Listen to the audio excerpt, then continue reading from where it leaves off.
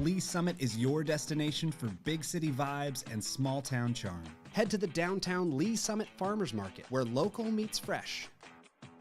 Then grab a cup of coffee and discover a variety of shops and boutiques just around the corner. Continue the fun in downtown Lee Summit at a retro arcade bar. Discover your new beer at one of our 6 locally owned breweries. Cool off with some handcrafted cocktails at happy hour.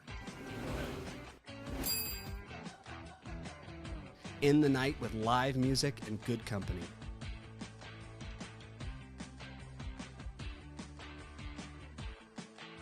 Lee Summit, Missouri. Hello, Lee Summit. I'm Laura, and this is your flash briefing for the week of January 21st. City Council will meet for regular session Tuesday night at 6 in Council Chambers in City Hall. Meetings are open to the public or watched live on the city's YouTube channel. If you can't watch, catch the recorded meeting on demand on the YouTube channel or by subscribing to the Council Debrief newsletter, which breaks down 3 to 4 key agenda items. Subscribe at cityofls.net. Stay safe and informed with LS Aware, the city's free alert system designed to keep residents and businesses informed of emergencies such as weather events, road closures, and certain non-emergency events. The city can quickly send messages via phone, text, or email depending on the preference set up by the user. Users choose how to be notified and what information they wish to receive. Sign up at lsaware.net. Council District 4 residents interested in serving as a council member are invited to apply for the current vacancy in District 4. Applications are due by 5 p.m. on January 29th. The selected candidate will serve until April 2026. Learn more at cityofls.net. And the city is hiring. Join our team at the City of Lee Summit. The city offers rewarding career opportunities, a positive environment, and fantastic benefits. View these opportunities at lspeople.net. Thanks for listening and have a great week. This is the best place to work. I love working here. I feel very blessed. I love it here. I look forward to coming to work every day, being a part of this team. Like a family away from home. Where everyone feels like everybody knows their name. A city that supports you. We see that with our benefits. A pension, vacation days, job security. Being able to be heard. We feel valued. We feel respected. Lee Summit is a very progressive city. It's growing, it's thriving. We have this drive towards not just doing a job, but doing it with a spirit of excellence. I had the opportunity to continue to grow, regardless of 30 plus years doing this kind of work. It's more than just dollars and cents. We're here really to give back. Providing a service to better a community. To go out and serve people. To be a part of something bigger than yourself.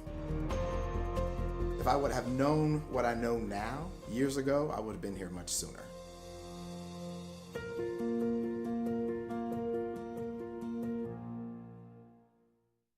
Have you ever been driving around Lee Summit and wondered what's that going to be? What's being built there? Wow, that went up fast. The Development Minute is here to help, highlighting some of the newest projects in Lee Summit, Missouri.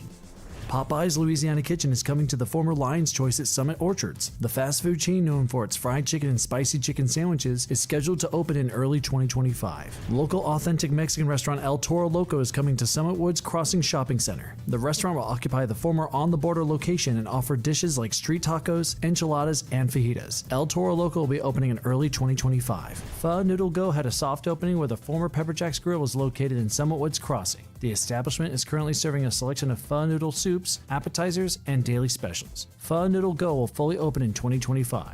The Quick Trip located at 1001 Southwest Blue Parkway has begun its redevelopment. The squeaky clean car wash is being demolished to accommodate a new 5,300 square foot QT building and a planned phased rebuild. The current location will remain open during construction.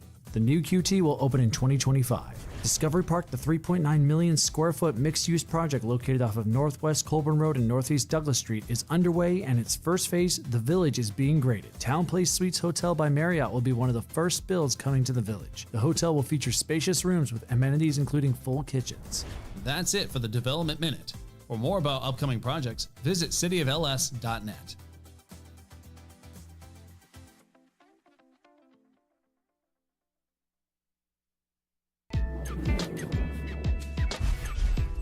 This month's Council Member Spotlight is all about Mayor Bill Baird. Check it out.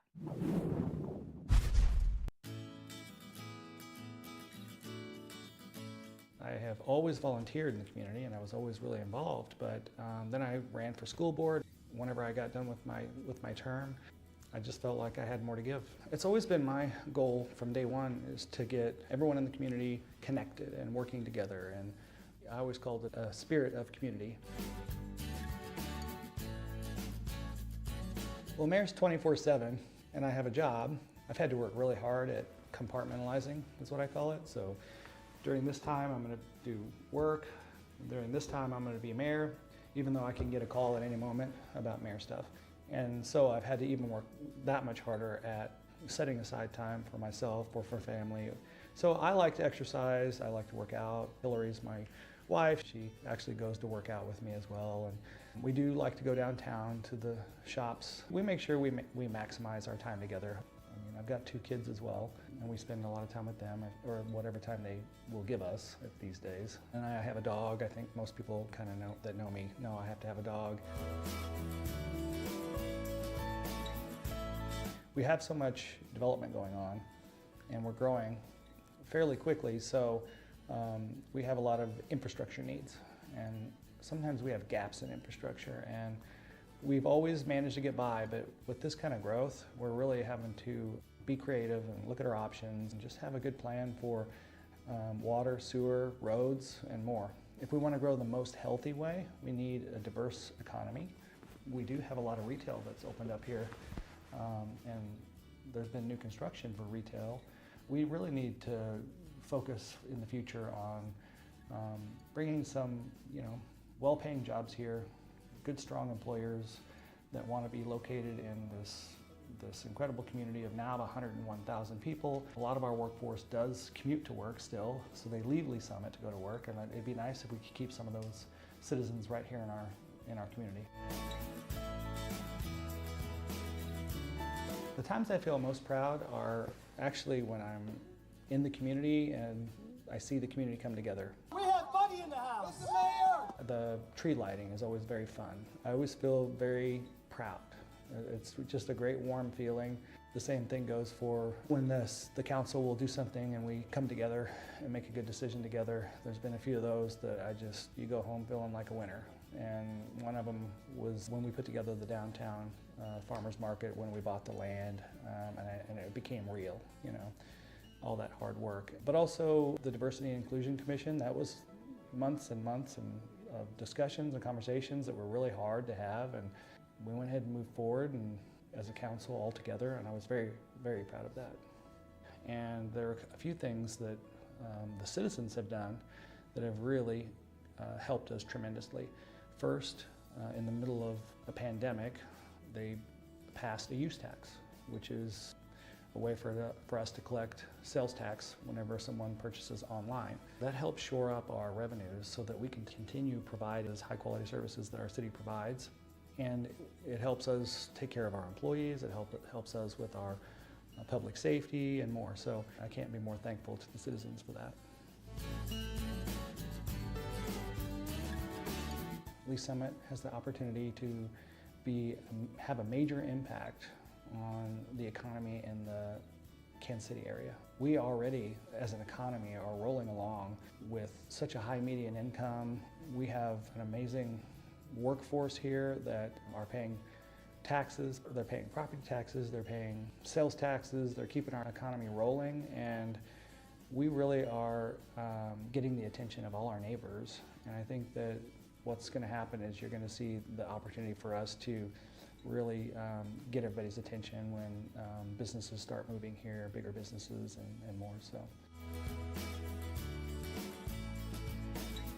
You should try to find a way to give back to the community, whether it's at the city level, citizen committees, or just participating in some of our community conversations whenever we have those opportunities. It's worth coming out of your shell or taking that leap of faith and just showing up and saying, what can I do or how can I help? The more that we do this together, the more wonderful the community is. Thanks for watching the Lee Summit Rundown. I'm Laura Ingeman. See you next time.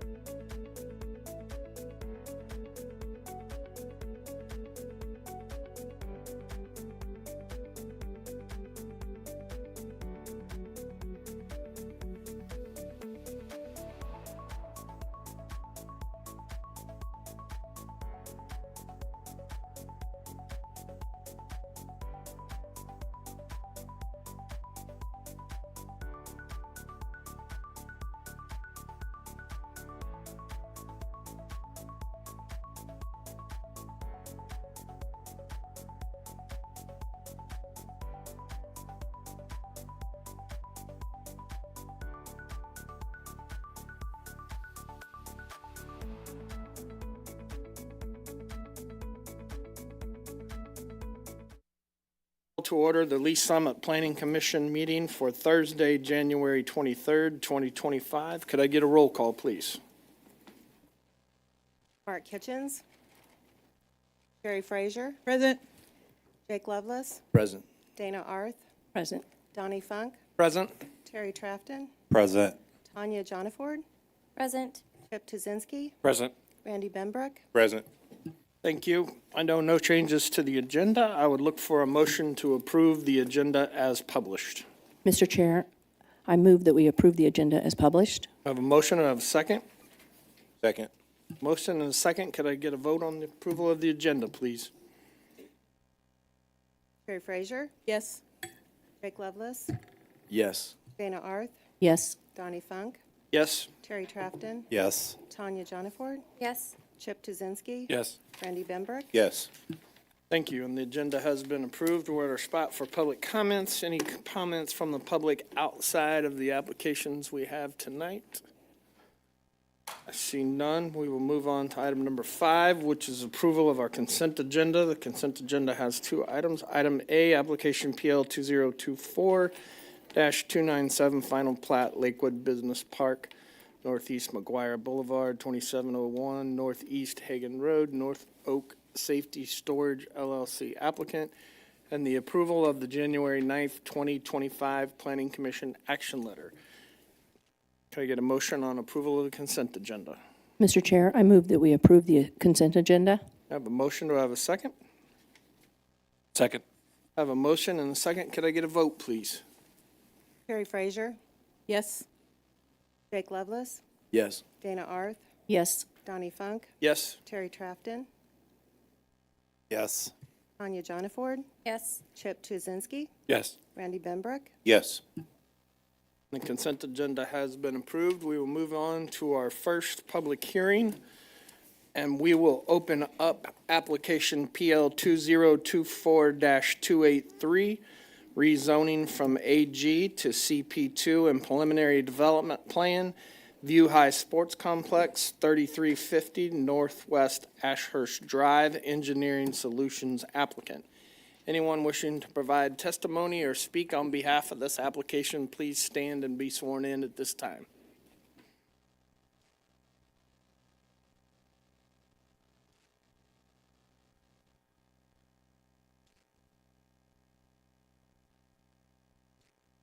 Thank you.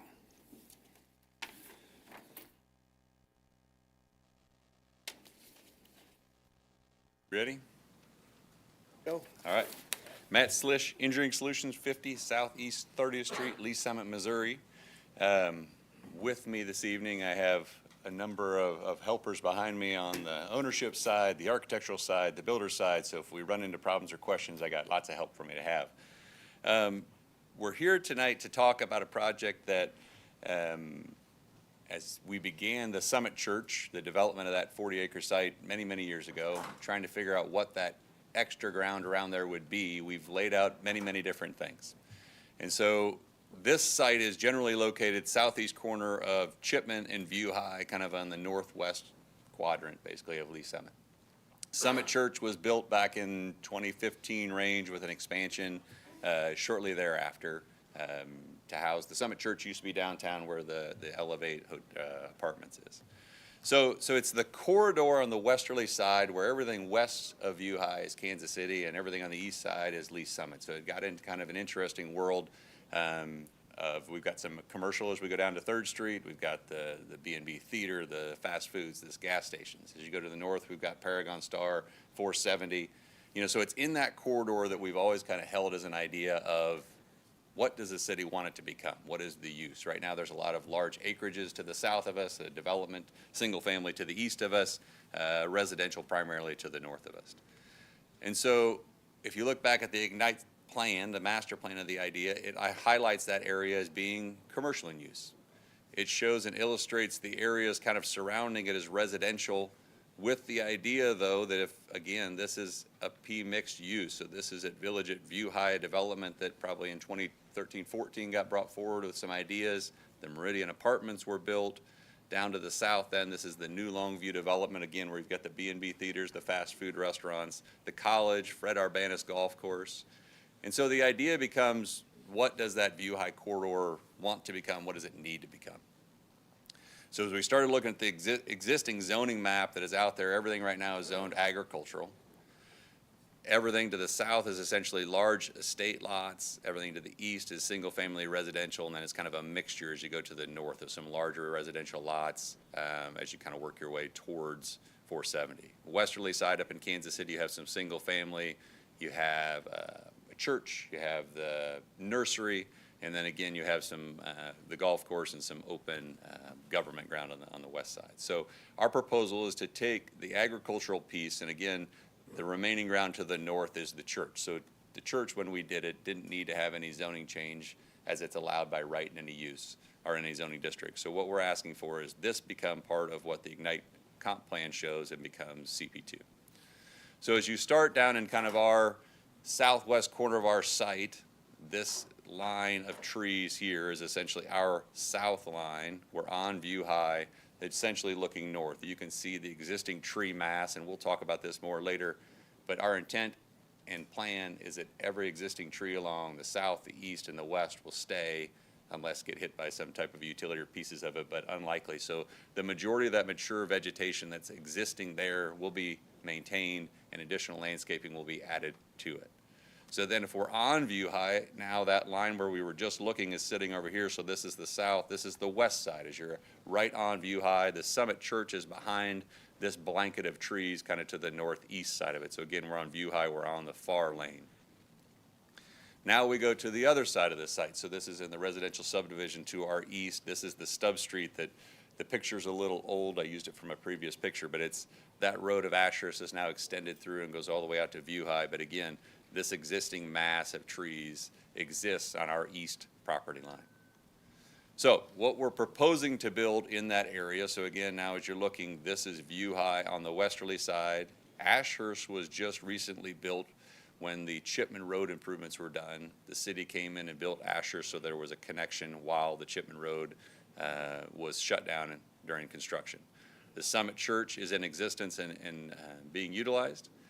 The proposal is, this is a conceptual layout for some type of a 6,000 square foot commercial site. Not 100% certain what that is, and so we're going to bring that plan back to you once we figure out what that is. Our belief is that that's some type of an ancillary use to what the main sports complex is going to be, whether that becomes the coffee shop, whether that becomes a medical office, whether that becomes a restaurant. That's some ideas of when this larger facility gets in operation and starts functioning in its full capacity, there's going to be need to start to develop, you know, again, what the church had planned for commercial out there on that corridor of view high.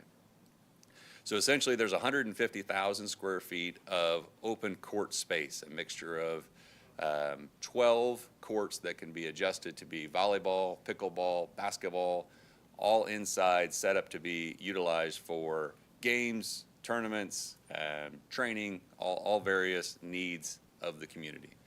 The large indoor soccer field that sits on the easterly side can be utilized for games, can be split up into sections of halves or thirds and be utilized for practices.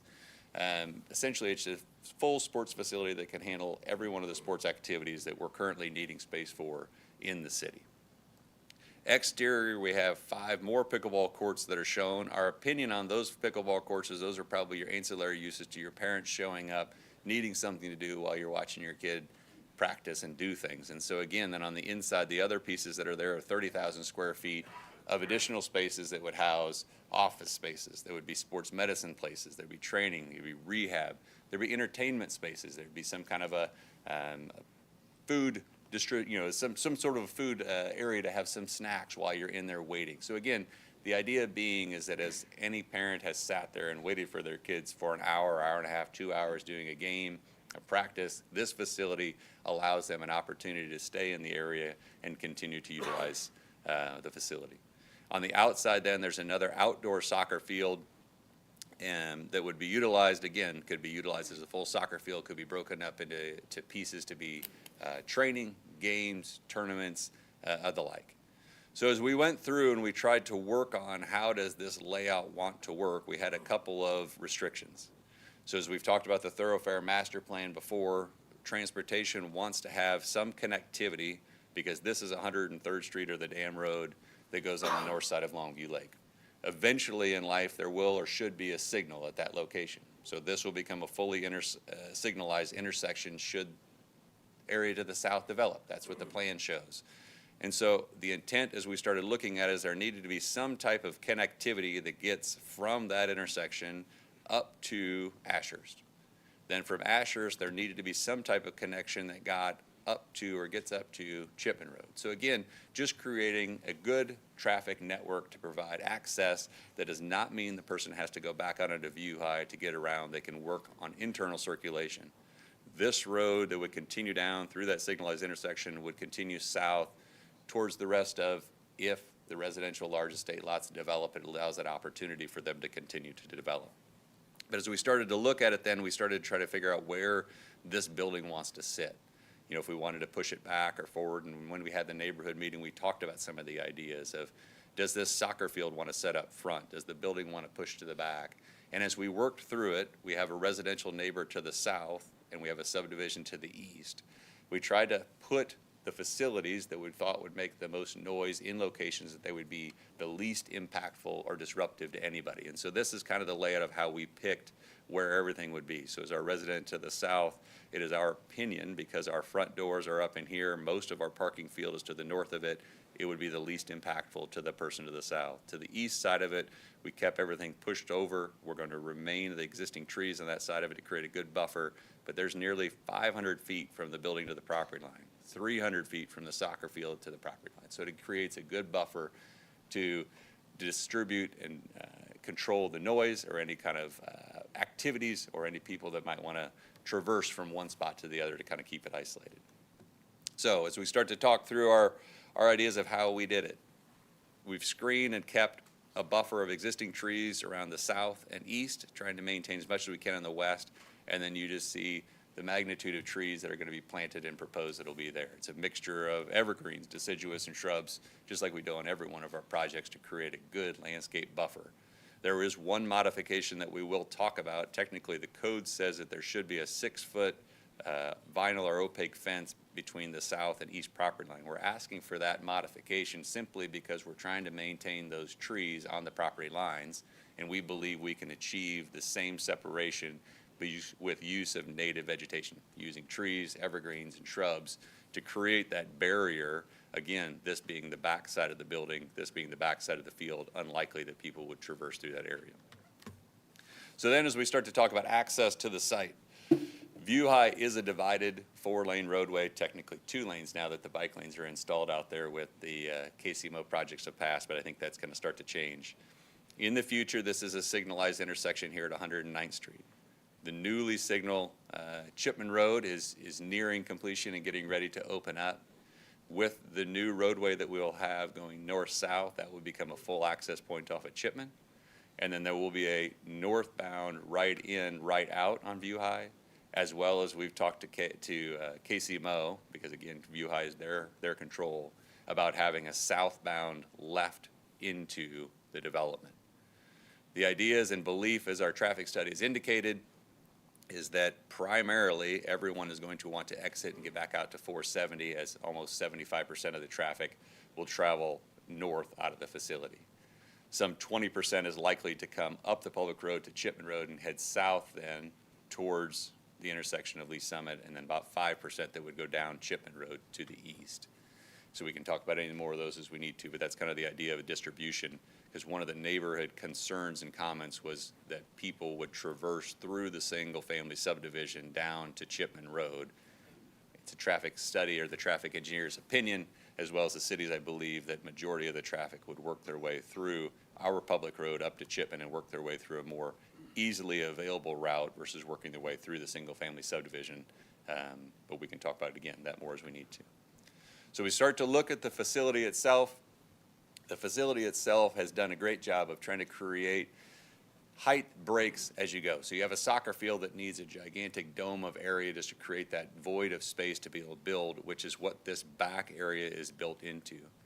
The site was designed such that the building is set back in that the grade going downhill, when the building starts to go up, it's going downhill. So as you start to see, the upper level of this main building is built at basically mid-height of what the soccer field would be. So that gives an opportunity to keep a manageable height building on the front side of it, while the void space, the larger building in the back, is utilizing the existing elevation of the ground to control the height and the volume of that building in that field. As we start to look through the building elevations, and again, the architect's here to talk any more of this if you don't believe the engineer's opinion of it, but it's a mixture of use of glass and architectural metal panels. It's one of those ones that I think it's a good use of the facilities and the breaks to create the large spaces and create something that's architecturally appealing to that corridor in the city. As again, you look into the sides of it, as you start to see the breaks, as you see this would be the view high side on the single story, and you see as we start to go downhill on grade, it creates that maintained plane from view height, so it doesn't start to feel as tall of a building from the view height corridor. As you start to look inside the facility, you'll start to see this would be the soccer field, the entry kind of areas and the office spaces. Again, just a look of what the ideas could be for an inside of a soccer field in the facilities. This would be the sports courts area set up for obviously basketball, volleyball, pickleball, or any other sports court type activity. We did have, just as it appears today, a great turnout at our neighborhood meeting. We had a number of residents in the area that came out and voiced concerns and comments about the project, ideas of what they wanted to see and their concerns with it, and I think many of them will speak today.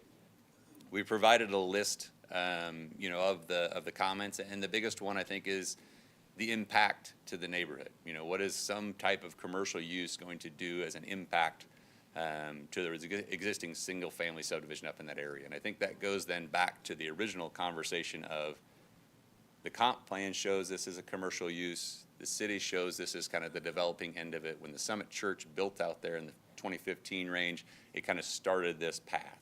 And so I think the idea with Paragon Star and the corridor of View High starting to develop, we completely understand that this is a commercial use in vicinity to residential areas, but that's kind of the intent of where this area was intended to go. When the Summit Church left some vacant ground, that was kind of the idea where we were headed. A number of questions in there. Like I said, I think we've done a good job of trying to answer most of them. A lot of it, I think, was, like I say, will be answered with Chipman Road traffic, Chipman Road getting opened up, and that's starting to function better. I think a lot of it was concern of traffic that would travel through the development into their subdivision in ways that could be controlled. It's our opinion. I don't know that there will be that much of a travel path from the development into the residential, but certainly we talked about the path of how they could handle that or what could be done. From a, I think, site perspective, I think one of the big ones is their concern with the soccer field being located on the easterly side of the site and what that would do from a noise impact. The pickleball that's out there, what would that do from a noise impact? What would the light impact be? And so as I started to go through those conversations, we started to look at it. So as we start to talk about the soccer field being 310 feet from the back property line, so not even the house is another 30 or 40 feet forward of that, and the pickleball courts being 570 feet from it, if you do a noise attenuation calculation on those sides of it, at the property lines where those neighbors would be, the sounds will be manageable sounds. So sounds in the idea of what they would call soft, ideas of moderate rainfall, quiet library, whisper type sounds. It's such a distance away, and that is discounting any effect of what the existing tree mass would do or our proposed landscaping would do in addition to that number. So as we start to look at what the rules are and requirements are of a development, residential uses with our commercial use next to the residential use, the sound limitation is 55 decibels. By our calculations, the soccer, if we get to 110 decibels, which is a gigantic soccer game, that's what I looked to try to figure out what a youth soccer game would be and couldn't find a number. 110, you've always heard the Chiefs getting up to 142. The KC Current type games are 110. So that's the type of volume we're talking about. So much more than we would ever expect here. But even on that conservative estimate, the decibel levels at the property line are less than what's allowed by a pretty substantial manner. And then again, pickleball is always a concern because you hear about that as it has grown across the country and the number of people that have concerns on the noise. Because we've isolated those 570 feet plus away from the property line, it calculates the decibel levels to be under 25 decibels, again, excluding the idea of landscaping or any of the existing mass that's out there. So then the conversation went to lighting. What could, would, should be there. And again, your code has very clear indications on a soccer field the height of a maximum height of a pole, the lighting levels that can be at the property line, and all of those will be adhered to without a doubt. And just like we do on the parking lot side of it, one conversation was at the parking lot that sits up in here that's 150 feet away. At the property line, the foot candles has to be down to 0 foot candles at the property line. So again, existing vegetation will be retained along that entire east boundary. So even if it wasn't there, the amount of light that would dissipate before that point would be such, should be a minuscule effect on their side. So like I said, there are 2 modifications that we are requesting. One, there is that fence that's required along the south and the east. Again, the purpose and reason that I don't believe that the fence is an appropriate choice here is we're trying to maintain those existing trees, existing landscaping along the property lines. If we try to plant the fence or install the fence, we have to install it off of the property line in some way, or we have to remove vegetation in order to install it, so it doesn't make sense. So it's our opinion that we can add the additional landscaping in those areas that will accommodate and meet the intent of the code for that purpose. The other one is this use of architectural metal panels in the facilities and how much should and shouldn't be used. This facility exceeds the 40% which can be allowed by Planning Commission and the 75% that can be allowed by City Council. The purposes of it is the building itself with the massing and the size that it has. The architectural metal panel provides a good opportunity to create an appealing building with the mixture of uses, colors, and panels that you can have on that side without introducing another material on that side of it. But again, if we got to get more into that conversation, the architect is here to discuss. So with that, we're here for any questions. Thank you, Matt. Staff, if you're ready.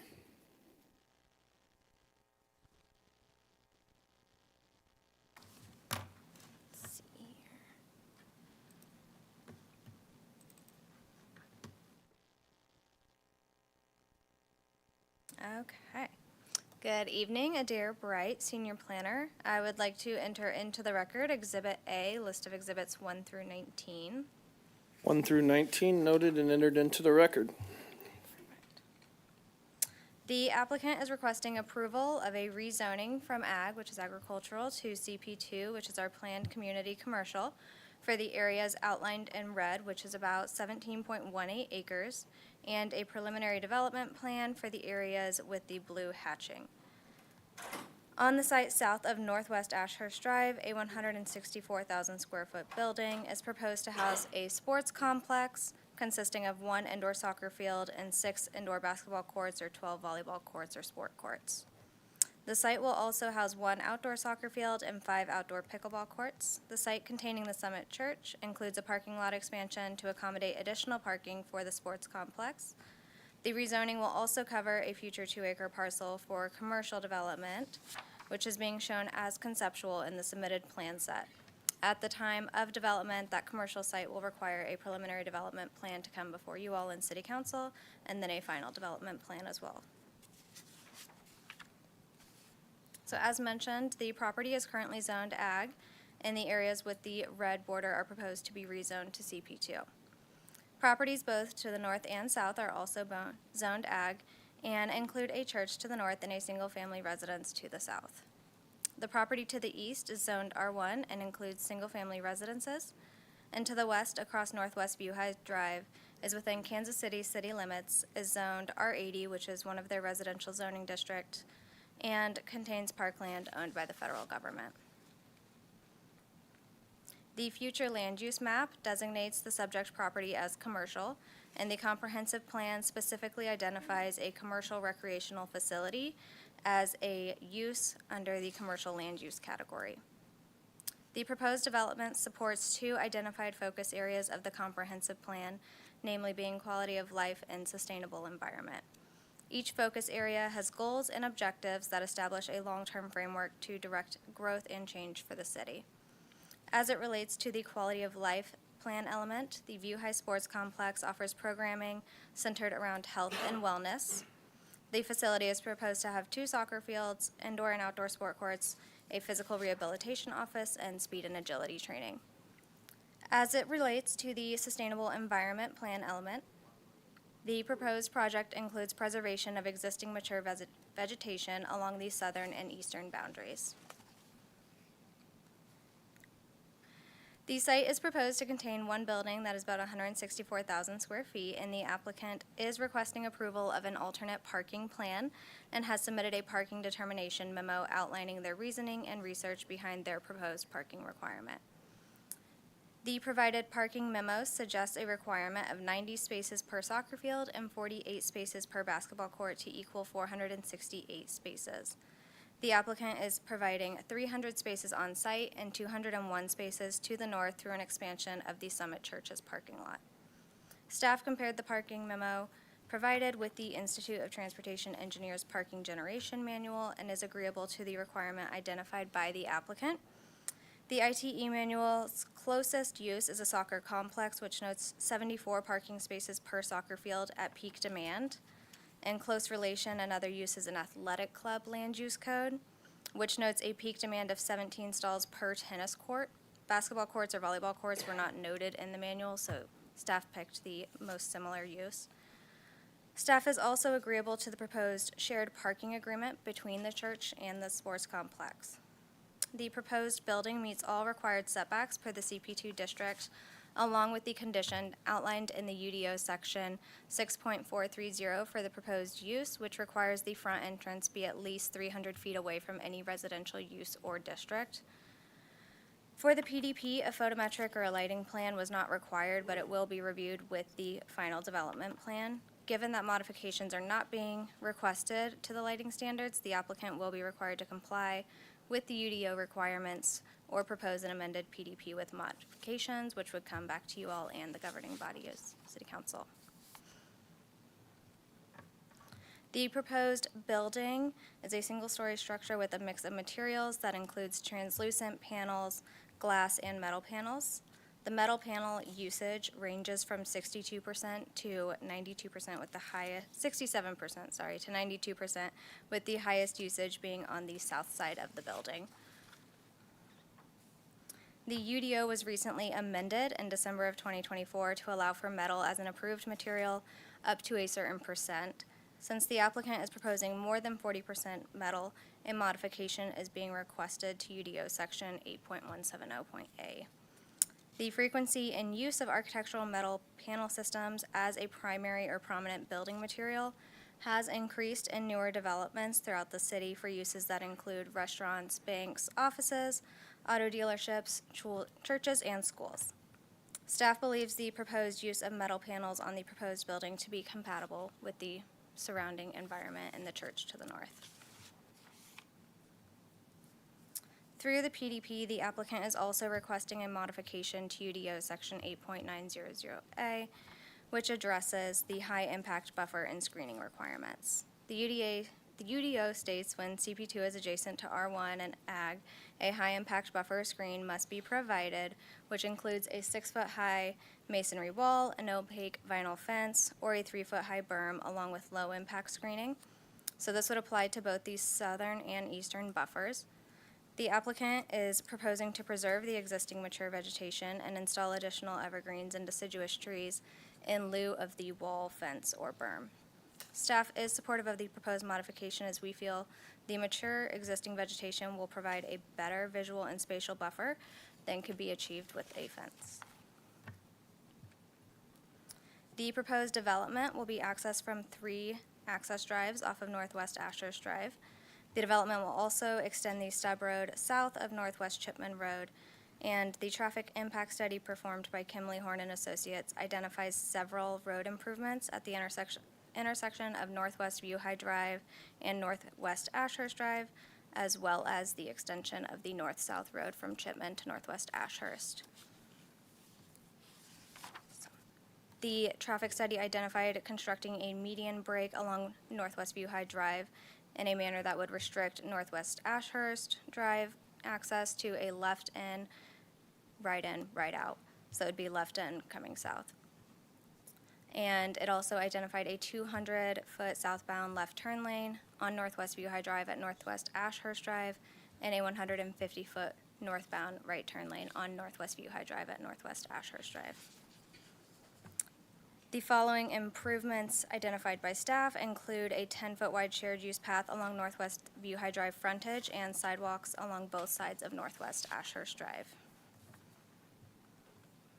A neighborhood meeting was held on December 2nd, 2024 as part of the overall project. 18 members of the public attended, and some of the questions were related to the bike lanes along View High Drive, sidewalk extension along Ashurst Drive, retaining the existing trees, the site layout and design, and one phone call was received expressing opposition on January 21st, 2025. With the conditions of approval as outlined here and in the staff letter, the application meets the goals of the Ignite Comprehensive Plan and the requirements of the UDO, and I am here for any questions that you guys may have.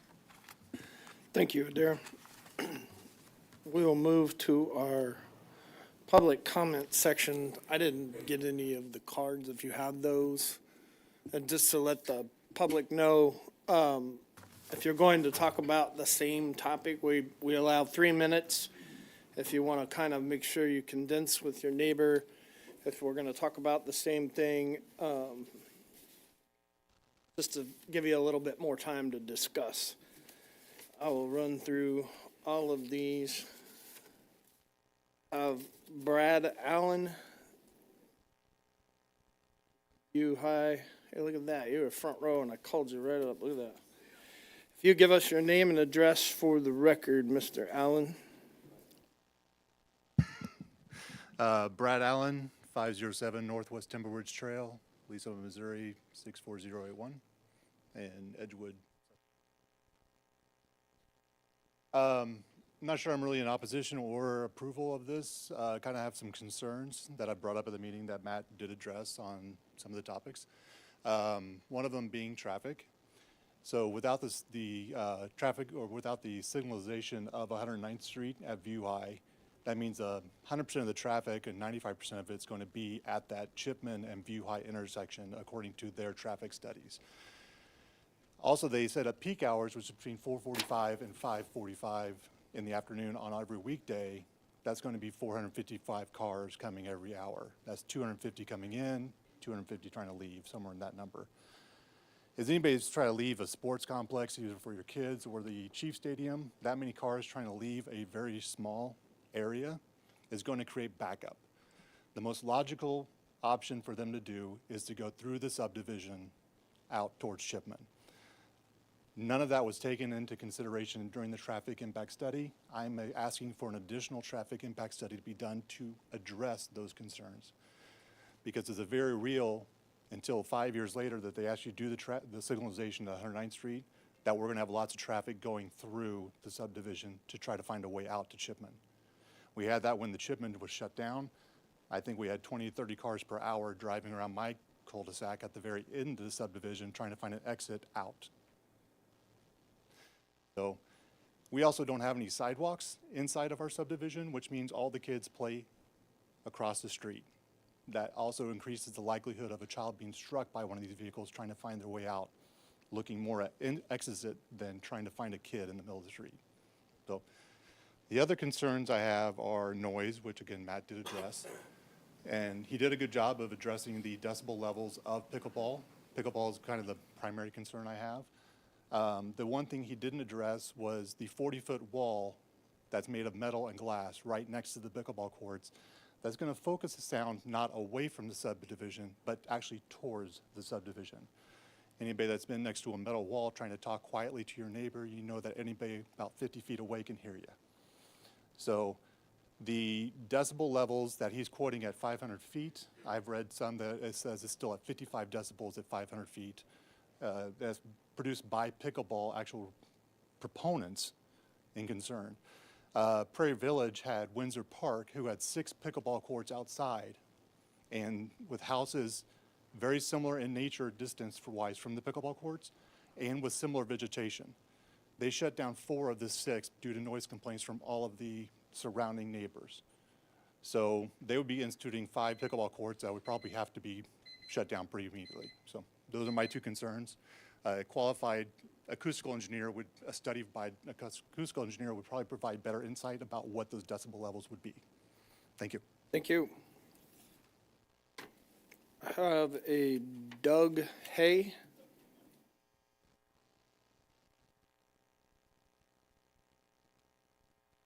Evening. How's everybody doing? So my name is Doug Hay. I live at 540 Northwest Edgewood Trail. So I'm the first house, if you're going east, that you're going to run into from this complex. You know, a few things that I want to bring up is that, you know, where the parking lot extends to the east, same thing the last gentleman said, when you're coming out of there, you're going to head east more than likely instead of going back west to try to get out. So you're going to go through the neighborhood. Not only that, with the parking lot there, you're going to have people that, they don't live there, right? So what happens in most parking lots that people don't, they dump their trash, which is going to blow into our neighborhood that we're going to have to deal with. So I think that's part of the problem. You have the pickleball courts, you know, if they were inside, it is what it is, you know, so you're not going to have the noise. But since I back right up to the property, I'm going to have to hear that. I don't care about decibel levels. I care about the noise every night where my back patio and my screened-in porch are pointing towards that area. So I'm going to have to deal with that whether I like it or not if it's there. So there's a lot of things that I think is a problem. You know, I don't have a problem if this was going in, if the pickleball courts were inside, to make sure if they're outside, they need to stop at 8 p.m. You know, if you're going to have a soccer game or whatever, if it's I can't remember if it's lighted or not, but again, the same way, it needs to close early. Some of us get up very early in the morning to go to work every day. You know, so we're going to be impacted on our sleep. My bedroom's on the back side of the house, again, pointed right towards the fields. So that's a problem for me. You know, we have a lot of wildlife in the neighborhood, and that's very enjoyable to us, and that's one of the reasons we moved into this neighborhood. So, you know, when you have this kind of structure and stuff, that's going to disrupt that. I do agree with one thing. If they were going to build there, if this gets approved, I do agree that not putting the fence up would be detrimental to me anyways, because that's right on my back property. I'd rather see the green space than I would see a wall. So I do agree with that part. You know, I think when we talked about the noise and everything and the decibel level, again, I just think I'm going to have to hear that every night and every day, whether I go out and try to enjoy with my family on my back patio or my back screened-in porch. This is going to be the thing. That's really it. I don't have much else in that. I'm just here to voice my opinion. So thank you. Thank you. We have several more. I just want to reiterate to everybody, we've had 2 public comments relating to the travel into the neighborhood and to the noise. So if I call you and that's the same topic, we've got those. Not that I don't want to keep you from speaking, but I just want you guys to know we already have those topics down that we'll come back and address with everybody. I have a Robert Griffel. Am I saying that right?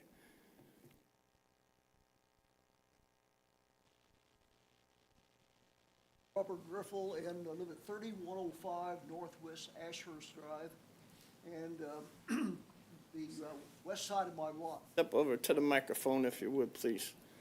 West side of my lot is probably within the 185-foot limit there.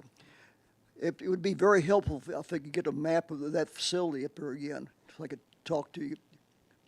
Is that possible?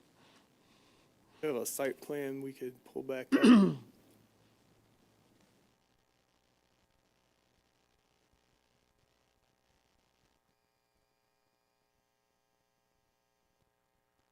That one work for you?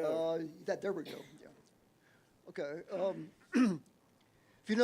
If you notice that the entrance and exit that are on the map show that could go through the Edgewood housing addition, we have a lot of small kids there, and it really scares me. And I'm thinking one way of getting by this is to make the entrance and exit only on View High Drive. That would eliminate the people exiting from the soccer field, from the pickleball courts, and from other things. They would have to go out onto View High Drive, and then it would be very easy for them to go north up to Chipman or they can't go south because we don't have a crossover. But they would make the U-turn and then come back and go south. But we cannot take a lot of traffic in that neighborhood. There's no sidewalks. Well, I know you're proposing some, but the cars that come up there, it's a 25-mile-an-hour speed limit right now, and I defy anybody to find one that's going at that speed or less. So I'm hoping that you'll take a look at this traffic situation, because it is something that we really need to be fixed before we turn this project loose. But again, I'd like to propose that the entrance and the exit go entirely off of View High Drive. Thank you. Thank you. Lisa Goslin? Okay. CL Beach?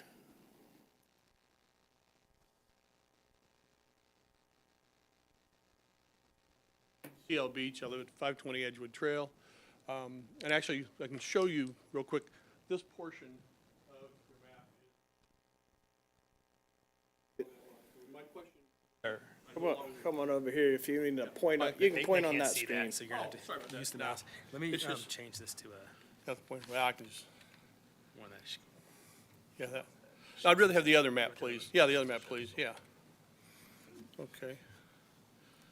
The portion in the yellow box right here is 5 acres of my property. It's on the southeast corner of the proposed building. And you can kind of vaguely see there's a creek that runs all the way through here. I think it's Mouse Creek. Can't think of the name of it. But again, with the new construction and the drainage basin, all the water basically drained. There's a bluff on this side, and this, of course, grade goes downhill from the back of the properties here. All the drainage just goes through this little creek in my backyard. And so is there going to be any change in the flow as we have rain, or with the reconstruction and regrading of that property in that corner for the appropriate soccer field and the drainage basin that will be in there? So that's my concern, is there going to be, along with the others I will take that are brought to the committee. The other thing I would like to mention is what Bob iterated to. If you look at Ashurst now, that is through here, Ashurst Drive, which is through here, going into the neighborhood of Edgewood, an Edgewood Trail at the corner here, they've changed the stop signs when they started the construction previously. The stop sign allows people to come to the neighborhood this direction, going east and west, without stopping. And it's like Bob said, people come in there at 25 or 30 miles an hour. They don't slow down to pull in the neighborhood. And these are my fellow neighbors, where if you exit north and south, the stop sign is north and south. So perhaps even if this does go through, reiterating alteration in the stop sign would at least slow people down here as you're putting in the neighborhood. Because again, we walk through here, people go out through there, and I can tell you from walking through there several times with my dog daily, you can about get ran over. So appreciate that. Thank you very much. Thank you. Andrew Elson.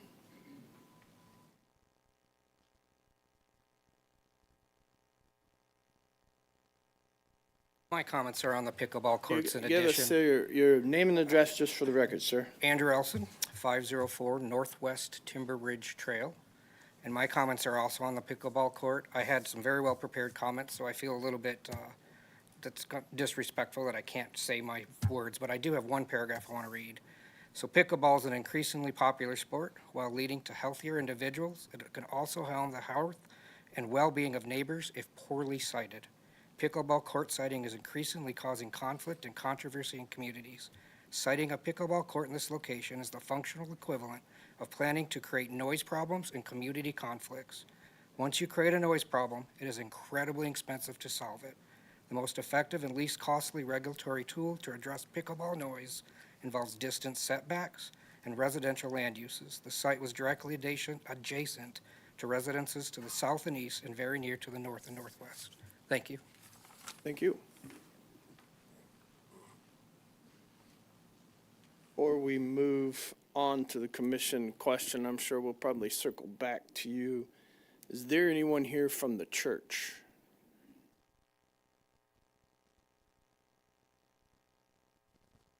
So, not specifically. Okay. Robin Dawson with the church said she couldn't make it today and gave me the ability to come in and speak on their behalf if something is specific to that question. Can you clarify, in our packet, we received a letter, basically one paragraph from the church, or one sentence from the church, that I don't have it in front of me, but it says something about that they understand there will be a traffic flow impact to their parking lot. And that was at our request from staff, and so the idea is that, My question, I can save you some time. I asked Shannon this question, but for the record and for everybody else up here, Shannon and I had a brief phone call.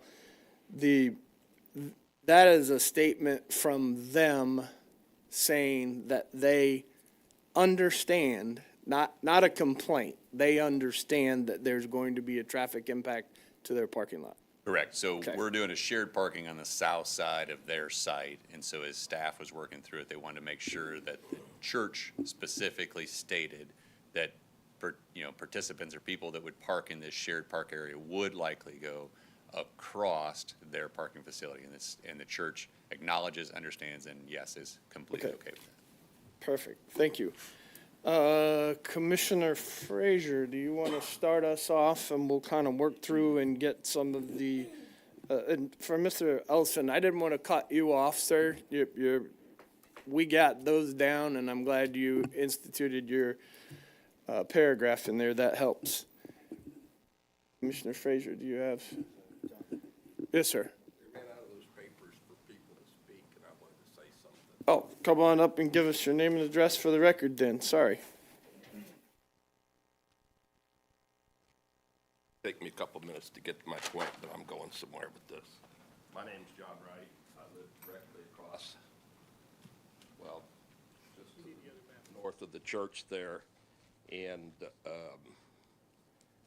I'm hoping the lighting at this project won't affect my house, but I stood up here 10 years ago and voiced my concerns of the lighting at the Summit Church.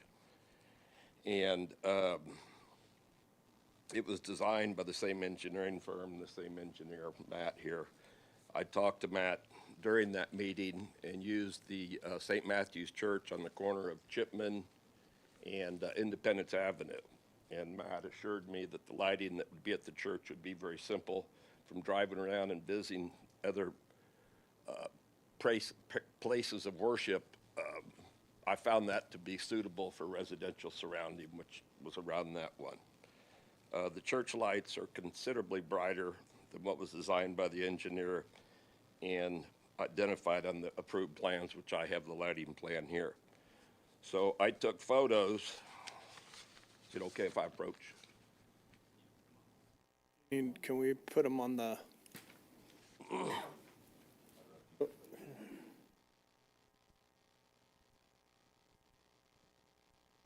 I took photos and oh, okay. That'll help you. Oh, okay. So that's a view out my living room window. That's my TV on the right. That's the light I look at every night. I had to put those shears up to try to shield it.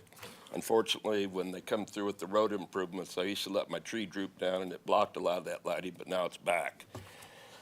So I met with Ryan Elam. I believe at the time he was the head of the development services. A short time later, Ryan sent me an email saying that him and some of the staff members visited the site and a few other recently completed projects. He admitted the lighting was brighter than what was submitted and approved, and he would investigate further. For several weeks, I was unable to reach Ryan. Eventually, he sent me an email stating that the lights were brighter than approved, but unfortunately, there was nothing he could do about it. Lighting is measured in foot candles. Most of the lights are nearly double the foot candles that are shown on the plans here. I went over and recorded what they are, and some of them are even triple of what was on the approved plans. I would like to ask, if the city was unable to enforce their lighting guidelines at the church, how are we to be assured that they will be followed on this rezoning request?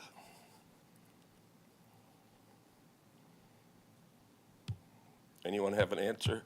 We will get you that answer. That's all I have to say. Thank you. Yep. Thank you for your due diligence on that. Excuse me, Chair. Yes. I'm sorry, I'm over here. Oh. I don't think we Hey, got, you can't hide back there. I don't know that we got the gentleman's address for the record. Oh.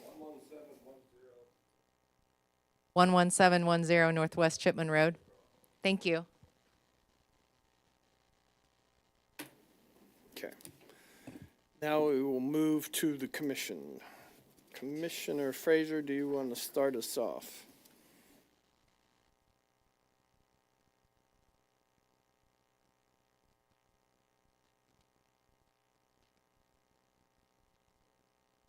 A little bit easier, sorry. Lish, I thought I heard you say that, and I was reading in the documentation that, is it some future that they're looking at a traffic signal also on 109th? So just like we've talked about in other projects, the thoroughfare master plan shows that 109th eventually will be signalized. There's not a plan or a description of when. It's kind of how development comes, but the intent would be is that there would be a signal at that point. Okay, so right, for this particular project, it is,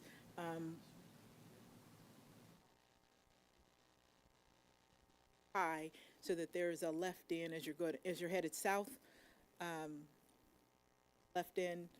Yeah, let me Yep, find I think you my said- sheet I had there. Yeah, so the plan that we've got KCMO okayed with and the traffic study indicated is that at Ashurst, right here, there'll be a break-in access, but only for a person traveling southbound. A left turn lane would get created, and they could turn onto Ashurst. But as you were coming out of Ashurst this way, you would not be able to cross through the median and go southbound. You'd only be able to go north. Does that make sense? Yep.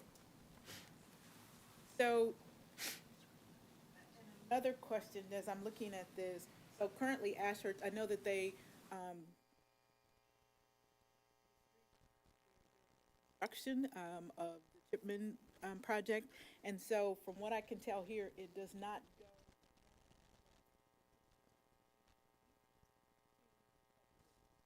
I'm asking this, and let me kind of follow up with this. It looks as if, because I walked over there before, it looks as if that's the second entrance into that. Prior to the construction or the changes of the Chipman, get to that subdivision from Chipman, correct? So now, is it required, and I don't know if this is for the city, that connection between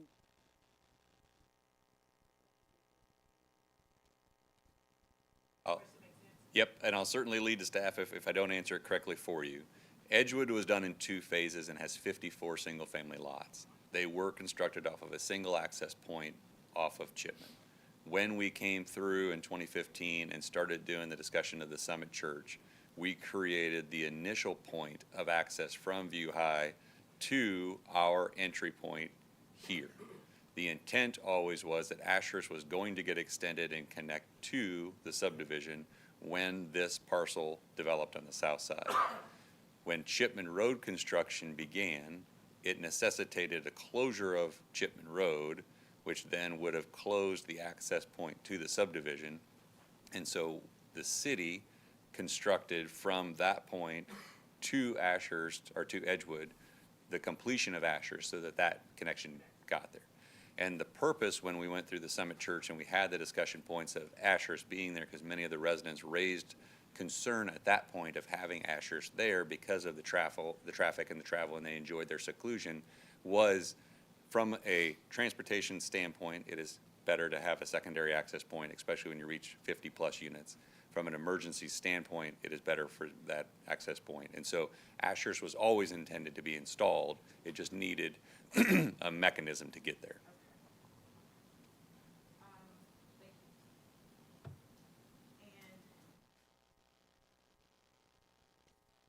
Yes.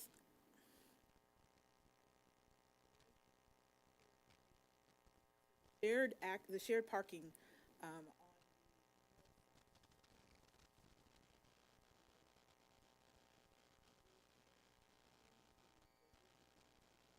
overflow, if you would, for the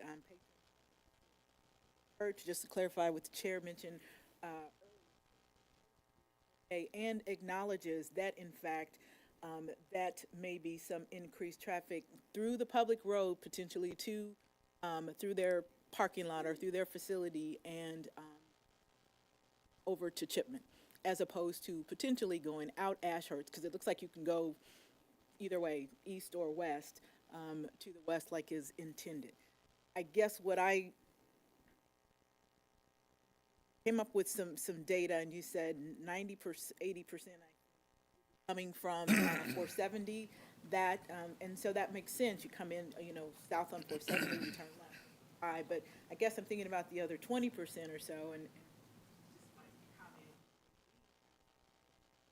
order to get back, let's say to head south, they're going to have to go down to and there's traffic backup. They're going to have to go down to Chipman and then turn left at the Chipman to come back to head south. Is that Correct, and we can actually handle. Because there's no.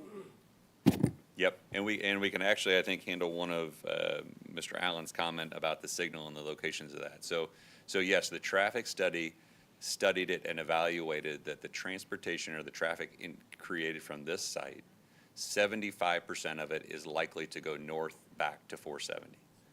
5% of it is likely to go down Chipman to the east, and 20% of it is likely to go south. And that was what is worked with the traffic engineer and then the city traffic engineer to develop the study.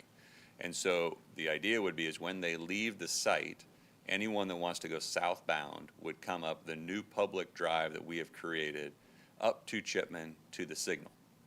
In the traffic study, it is studied that the existing signal as it is proposed and constructed today will operate at a level of service A. When the development is completed and those trips are coming up the public road and get to that signal, the signal at Chipman is still intended to operate at a level of service B, which for your guys' status, C is considered adequate or above. So the signal was studied for the development as it would be having that much traffic added to it and still works within your guys' satisfactory levels.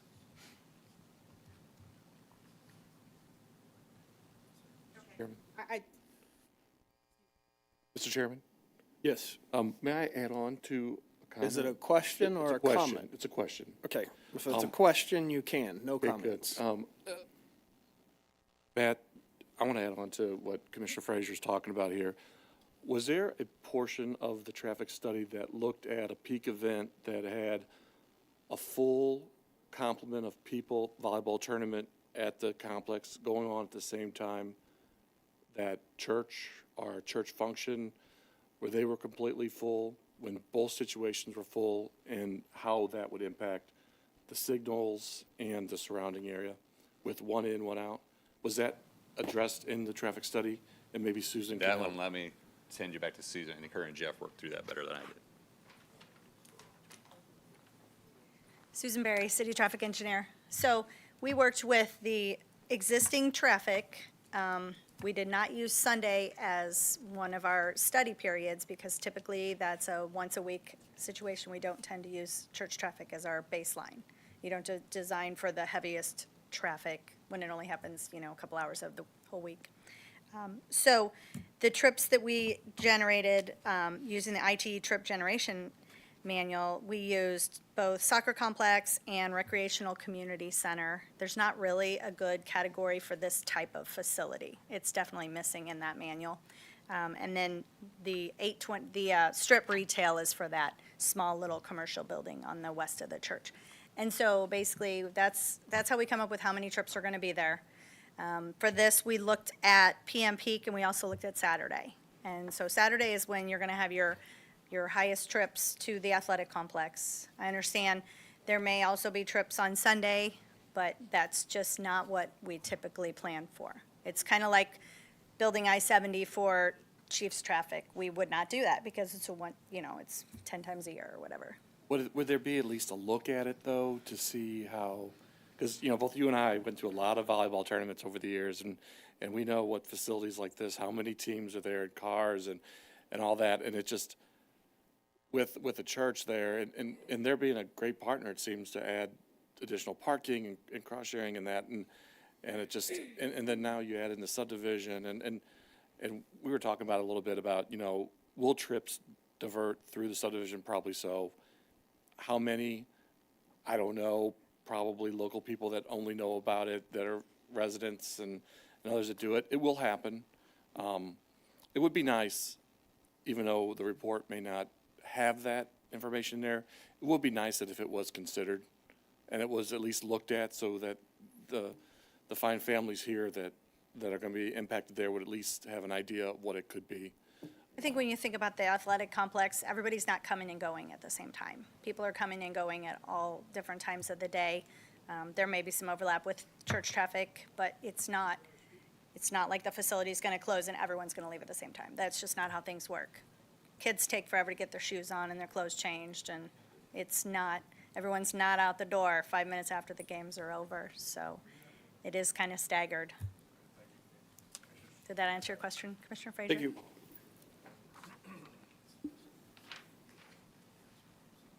Yes, no, I don't have any more questions. Okay. Commissioner Lovelace. Question for the applicant. Did you guys perform a noise study? I know you gave some thoughts on it. Had you guys performed a noise study? We didn't, I mean, so there's nothing obviously now out there to do anything with it. So what we did is we went through the standard noise attenuation formula that's existing out there. We went through and conservatively picked numbers that are associated with a noise event that we believe is on the higher side of what you'd be. So even like a sporting event, if you look over here, like to a sporting event of 110 decibels, again, that gets into like a stadium type event with thousands and thousands of people. The anticipation is that you're gonna have, hundreds of people, maybe at the best, case on that side of it. So our belief is that formula is relatively straightforward in the sense of it measuring from the points of where we are distance located and what that would be. We conservatively picked a high number before we got there. And so even if you speak to the resident that spoke to decibels and an idea of what he heard or read on the information about a pickleball in 500 feet, he was at 55 decibels, which again, per code is the allowable noise that sits out there on that side.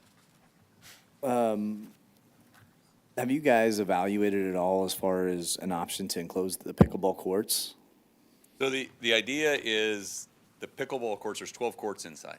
Those can get utilized and converted over and do pickleball, and so we could do pickleball inside. The idea of those 5 outside is less of like the tournament facility that would be inside. It's more of, I'm there with my kids, and to kill the hour, I'm gonna go out and play pickleball. So I think it's a less intense use as the idea of what would be from an inside standpoint. So I don't think it's intended to be the primary draw. Like, I don't think you're gonna have someone come and specifically come to play pickleball on that side. It's just. Because you have options indoor. Right, Right. your ancillary uses of it. So that's why we haven't, so there are courts inside. The idea is that a nice day, you may wanna go out and play. And so would you guys limit the, end time as far as how late somebody could play or could make use of those pickleball courts?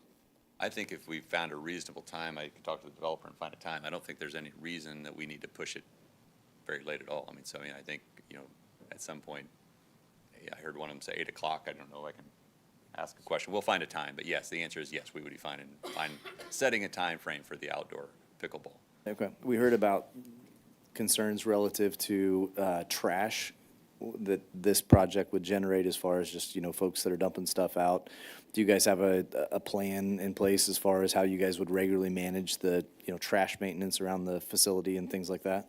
Yes, I heard that question. I think the conversation would be there would be receptacles available out there on the fields and anywhere near the parking lot. Then, of course, you have employees that could be out there. And so certainly if it becomes a problem or a neighborhood nuisance, they can contact the owners, and the owners would certainly get on top of it and take care of it. There's not a trash plan per se set up right now, but I certainly believe, you'll have trash barrels and things like that by the fields, and you'll take care of it if something became a problem. And they could also complain to city staff and things like that and Absolutely. file a complaint that way too, right? Okay.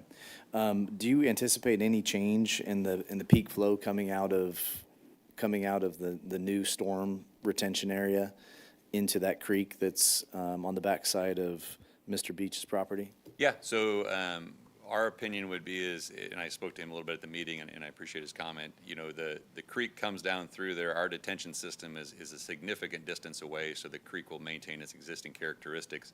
And the detention basin that sits up there, per your code and per your design guidelines, will actually reduce that flow rate to a lesser value than what is currently sitting there from a stormwater peak performance side of it. So I think from his standpoint, like I told him at the meeting, I don't think there'll be any change visually or characteristically from what he sees today.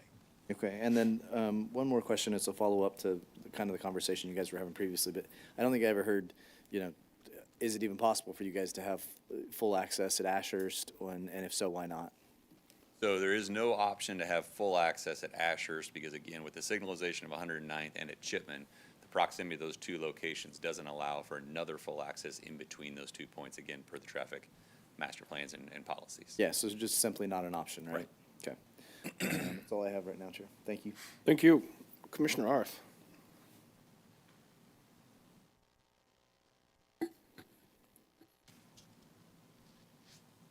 This question is probably for Matt or staff.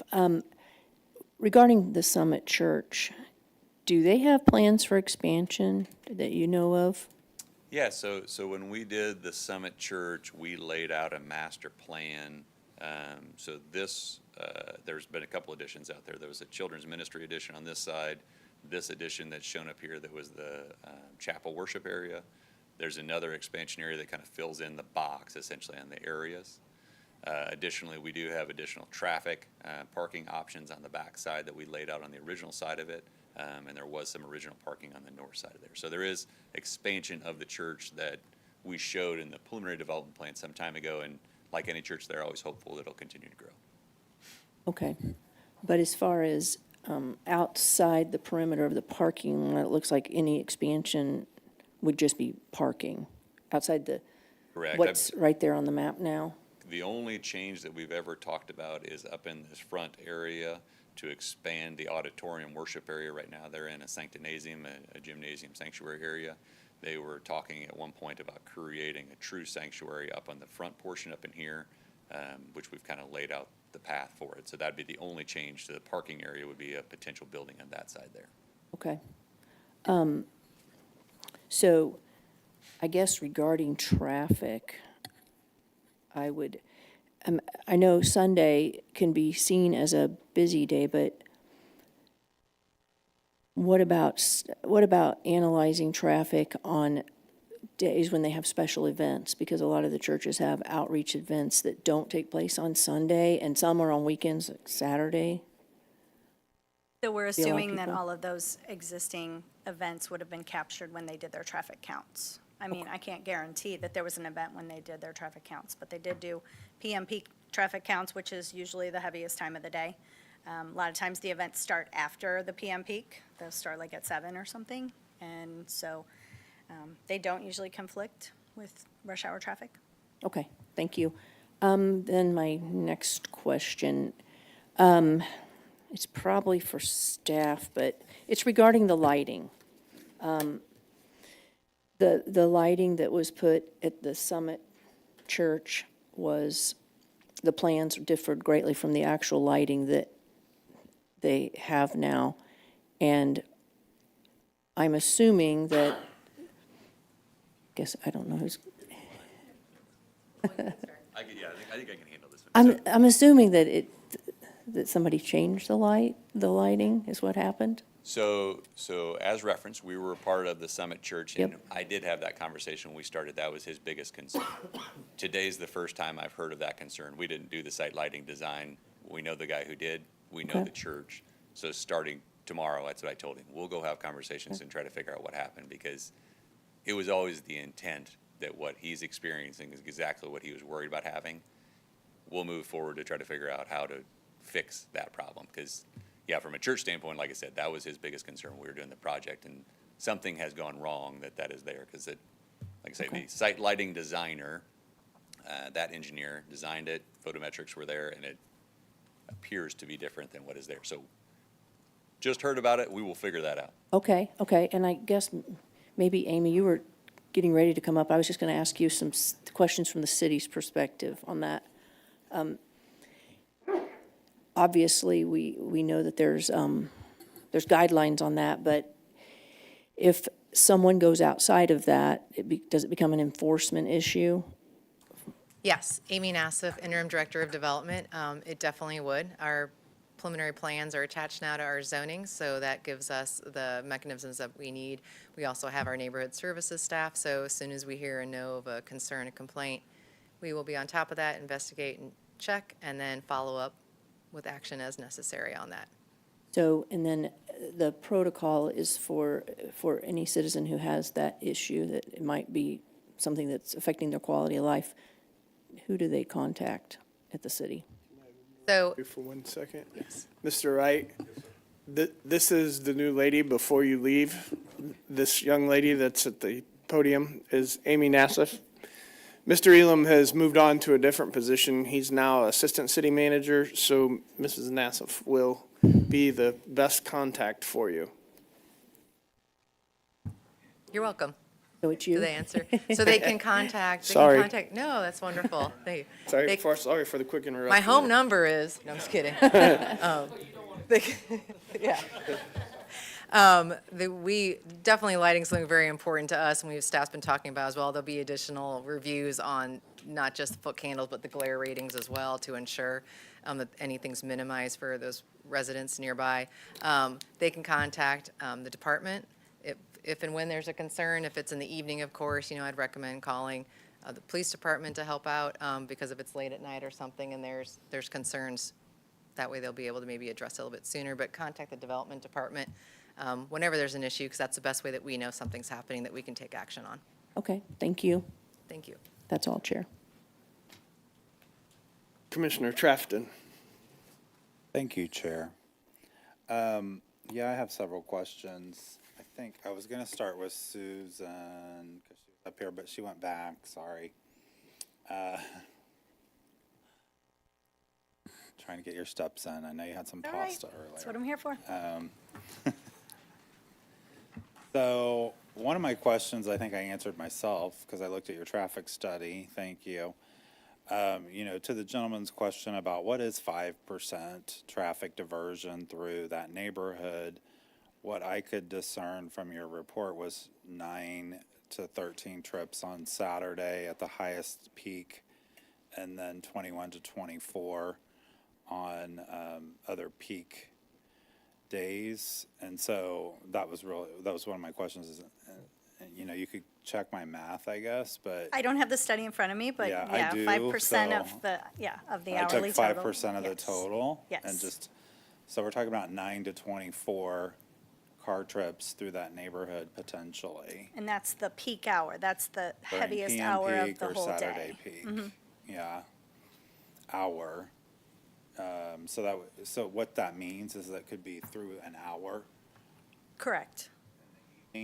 or what we consider PM, I guess it could be So for, afternoon. I think Mr. Slish said peak hour was for 4:45 to 5:45, so that would be the heaviest time. That's when you'd see the 9 to 9 vehicles. To or- 13 Yeah. on PM peak hour, and then, well, actually, that's Saturday peak hour. PM peak hour was 21 to 24, it looks like.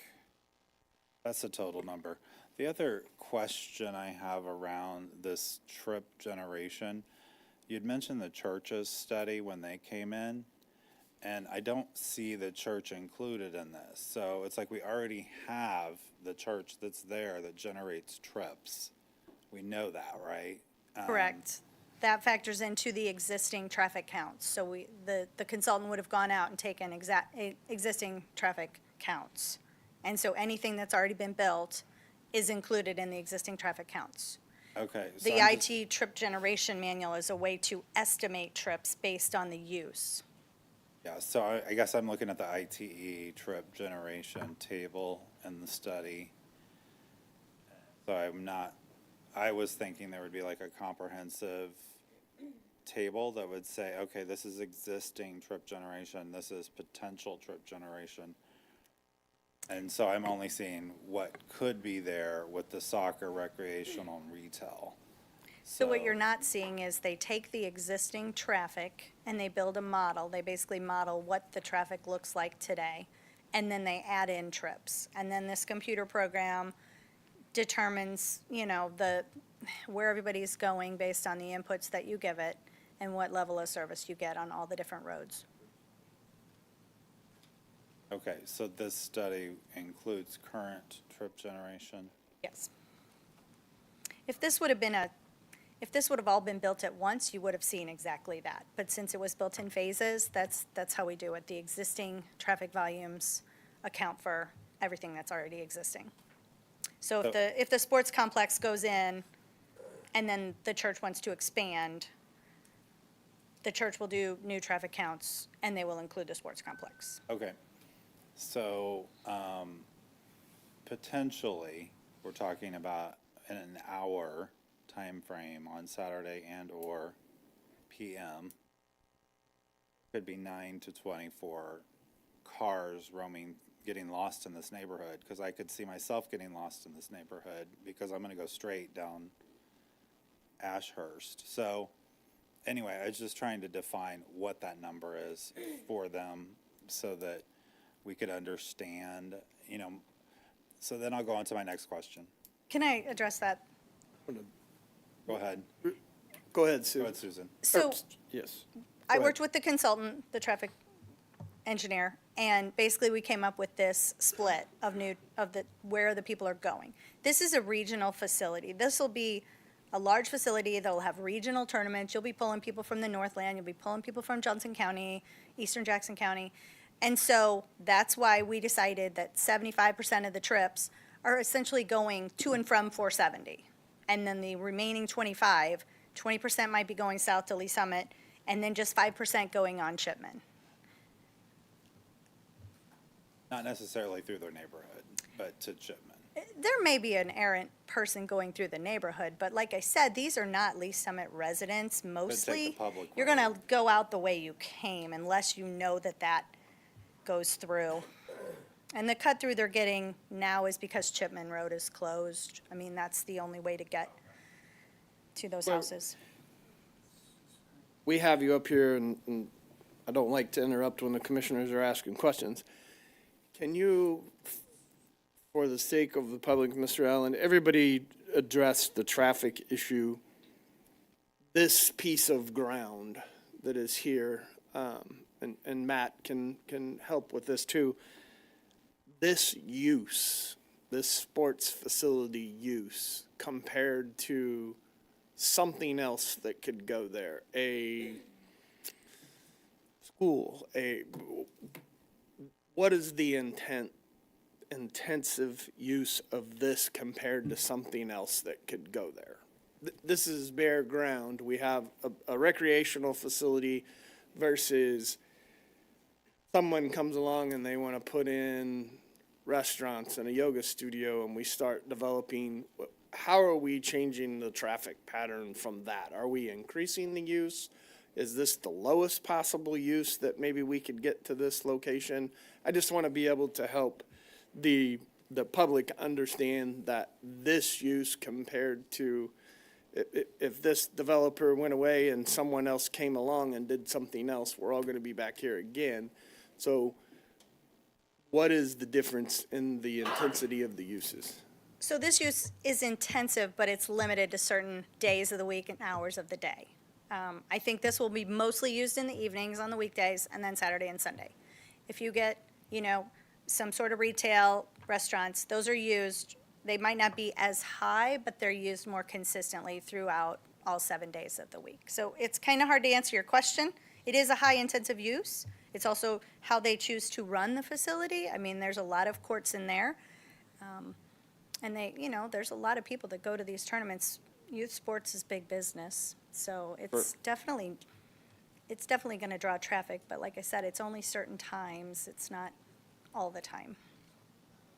Okay, thank you. Sorry, go ahead, Commissioner Yeah, Trafton. thank you. So just to continue on that, thank you for clarifying that 5%. And actually, just to clarify, most people will probably use the public road that goes straight up to Chipman and then turn, because they're most likely coming from that way anyway. Correct. And Yeah, they're probably coming from 470 and making a left on Ashurst. They'll probably go right back out Ashurst and go north to 470 unless you have to get to I'm just Chipman to make thinking a like left. taking Chipman over to the east side of Lee Summit. There may be people that use Chipman once that road finally gets open. Sure. And when is the date on that road opening? The project's due to, the project's scheduled to be completed in June. The construction engineer told me it may be open to traffic a month before that, Okay. before the job's I'm done. not trying to put you on the I had a record. feeling that would come up. That's why I asked him. I just am curious. I know, it's drive been down closed a View long High all time. the time, so It's going to be fantastic when when it's is that done. light gonna work? That's a Kansas City signal. I can't answer that. I'm not excited about the light, so, but I understand we may need it. Okay, so a fraction of that 5% may divert through, down Ashurst through that neighborhood. Correct. So here's my question I'm wondering, and this, well, let me stay on my traffic questions.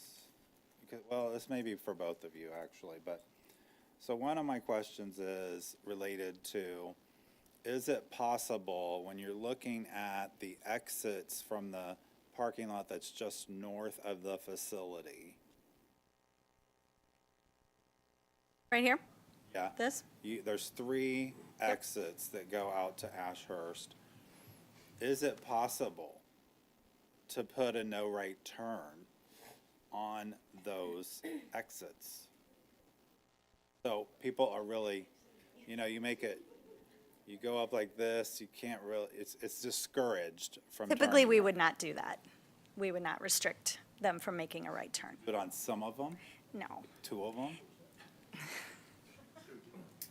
How about put the sign just 247? I mean, well, Certainly, I mean, they certainly definitely we could put well, some 2470 signs, I'm just, yes. I guess I'm jumping to problem solving for the neighborhood. Sure. Like, how are we discouraging people to turn right and go? Most people don't know that's a neighborhood with cul-de-sacs, and they're just gonna be, going around in a circle. Like,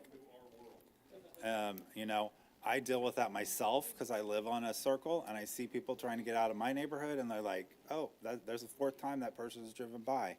We can certainly put some signing, or even the facility can put up signing that says, 470 access, left turn, or however they choose to direct Can't people. put like a curbing that kind of, I've seen that curbing, it goes like this. Yeah, by the movie theater?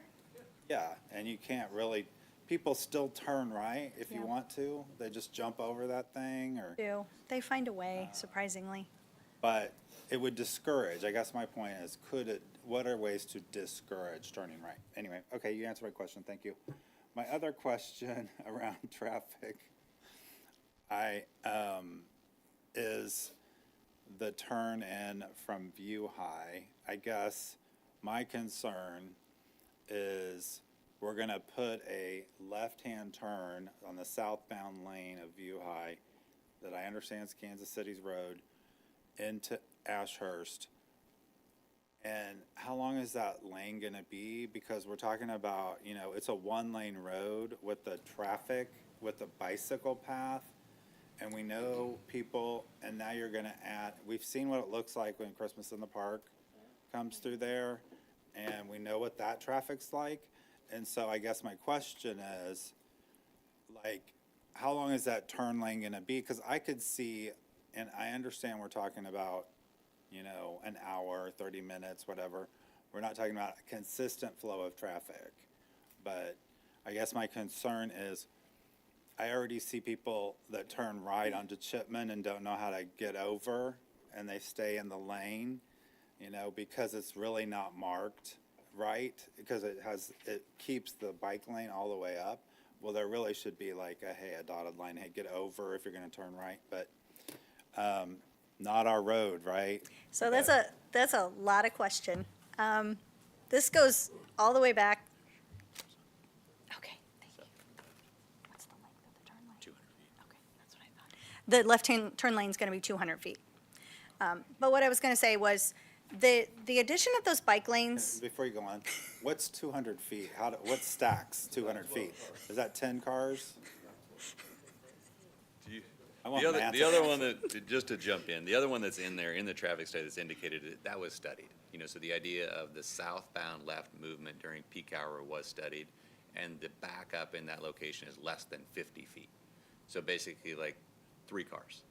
So your car is typically, 18 to 20 feet long, and so that's your idea of it. In peak hour, the study looked at that southbound left and indicates that no more probably than 3 cars would sit there while you have enough capacity for about 10. Okay, so you're gonna have capacity for 10. We're in Okay, We're in so a public hearing, so please about- keep it to yourself. We can bring you back up if you have a public question. So is there gonna be a right-hand turn lane on View High, like to turn onto Ashurst? Northbound right turn, Yeah, Yes. northbound right turn? Yes. And that's gonna be 200? 150 feet. So 8 cars deep? Okay. And we already determined only 25% of the traffic turning into that is gonna be. Okay, so you've answered my question, but I wanna get to your other points, Susan. Okay, Thank you. so back in, I believe, 20 or 21, Kansas City changed View High from a 4-lane facility to a 2-lane facility with bike lanes. That contradicted the interchange project at View High and 470. I don't know if you're aware of that, but that interchange is getting revamped. And when that interchange was approved, they needed to get federal highway approval, and it was approved based on View High being a 4-lane road. So when Kansas City came in and changed that, that basically made it that the interchange could not be designed as it was approved to be designed. So Kansas City, Missouri is walking that back, from what I understand, and the on-street bike lanes will go away. It'll go back to 4 lanes, and then we'll have 10-foot shared use paths on both sides of View High. I believe north of Chipman, that's going to happen with the Paragon Star interchange project. But it's our intention, and we've worked with Kansas City, that same cross-section goes south of Chipman as well. So with this project, we've asked for a 10-foot shared use path in front of, on the east side of View High, from the extent, basically from the extent of their property. And so it's our goal to have 2 10-foot paths, one on each side, and then the bike lanes go away. Now, that's not going to happen overnight, but it is the long plan. But shared use path and Just north of, yes. On this job, yes, on this side, this project. correct. I mean, we don't have any control on the other side of the road. Correct. But, and we're still gonna get the turn lanes that, Northbound and southbound turn lanes, yes. okay. You have done a lovely job answering questions, thank you.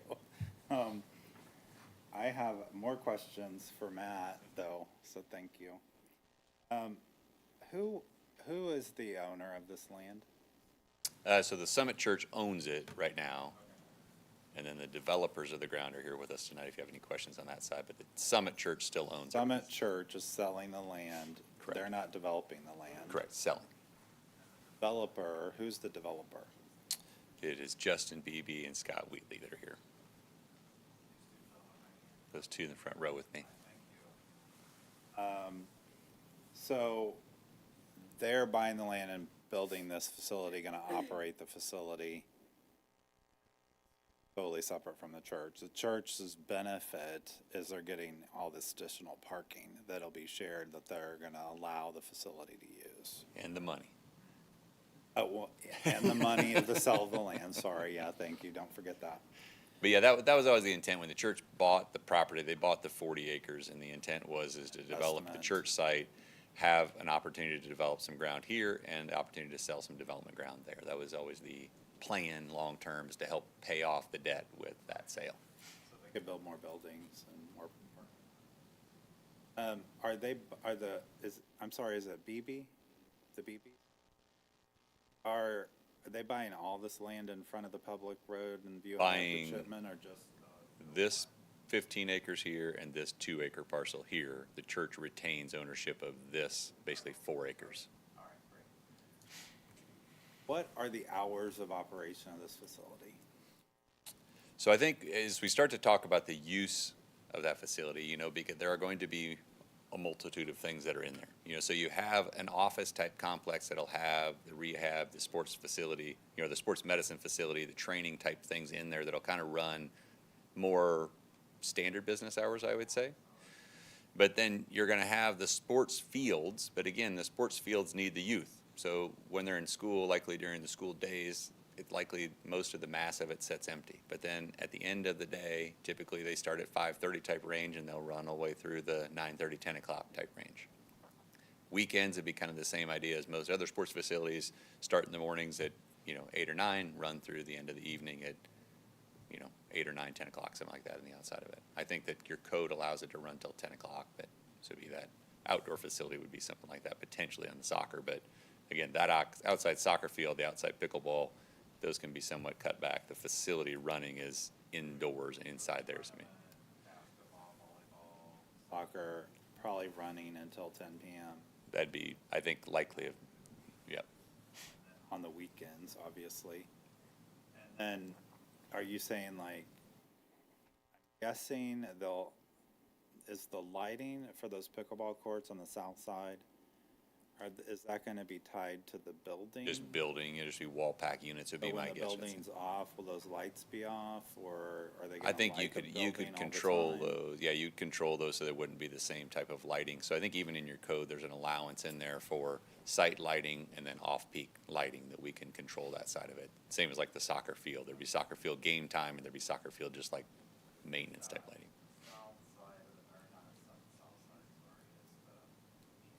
Side, is that east side gonna have, usually buildings like this have lights on the building that shine down on the building? Right, and I expect that'd be the same. We haven't gotten that far to identify exactly what that lighting system would be, but I would expect that there would be something on that. And even on the pickleball, depending on how far that reaches, it may be some type of a pole light that would go back from the east to the west onto that field, just to light it up during play times. Regardless, we have an 11 p.m. Yeah. Yeah, your UDO has rules on all the lighting side of it that we'd shown you, that's, we'll adhere to every one of. Okay, thank you, sir. Bear. Thank you. Commissioner Jana Ford. Thank you, Chair. You can stay up there, Matt. Perfect. So I have a couple questions. Like always, I kind of rattle them off as I go. So let's start with the sound pollution that's been discussed. I have a little bit more of a diversion of a question for it. Windsor neighborhood was brought up as an example for being a little excessive with the pickleball noise. I'm not necessarily familiar with it, but I wanted to make sure to bring it up because the only one I am aware of is the neighborhood that's to the east of Legacy. It's not pickleball courts, it's softball, baseball, soccer, which I think still creates significant noise pollution. I wouldn't say noise pollution, it's just noise from a game, people are cheering. Do you know what that distance is between the closest field to the back of those residential neighborhoods by chance? I don't know what that would be. We're out there a ton for our sports in the same way. I don't know, but I don't know exactly how far that distance is. Okay. I'm not sure either, but just looking at Google Maps, it seems like some of those courts are actually closer to some of those lots than what we have here with the neighborhood. So I'm curious if they've got any fencing around. It's a long-winded way to ask. For the pickleball courts and the soccer field that you have here on the eastern portion of the site, when I used to play tennis, the tennis courts had like these fabric felt strips in between, so not only did it kind of obtain and absorb some of the sound transmission, but it also gave some privacy. What kind of fencing, if any, are you going to have around those pickleball courts and the soccer courts? Yeah, so I think you're right in the idea of the easterly side of the soccer field as it goes downhill into that detention basin will have fencing of some sort. We haven't finished up what that would be, but that will be some type of fencing that will go up to obviously impede the ball from trailing off. They'll also be on the north and south end, obviously, so that it doesn't send it out into the parking lots. Sure. We've started discussing after the neighborhood meeting of what available options there are on a pickleball system that you could put up some kind of a screening or something to help some of that dampening of that noise, or even as the resident indicated, some of that echoing noise off of the building, identifying those pieces of it. So we're going to continue to look into that. I would say right now, for certain, the soccer field is going to have some fencing and screening on the easterly side of it, more for ball control, but that will also serve, I think, for control of noise and help to knock that down as well. Okay. So obviously when you have a soccer game, people are going to be sitting. Have you identified the location of those stands? Because I know that would impact the direction of the noise. Yeah, and I think it gets difficult as we talk through all of this, because even on the peak traffic and the pieces, the number of people that will be here, again, it's youth sports, so in our opinion, that soccer field that'll be outside of it, you're not gonna have stands. You'll have people bringing their lawn chairs. You'll have places that we've identified an area on the north end that we believe we're gonna create some pads and spots for potentially a handicapped person to come and watch grandson, son, or whatever it may be to play. We believe the teams in that type of facility, the benches would sit on that easterly side of it. So our belief is that kind of probably on that westerly side, away from the residential area, kind of by this fire lane is likely where most of them will sit, but it won't be, again, like a stadium or anything like that where you'd have stands. It'll be people bringing in chairs and putting it. At most, maybe you get, like again, if you're out at Legacy, you have some of those bench areas that are a few rows high. That's about it. So the stand capacity or the audience capacity won't be centralized. It'll be equally dispersed over a wider area, potentially decreasing the amount of noise?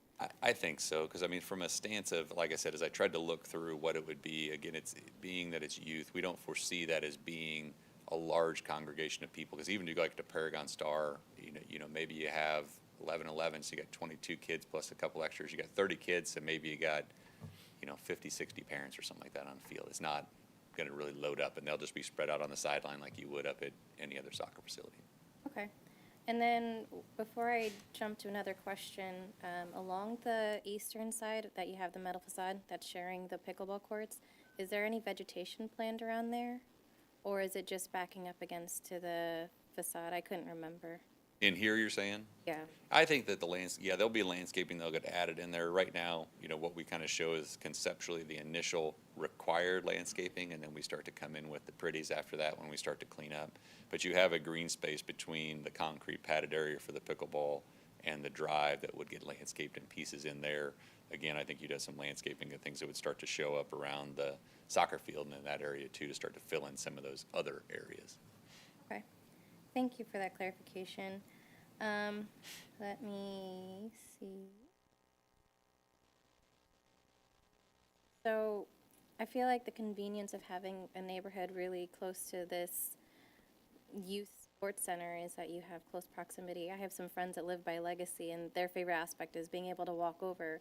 Is there, I may have missed it, is there a connection, a sidewalk connection from the neighborhood to the sports complex along with crosswalks? I see some. Yep, so there'll be sidewalks on both sides of our street, and as the resident said, Edgewood doesn't currently have any sidewalks in the neighborhood just because of the age of when it was developed. But we are starting that system, so our sidewalk will begin at the east side, both sides of the street, and then there are crosswalks across. There's one at the entry here, one at the entry there, and one in there. They can get to both sides of it. That, again, when this ancillary use gets to going, our hope is that there'll be some walkability and continued development then of the ground to the north. It could be continued commercial something in that area. Okay. I believe that is all the questions I have for you. Thank you. Commissioner Janiford, to answer your question about the Windsor Park pickleball courts, they are about 189 feet south of the nearest residence to the north, and about 180 feet west, and with very little screening in between. Okay, thank you. And I guess while you have that dimension, what was your dimensions here? The pickleball courts are 5'10". Where did that go? There it is. Pickleball court is 570. The soccer field is 310. And, sorry, another question. So this noise attenuation formula does take into account what capacity of people? Because from what you were saying earlier is that the capacity of on-goers, whatever you want to say, it's going to be less than what we're considering like a traditional sports venue. So how does it translate to these decibel? Yeah, so I tried to pick, so 90 decibels is what I found on the internet to be kind of as close as I could get to be youth sports. And as you look at the table, that starts to be like a lawnmower, power tools, so something that is loud into your ears. The 110 decibels in a sporting event was relating back to, like I said, a lot of like NFL stadiums. Some of the smaller teams have that. Some of like the Sporting KC or those types of levels, that's where they're getting to the 110. So we picked 90, which again, from everything I can find on the internet, that's a reasonable starting point to say the noise at the field would be a youth type sport. Okay, that helps me. That is all. sorry, no, Chair, one more question. Not completely done. This would be for Susan. You're Miss Popular today.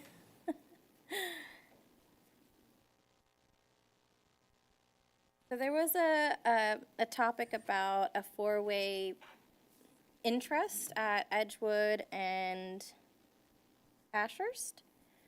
What would trigger something like that? I have a feeling it's not necessarily something that could be part of this project proposal, but just so we can kind of talk about what the process is. When we have a two-way stop, we usually put the stop on the lesser traveled road. So we would go out there, we do a traffic count, we would determine which approaches have the lesser amount of vehicles, and that's where the stop goes. We don't use stop signs to calm traffic. It's not what they're for. And so that's kind of how we decide where to put those stop signs. Okay. So I can't answer that now. I would probably have to go out and do a traffic count to determine, once the facility is open, which way it should be. But I will say that we won't put them up just to slow down traffic or to deter traffic from going through. Okay. That gives me a better idea of the triggers is what I'm calling it. And then in terms of the 486 in and out max count for the trip traffic, human nature is to always go out the same way you came in, but there's always those adventurous people that like to take a new direction. With your traffic study that you do, does it calculate a rough ratio of those taking an anomaly trip in lieu of where they came in? And what that ratio would be, maybe? I do not think it does. I think the number's going to be very small. Okay. And I think it's only going to be the people that are parked at the far east end of the parking lot. I think if you're even remotely close to the public road, you're going to either go out that way or you're going to go out Ashurst. Okay, that makes sense. I think it's going to be mostly people familiar with Lee Summit that know that that takes them to Chipman, because I don't think most people would know that, because it's not direct. Understandable. Thank you. That is truly our chair. Thank you. Thank you. Thank you. Commissioner Tazinski. Mr. Chairman, thank you. Got a couple quick questions for you, Matt. And I apologize if you already answered this. I know Commissioner Benbrook and I were talking about it. Have you determined if there's going to, Really quick, we're having trouble hearing all of your comments and questions in the back, so if you don't mind making sure you have the microphone super close to you. Thank you. I can be way louder, so I appreciate that. So Matt, I apologize if you've already mentioned this, but will the outdoor soccer field be lit? Will be lit, yes. It will be lit. And we've already talked about the lighting for the pickleball courts. Now, I do have a couple questions about the pickleball courts. Are there going to be leagues? Is this going to be another revenue generation for this, for the property owners? Like, is there going to be a steady stream of people?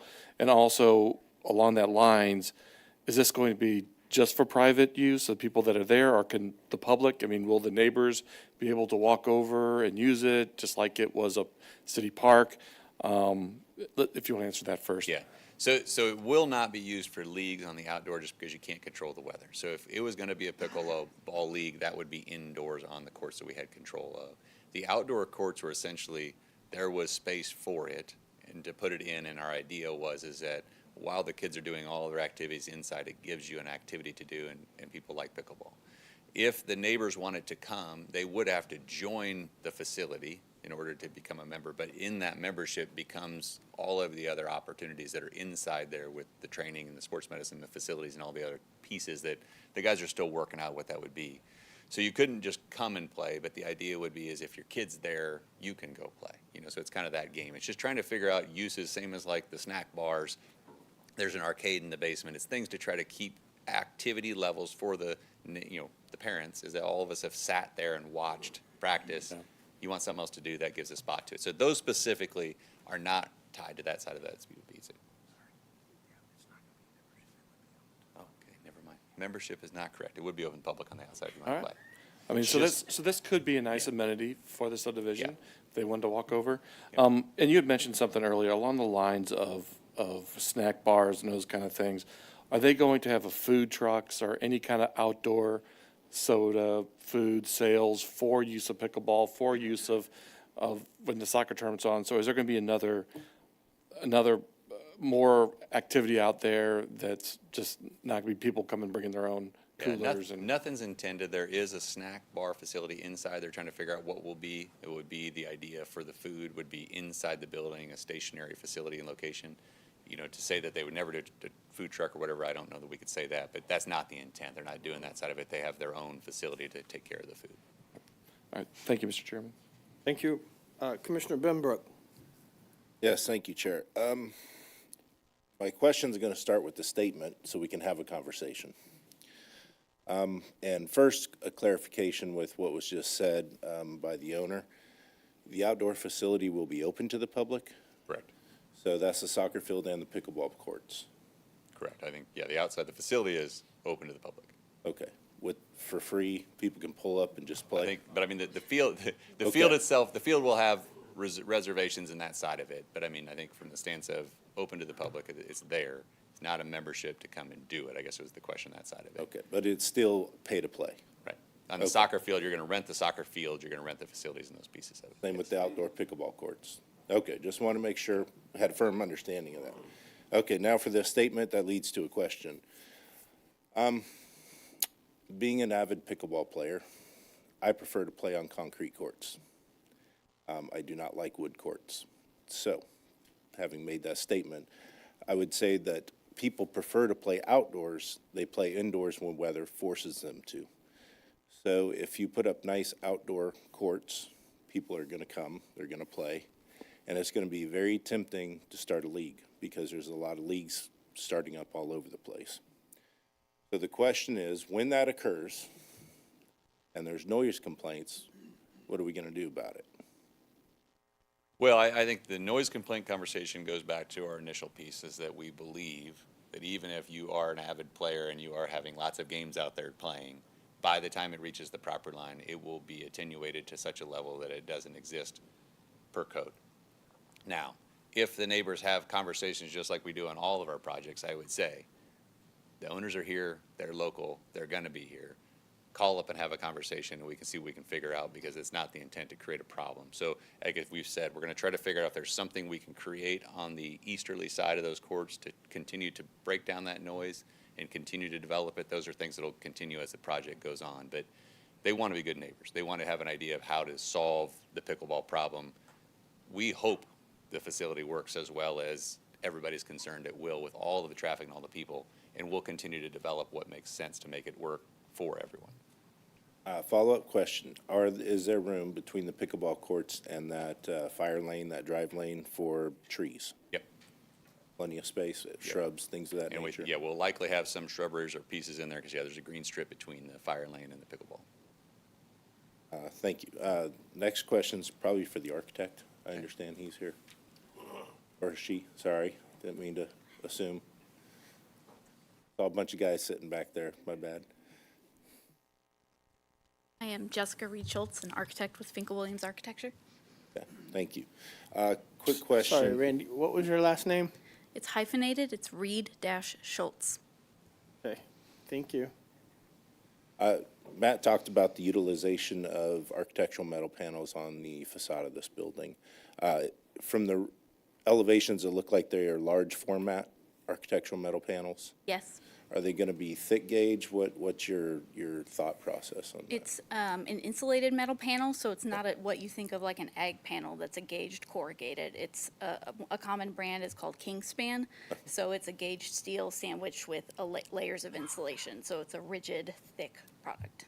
Okay, so then there's no risk of oil canning or anything like that with the large format? Sorry, can you repeat the question? Sure. We'll let Matt get to an Get to your elevation sample here. for you. There you go. Yes, There so we this highlights that thickness Okay. there. Okay, so we don't have to worry about oil canning, any kind of hail damage, anything like that, because this is going to be a good quality product, thick gauge. The vertical fins. Is that manufacturer integrated, or is that an Yes. aftermarket plug-in? No, that is the same manufacturer as the metal panels, designed to integrate directly with them. And then as we look at building lighting, I know this might be getting ahead of the game just a little bit, so I won't hold you to anything that you say now. I'm going to assume that building lighting, because of the proximity of neighbors, we're looking at code minimum on the east and south side. Most building lighting is for egress out of the doors or for parking lots that are close by, so it would be for that use. I don't think at this time we have any conceptual uplighting or anything. Not to say we won't, but we haven't developed that to that level. Okay. Are we anticipating any building lighting on the north or the west side that would highlight the architectural nature of this building? I would say it's not out of the question, but I believe Lee Summit Code requires it to be dark sky compliant, so it would be to meet code, yeah. Excellent, thank you very much. I will reserve my comments for comment time. That's all the questions I All have. right. Thank you, Chair. Mr. Thank Chairman, you. Yes, you mind if I ask one more question, please? sure, go ahead. Hey, Matt, do you have a quick second? Has there been a consideration between the, I think is that a detention pond? Is it a detention pond? Yep. Has there been a consideration of a berm between the detention pond and the field with maybe the fence or some sort of screening on top of it, between the soccer field and the? Yeah, in and the- here. Yeah, in there.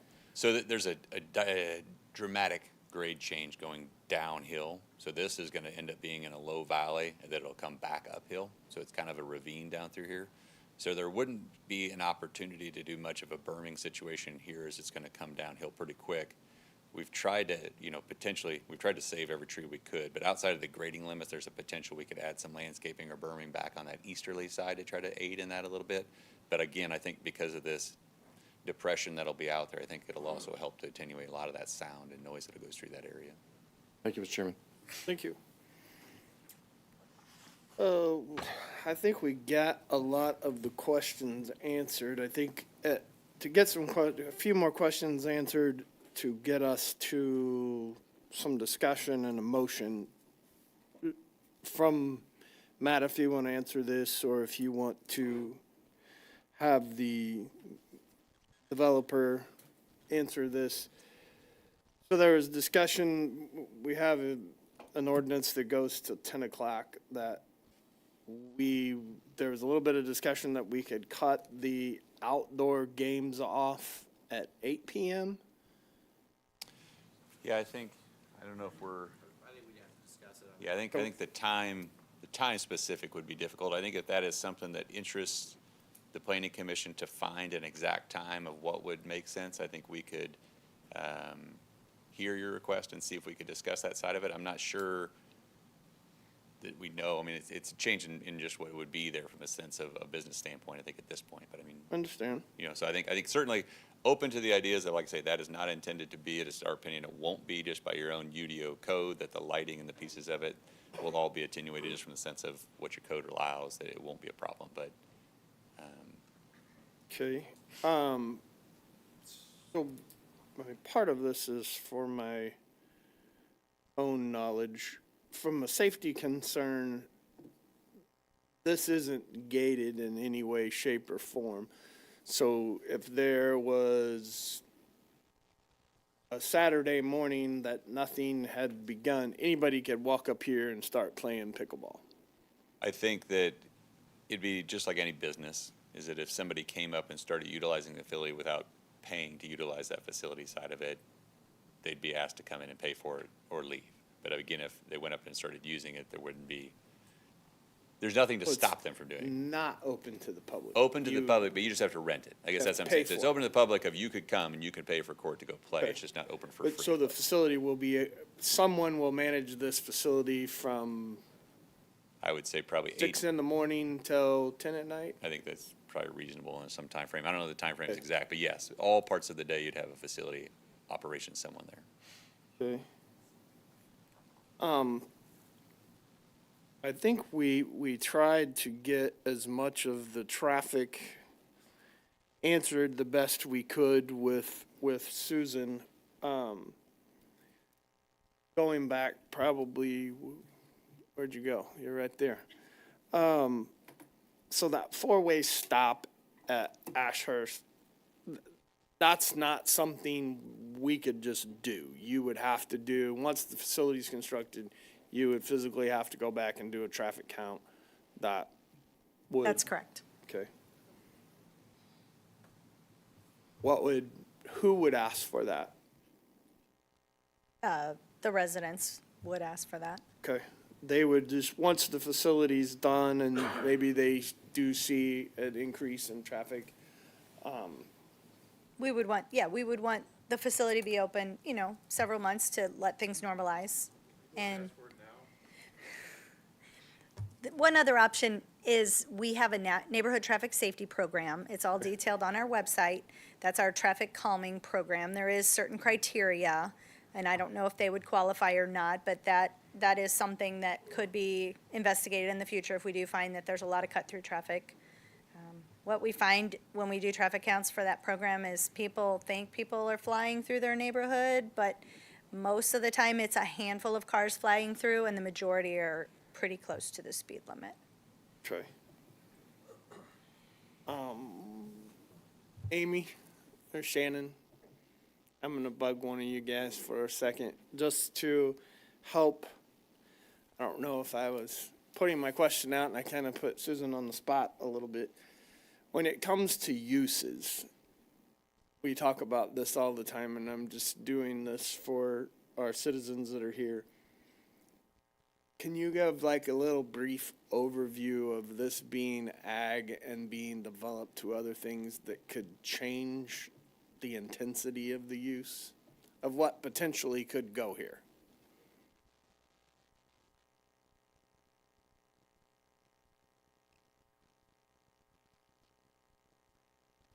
I'm waiting to see who would like. I guess what I'm Yeah. just trying to convey here is we all know, everybody in this room knows this ground's for sale. Whether it be this developer or another developer, I just kind of want to be able to have everybody understand the intensity that could change from this recreational facility that's going to have peak times of operation and be busy, to something that could be a Lee Summit person's dream and be a Trader Joe's and all these other kind of things that go in here and loop around in front of the church. And if you could kind of give us a little bit of intense use. Sure, let me see if I think I know where you're going. So this ground is zoned agriculture right now, but with the comprehensive land use plan, it is designated as being commercial or recreational use. And so that would allow a property owner to come in and request a myriad of different kind of uses. It could be retail, it could be a commercial store, it could be several commercial outlots, or it could be this. And all of those, there are many other uses that could be allowed in this district that would create higher intensity of traffic and greater hours of operation than the use we have before you tonight.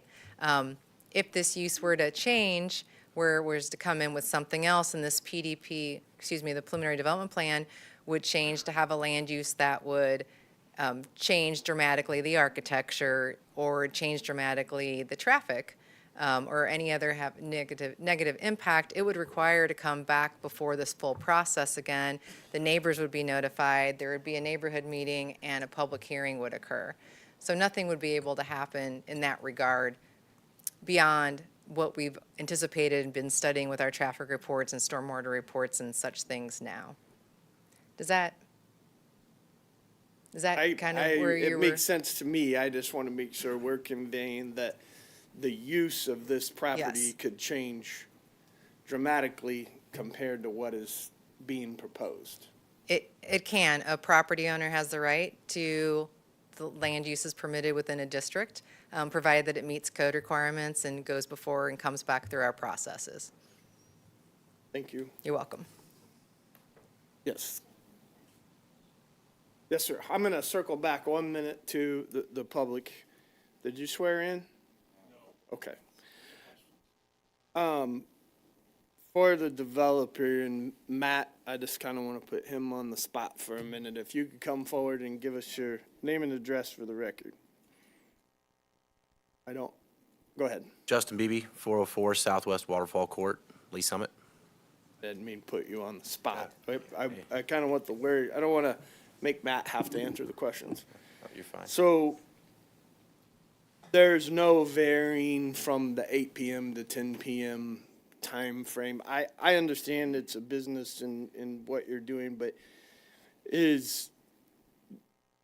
10 p.m.'s the cutoff. If there's a game going and man, it's rocking and rolling and 10 o'clock hits, it's done. Well, I would say that we'd have to go back and look at it. This is the first we've heard about potentially adjusting times, but until today, yes, that was our plan, was to probably have activities up until 10 p.m. Okay. During peak usage. But you would be under the understanding, if we were to, we don't approve this, we recommend approval based on some things that we find here tonight. At 10 o'clock, it's done. I wouldn't anticipate there would be any need for any activity after 10 p.m. I think it would be pretty similar to Paragon. I think they're done by 9:30 or 10 every night. I mean, that's a pretty standard cutoff for youth sports, is that 9:30 to 10 p.m. for a time frame. I know some of these facilities, and from having plenty of neighbor children, that they have like a midnight scramble, or they have this or that. It would be, you would understand. I think we have a variance, is it 11? I'm saying 10, it's 11, correct? I'd have to look up and see what the hours are.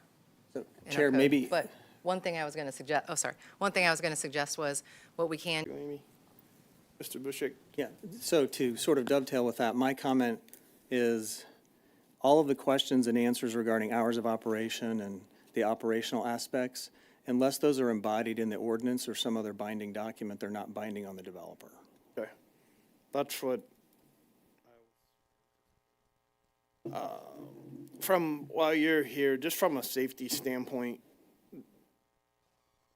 what kind of staffing, being these are outside courts and that kind of thing, if maybe there's not a lot going on a Tuesday evening and the neighborhood kids come up and play, or we just get some people that figure out, hey, there's some awesome soccer fields right here, and they start showing up, how are you going to staff that to prevent that from happening if this is kind of a pay-to-play situation? Well, I think we've explored fencing out there that would hopefully provide some restriction to access. Okay. And then I think, obviously, security cameras would be utilized by staff to keep an eye on the facility.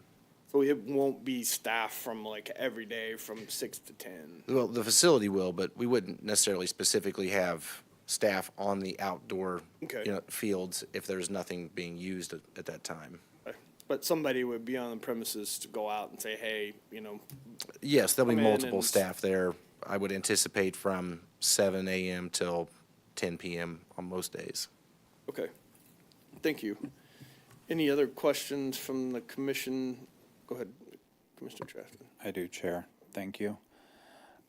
So one of my questions is related to the setbacks. And so on the plan, it looks like what I'm seeing is a 60-foot setback on the south side of the building to the line. Is that correct?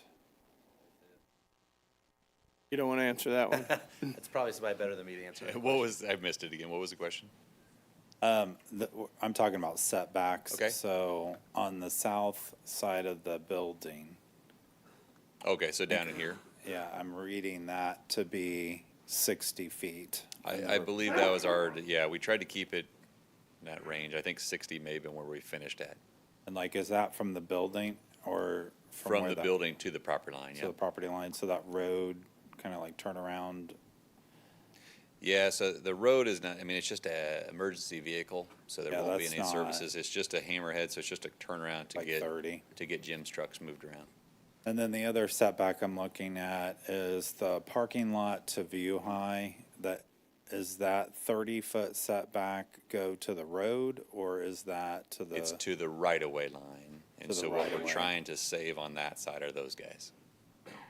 So we're there's gonna set be back, so that multi-purpose path over there. Yeah, the multi-purpose path will sit out here in front of it. So you see the existing sidewalk, the multi-purpose path sits basically right in that same location, and the sidewalk. So you're gonna try and keep some of those trees that are already there? Yeah, the intent is to keep as many as we can. Okay. Which leads to one of my other questions was burns. Have you considered burns on the front side? And I'm guessing no, since you already have grown trees there, so you're not gonna pull out trees to put in the Yeah, berm. but we do, so if you look at the landscape plan, we do have plantings behind it. There is some grade change that comes downhill to it, but then there is the intent to kind of continue to look to see what plantings here in comparison to the large plantings that are there to make sure that we can create kind of almost a, I mean, you can see the buffer is pretty dense, and so that's kind Yeah, of I our hope. mean, I mean, that's great. Yeah, You know me, though, I always like some evergreens in there. yeah, so, oh, there are, look. I see them. I'm excited about them. Thank you. So my question is, have you guys considered a walking trail that would connect, not the sidewalks, but on the back side, that would connect to View High and go back around to the back edge of the property? So, you know, the neighbors were talking about their young kids playing and like having sidewalks not adjacent to drive, you know. Yeah, so we don't have a trail back in here, but I did create a walkway right through the middle, so you can kind of see a sidewalk that connects View High here that would bring you down to the sidewalk, and I know it's adjacent to the building. But then that sidewalk goes along the entire parking lot all the way back out to that side. So we did create a walkable path from end to end of the site. We didn't want to do anything on the south side of it. The intent is to try to respect the neighbor to the south. We could see didn't have why. any, we have one single emergency access door, which won't be used for anything.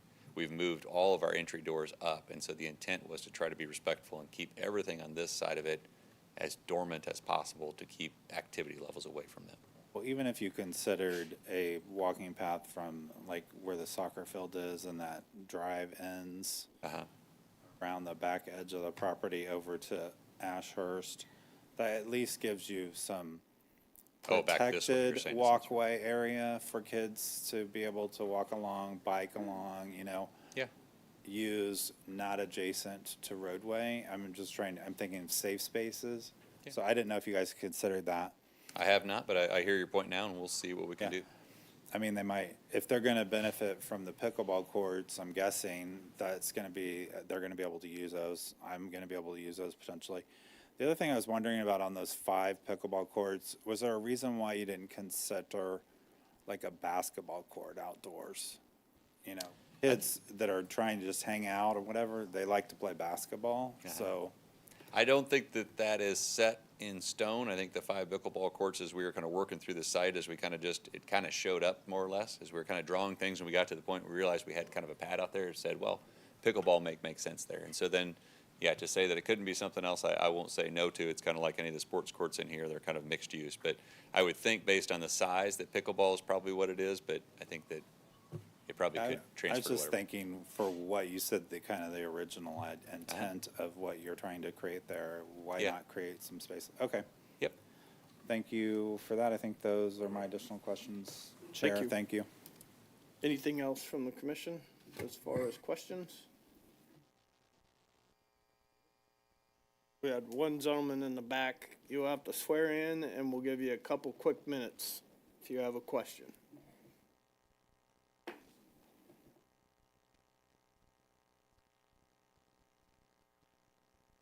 Give us your name and address for the record, please. Yeah, my name is Dan Sharpie. I live at 500 Northwest Timber Ridge Trail. I also happen to be the president of the homeowners association for that neighborhood. First, the neighborhood association is taking no stance on this, positive or negative. Neither am I personally. However, I think that there were 3 items that were that could be answered better. First, I can tell you, and you're a traffic person, we are strongly wanting a 4-way stop at that intersection. If you drive through that neighborhood on the northwest corner, there's landscaping that creates a blind spot, that the one neighbor has a blind spot. I can personally tell you, people drive through there at 40, 45 miles an hour. They blow through that stop sign consistently, and we're going to be petitioning as a homeowners association to strongly suggest that we have a 4-way stop there, regardless of this. Second, Lady Commissioner Dana, your question about the future development of the church was not fully answered. If you look at this right here, there's the 2 acres in the corner. There's another, 4, 6, 8 acres that is undeveloped. And none of these studies included, Matt gave a great answer on what the church is planning on additional youth center, basketball courts, whatever, but did not address that 6 acres and the impact that that might have on lights, pollution, traffic, and so forth. And I would suggest that additional studies be made as to what the church plans, as they will be selling that. Also, Commissioner, you mentioned and gave a softball question about what could happen if this great developer didn't do this. But I think it needs to go into the record that there are 20 to 22 covenants that the church has put in to the sale of those properties, and you can contact the church for what those covenants are. There's not going to be a fast food restaurant. They're not going to sell to an apartment complex. That there are covenants that they have put into the land ownership there that are going into that. So to say, if this doesn't go in, something worse could happen is probably not a fair stance, because there are covenants that they have put in because they want to protect their interest as a church and not have fast food 7-Elevens or whatever, which would presumably be worse for the neighborhood. So I bring those 3 points to you as additional considerations for this development. Thank you.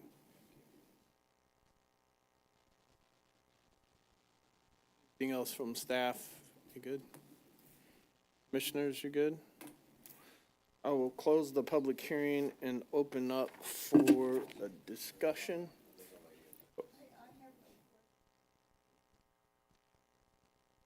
I'm going to reopen the public hearing. Come up here to the microphone and give us your name and address, please. My name is Betty Ripley. My address is 10507. It used to be View High Drive, and it has now been changed to Old View High Drive. Sometimes neither one shows up on GPS. My question is, what is the reason for doing another big recreation thing when about 1.5 miles north is this huge recreation facility on View High that has lots of soccer fields and supposedly everything you can imagine is going to be built there, which makes sense because there are no homes around it. And so it doesn't cause the problems that traffic will cause up our direction. It doesn't create the noise pollution for homeowners, nor the light pollution. And so, as a curious old lady, I would just like to know, what is the reasoning for this proposition? Okay, thank you.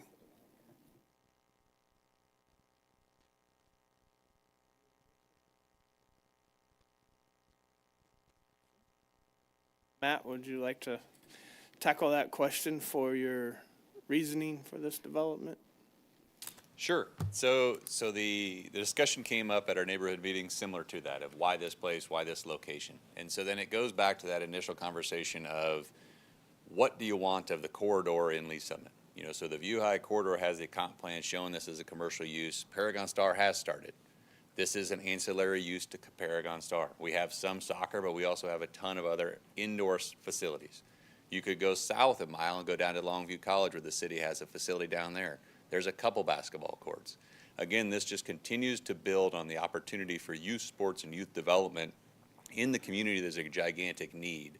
And so as the developers looked at this site, the Summit Church has a fantastic opportunity of this 15 acres that is located in proximity to the highway, in proximity to Paragon Star, in proximity to many, many other uses and residential characteristics that are down to the south that will have kids that will use that facility. So this became just a prime location for that type of development to continue the growth for youth sports.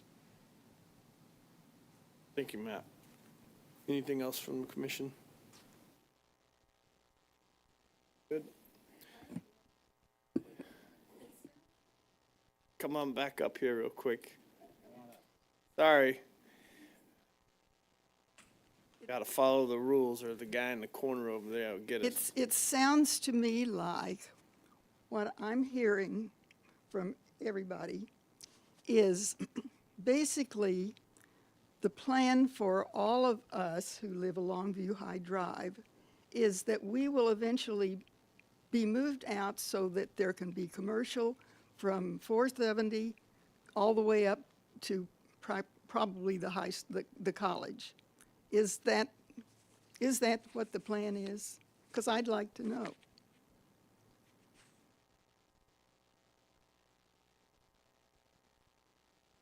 Shannon McGuire, a planning manager. So if you, I'm going to refer back to the comp plan map that Adair had during her presentation. So if you let me pull that up here real quick.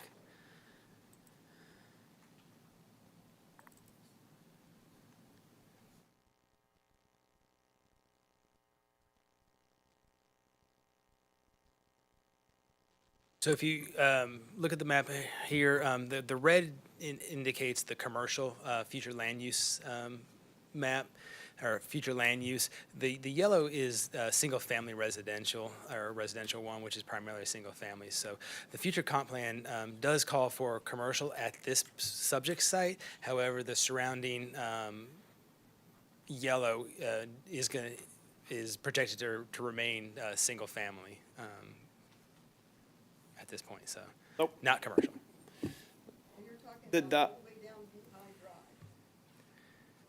So down View High Drive, I am.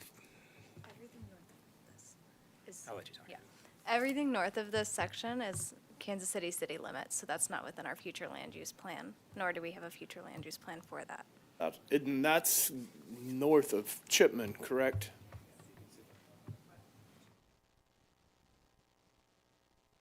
As for their references, anything north of Chipman is Kansas City. Yeah, so if you look at the map that's on the screen, that dashed line is the city boundary. So anything that is not colored red or yellow is Kansas City. Where's the plug-in for, is it just this red one?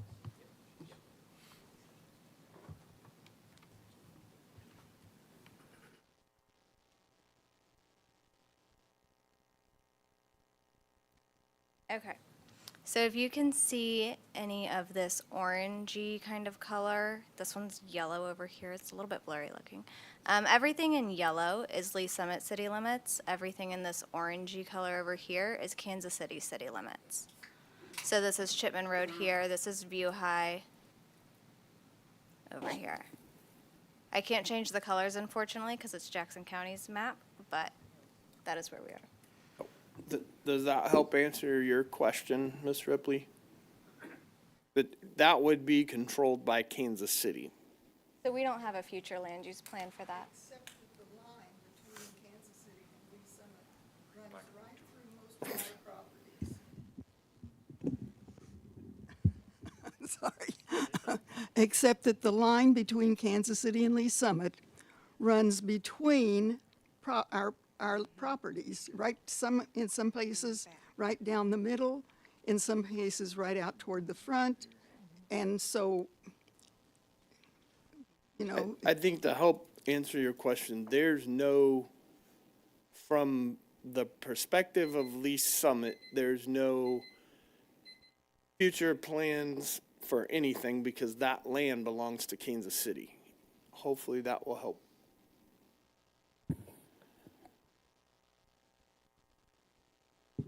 Chair, what I would offer is all of that land is within Kansas City's jurisdiction, not really their control. Right. So Kansas City has zoning jurisdiction over that land, not Lee Summit. And this is our future land use plan. You can see where we don't have any color. That is Kansas City city limits.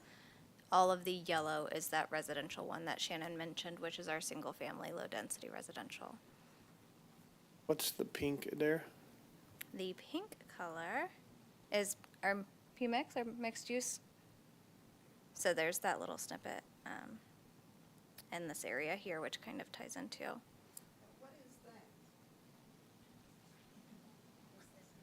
Pink is our mixed-use district. None of this is existing zoning. This is our future land use map, which is laid out with the anticipation of potential land uses that could maybe one day go in this location.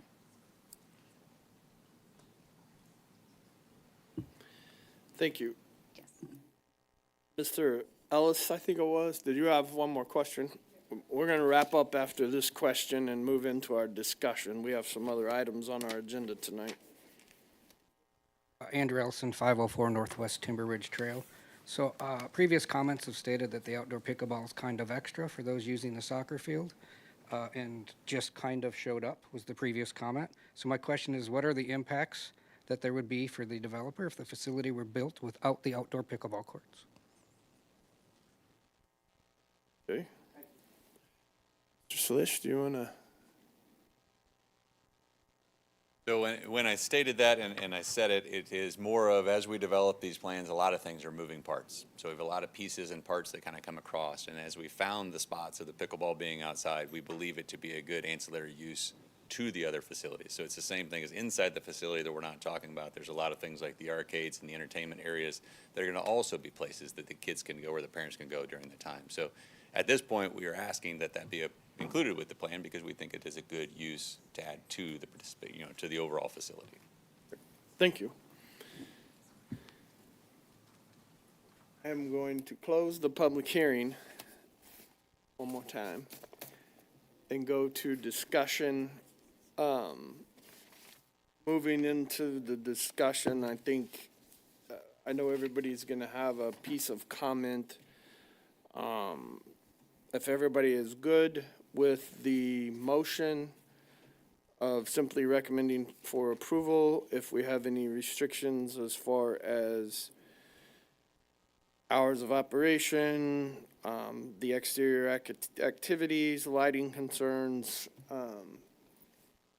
noise concerns that we need to adapt to our motion to get up to the city council. Those are topics for discussion. Commissioner Frazier. We've already closed the public hearing. Sorry.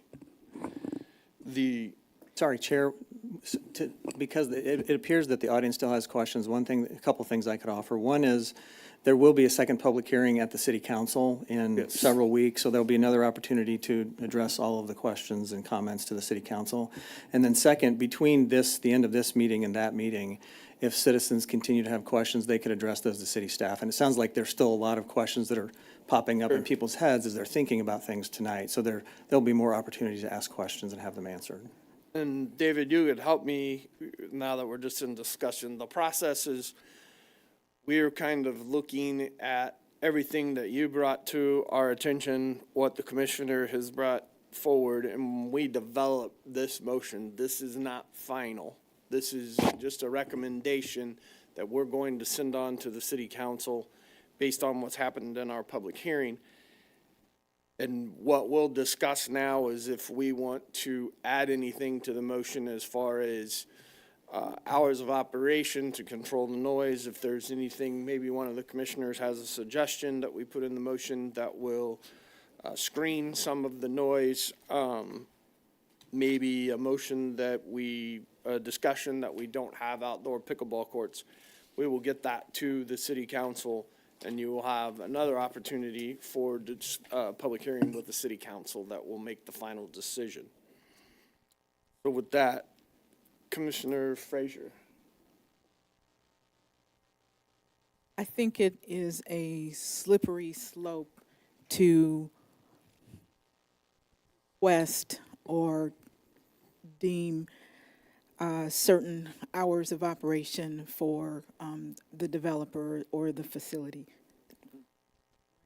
Because really, are we just talking about the outdoor pickleball courts and the soccer? So those are but a couple of aspects.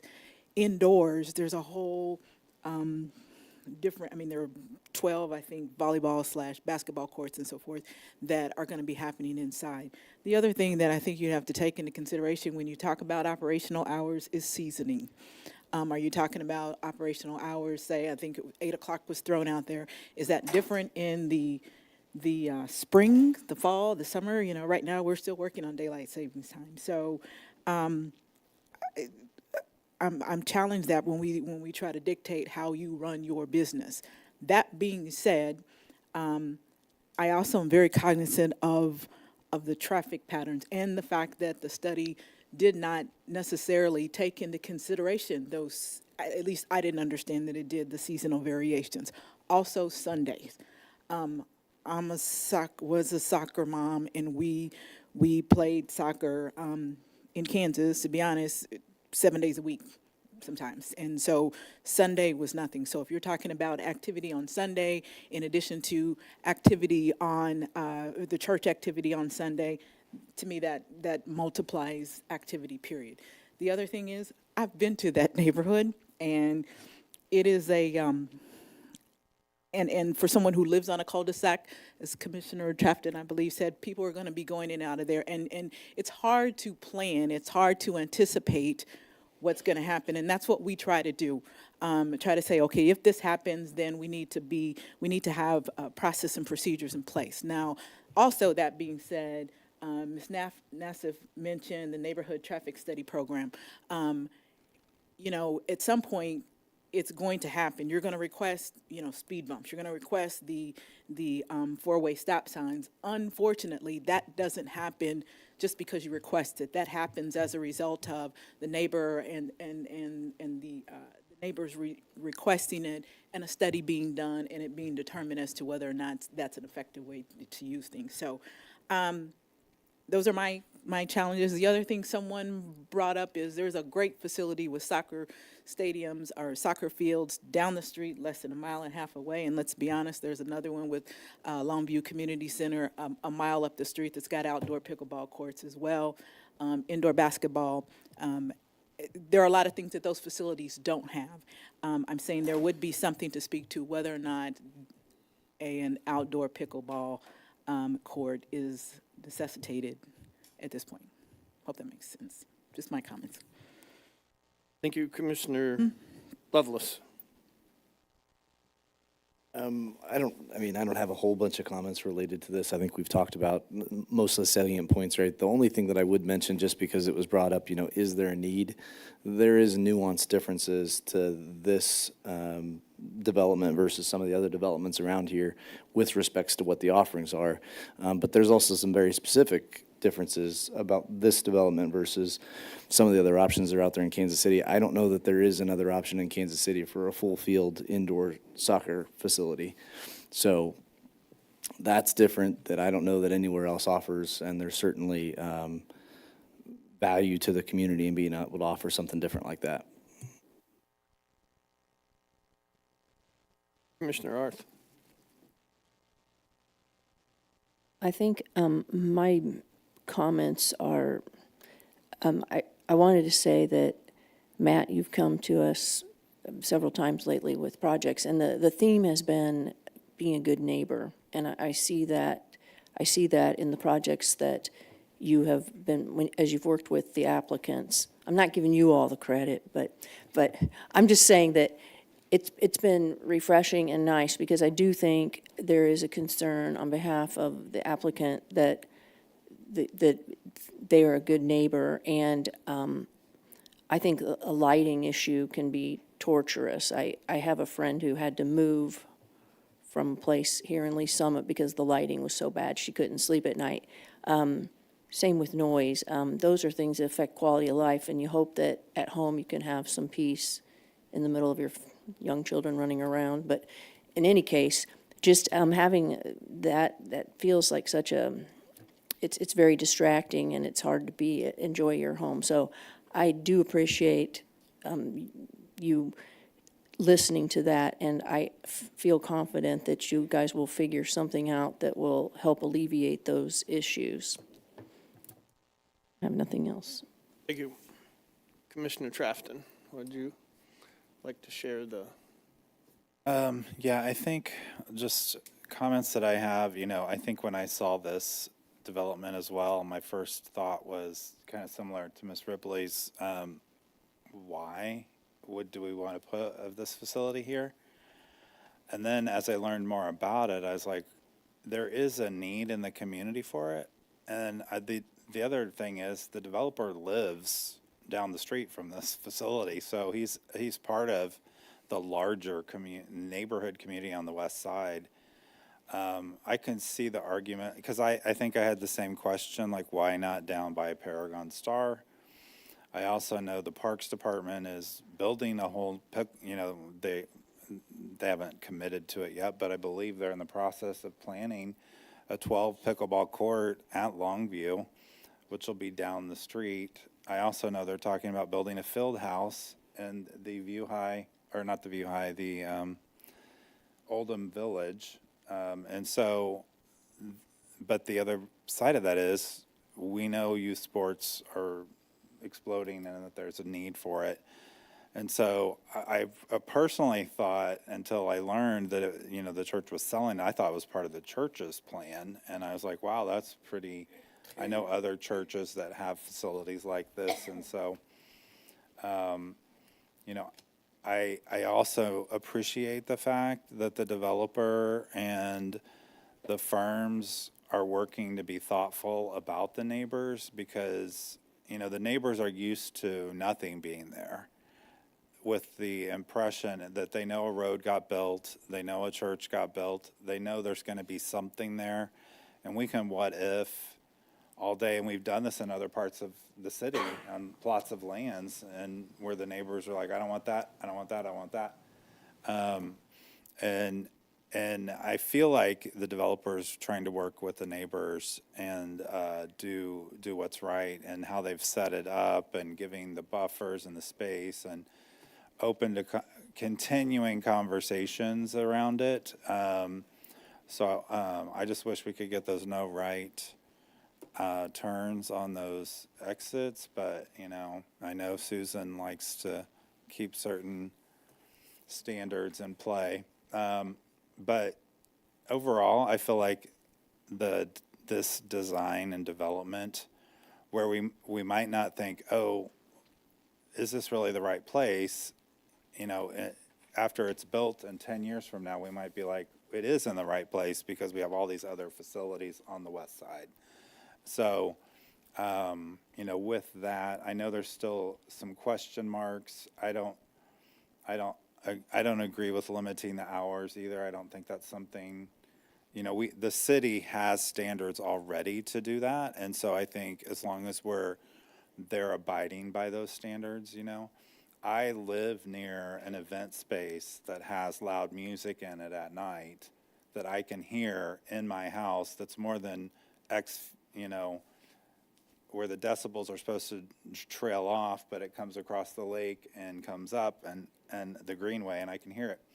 So, so I can totally relate to what the neighbors are saying. I also think I like the way this is really they've tried to build this into the topography, make it not be assuming. So, with that, I don't know that I have any other additional conditions I want to add to it tonight. I feel like, I am in support of moving it forward, so I'll leave it there. Thank you. Thank you. Commissioner Jana Ford. Thank you, Chair. I won't repeat much of what my previous commissioners had said, because I do agree with most of them. Specifically, it is a unique amenity. I grew up around sports. My husband does sports, and it's just, I have a young child. I want her to get involved in sports, and having something close by. We've got Legacy, which is great. This is bringing something, similar amenity to the north, or to the south, sorry.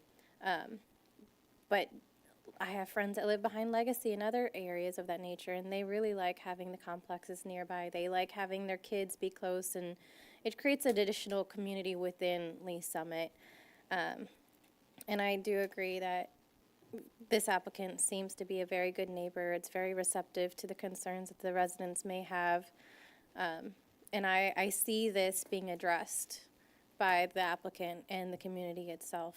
We are all playing in the same sandbox together, more or less. So, and then this project, I think, is going to bring more people to Lee Summit. It's not just, oh, let's go to Paragon Star, which is a unique project, but it's Kansas City.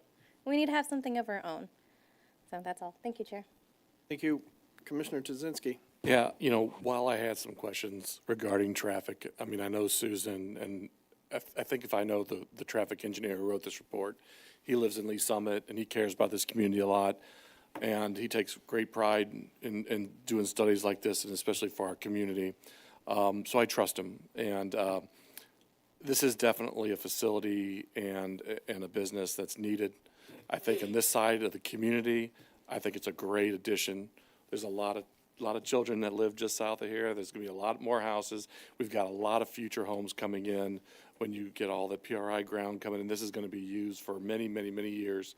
And the developers look really young, so I know they're going to take care of it for a long time too. So I'm going to support this because I think it's needed, and I think the long-term benefit to the community, even for those residents that live over there, they're going to be benefit from too. There's going to be some things that may not be as great, but there's a lot of places around this community that's going to be seeing a lot of growth that's going to be coming up behind houses that was never there. So it's just part of a growing community. The best thing is just try to be a good neighbor to them and really listen to their concerns if they have them.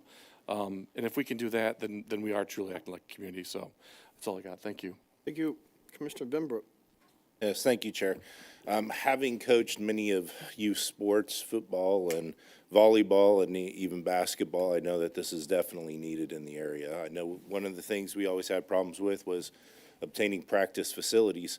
I also know that every week when I go to play pickleball, there's more and more youth. And we do not have pickleball courts at the high schools. We don't, which means they're going to reach out to facilities such as this to get courts to practice and to do their playtime with against other schools.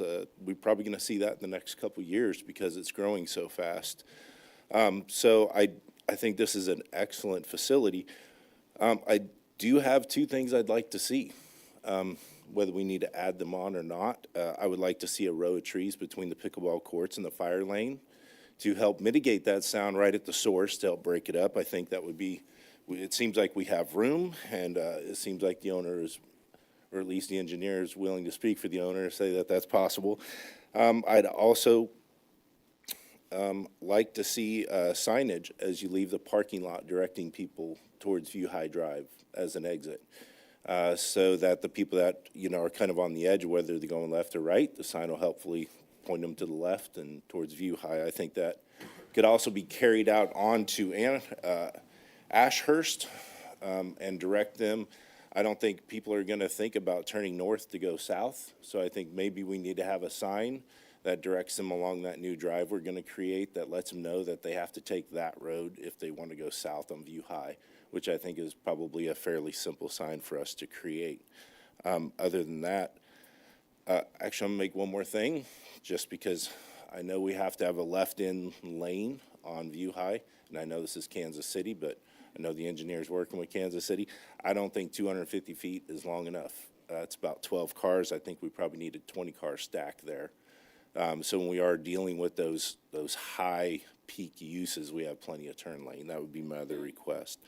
Other than that, I think this is going to be a great addition to the community, and I hope that they will be great neighbors to their neighbors to the east, and that it will be a benefit for all of us. Thank you, Chair. Thank you. I'll just input I concur with all of my commissioners here. This isn't our place.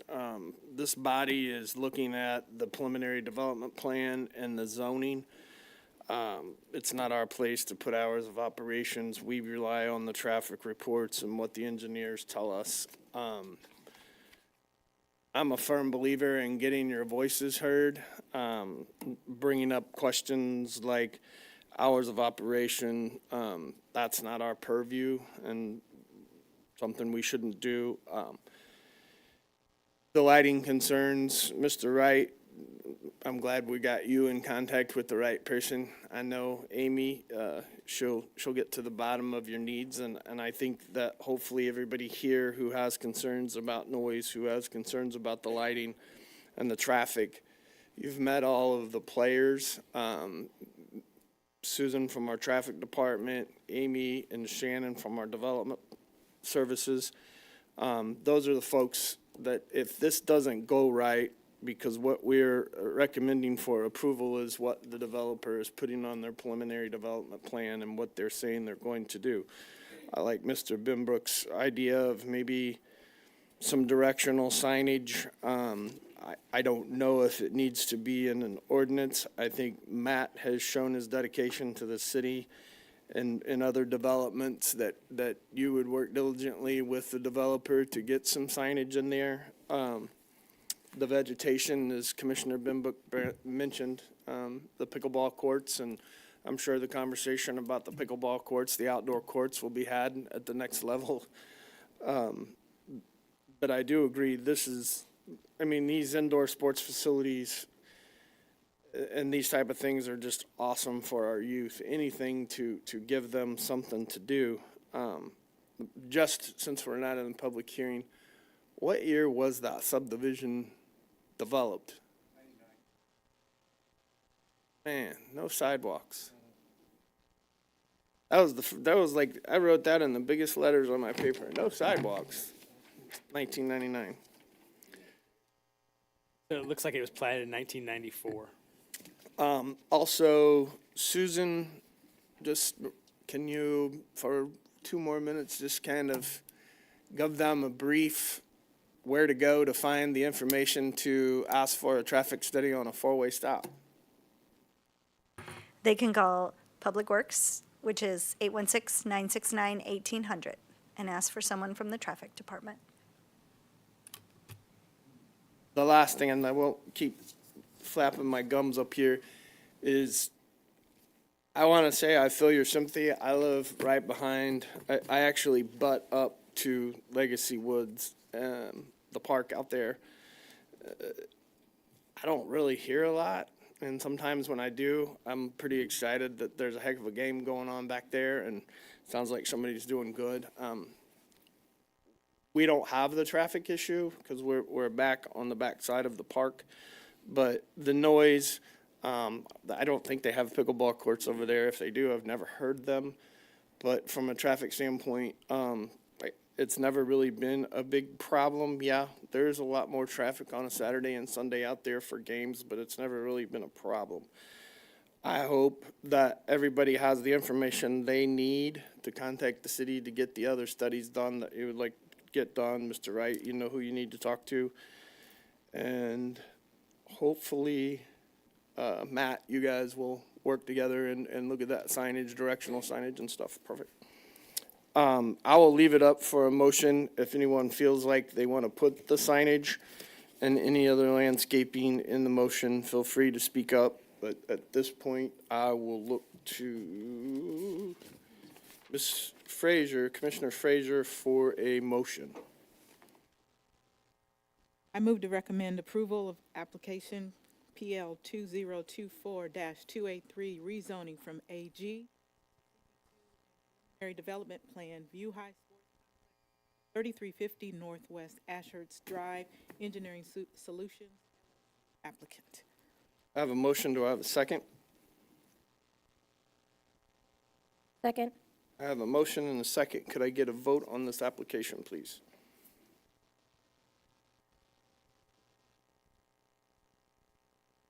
Yes. Jake Loveless, Yes. Dana Arth, Yes. Johnny Funk, Yes. Terry Crafton, Yes. Donna Ford, Yes. Chip Chizinski, Yes. Randy Benberg. Yes.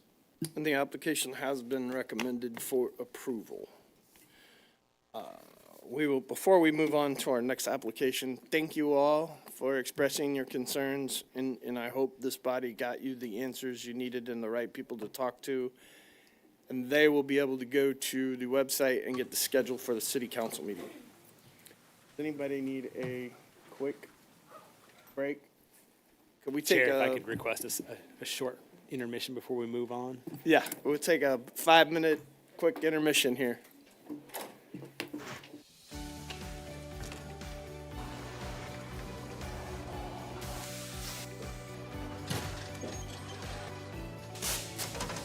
Welcome to the Lee Summit Sign Department. We are going to walk you through our process from start to finish. We make signs as needed here. It's not like we just go out into the field and place a speed limit sign here, or no parking here. Our traffic engineers, they go through and they'll do field studies. They'll send us down an engineering work order for us to go out, place new signs or remove signs as needed. Coming from the material, our blanks come in and they're just aluminum blanks. We can put our white, our red, our fluorescent yellow, green, whatever. And basically what it looks like is just that there. Throw it up into the roller.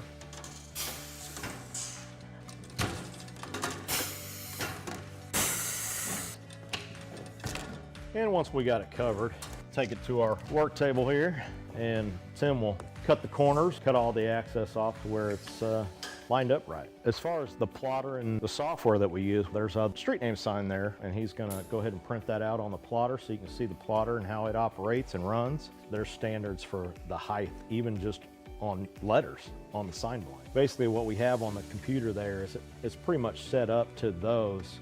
And it goes through, it's got a very small but sharp needle that goes through and cuts everything out, letter by letter.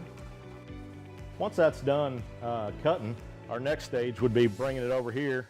Currently picking out the sign letters right now. We call it weeding or picking or however you want to call it. Next, putting it on the transfer tape.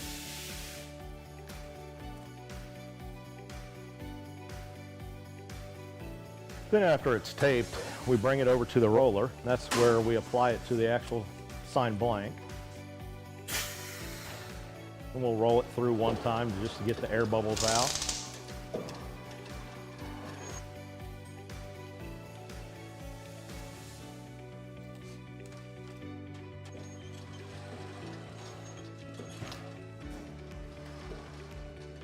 And the last stage is basically just taking the transfer tape off the front of it. And there's a finished product of the street name sign. We'll take you out to the field and show you our process that we go through. We're gonna go out and follow our sign guys, get something installed for you. This is where we check our underground utilities. Tim, you got AT&T? AT&T's back here. Evergy, Google, so we should be good to go. We normally put all of our stuff together out in the field.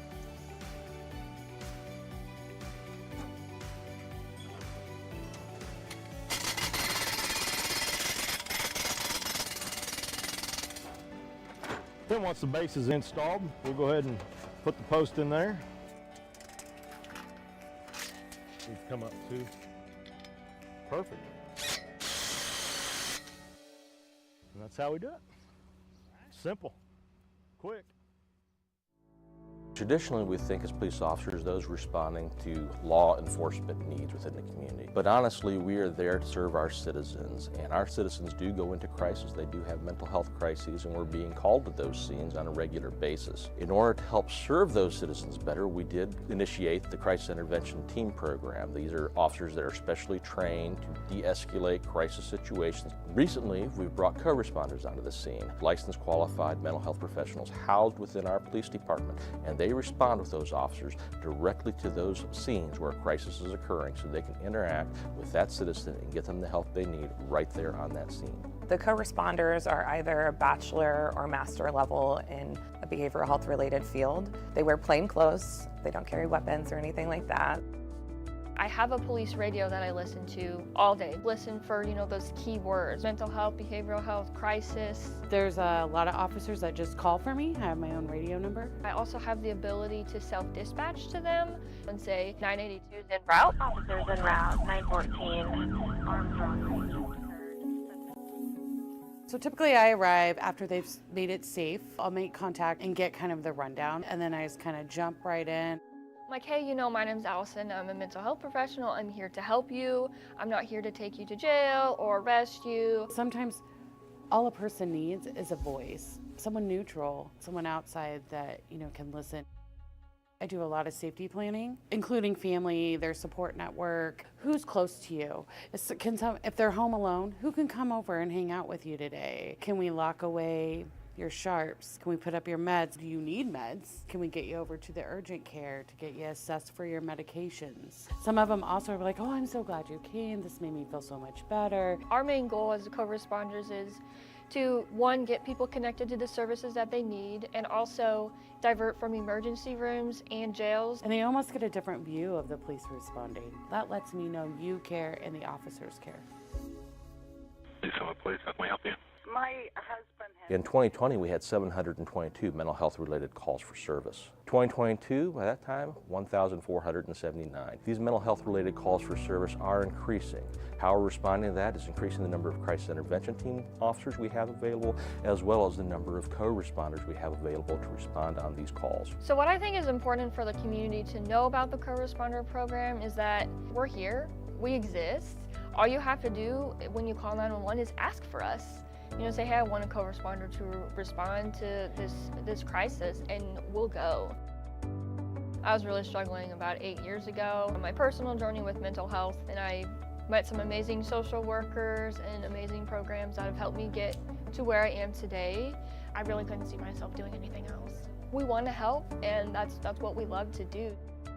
So I had a client, we got a call, she had some suicidal ideations, and she really felt that she had nobody. And and getting to know her story and getting to know who comes around and sees you, well, then we found a support person and they responded immediately. And we made a plan. I called back and checked on her in an hour, and then I checked on her in 2 hours. We were able to get her into the additional services to where she talks to someone every week or more. I just took a person that really just thought they had nobody and nobody would show up for them, and show them you do.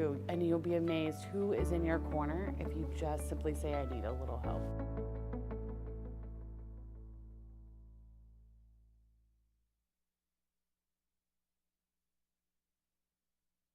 When the person called on the phone, she said that there was a dinosaur walking down her road. Of course, we had to go out and check that out. We get out there, and it was a big African tortoise, probably 60 pounds, walking down the road. When they walk, they really stand up tall, so I could see why she thought it was a dinosaur. I'm Rodney Wagner. I'm the manager of Lee Summit Animal Control. So as you can see, we get all sorts of animals here. You got some guinea pigs off to the side. All the windows up here are animals that are adoptable right now. Every one of these dogs is ready to go and ready for adoption.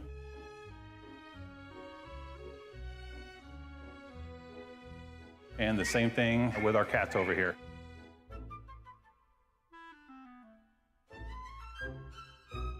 A lot of cool cats in here now, so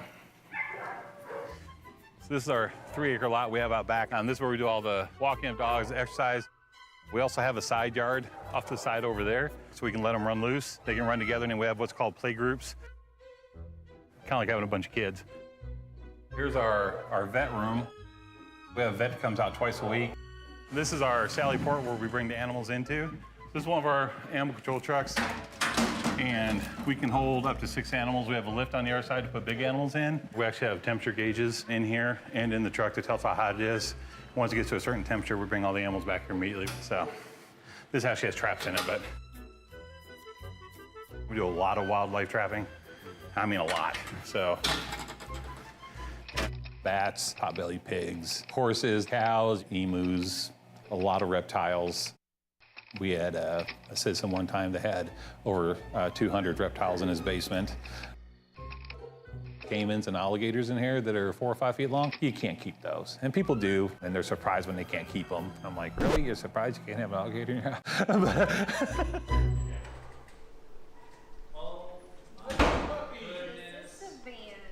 Our main goal here is public safety and also the safety of the animals. And we have very dedicated people back there, and they definitely stay here for the love of the animals, which also includes getting them adopted out.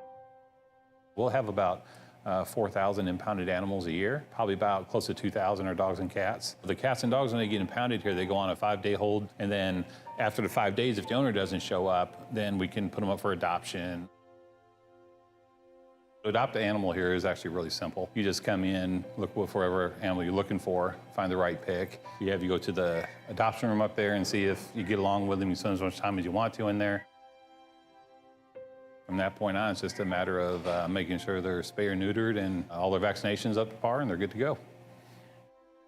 We have a very high adoption rate because we try everything in our power to get animals adopted out. We have Heart of America Humane Society that we do a lot of adoptions through. And then we also have other groups. We have some people that literally will just look all over the country for somewhere for a dog to go.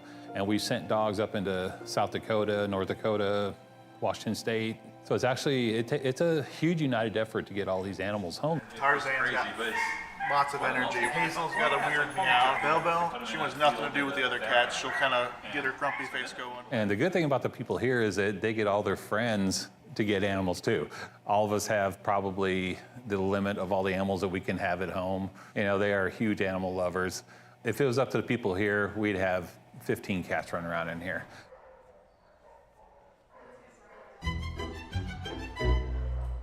We had a citizen one time out there and he was bathing his two 9-foot-long boa constrictors in the front yard.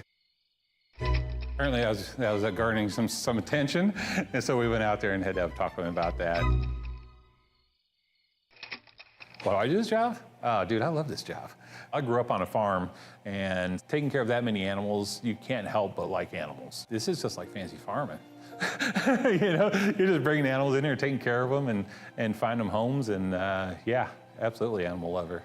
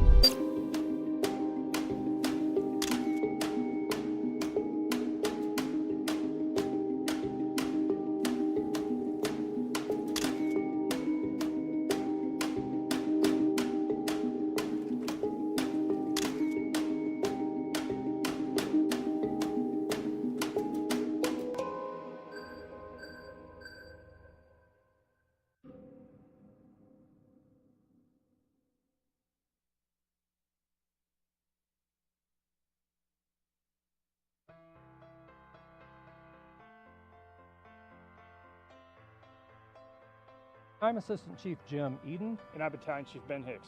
And today we're at Lee Summit Fire Station 3.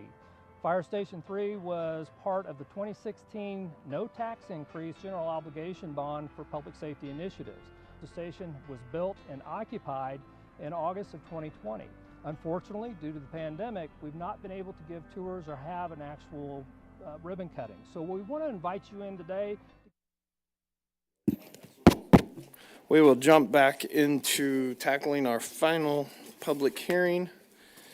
And we will open up application PL 2024-032 Preliminary Development Plan Express Stop Convenience Store, 3394 Northwest Village Park Drive, Engineering Solutions applicant. Anyone wishing to provide testimony or speak on behalf of this application, please stand and be sworn in at this time.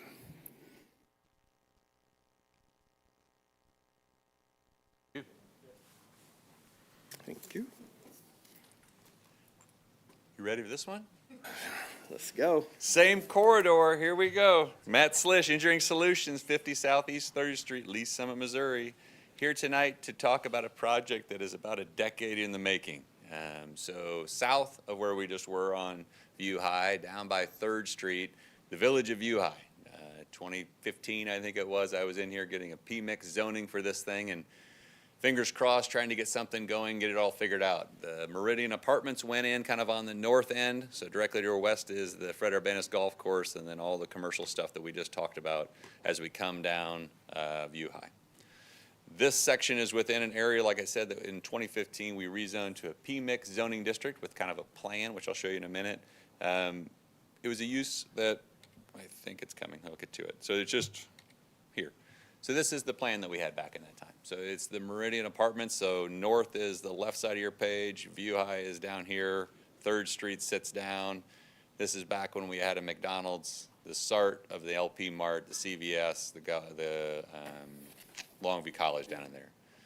So through various numbers of reasons, the project never really has gone that far, but this site is the one we're looking at, right out on the front end. Village Park Drive is already developed on the south side of it. All of the utilities are available. And on the north side is the extension of Kessler. So currently, this road extends down and stops here. The apartments were built, and Kessler comes up and connects in at that point there. The development is a express stop C-store. So it is a 6,700 square foot C-store with 12 fuel dispensers. Essentially, this is Village Park Drive coming in off of the entrance that we built with the main development. This is View High. This is the Meridian Apartments up in here. So vacant ground for future development on that side.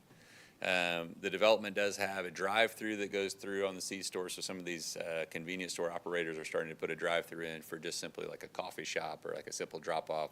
Not a food delivery type piece, but more of just a person wants to come in and grab a coffee and go.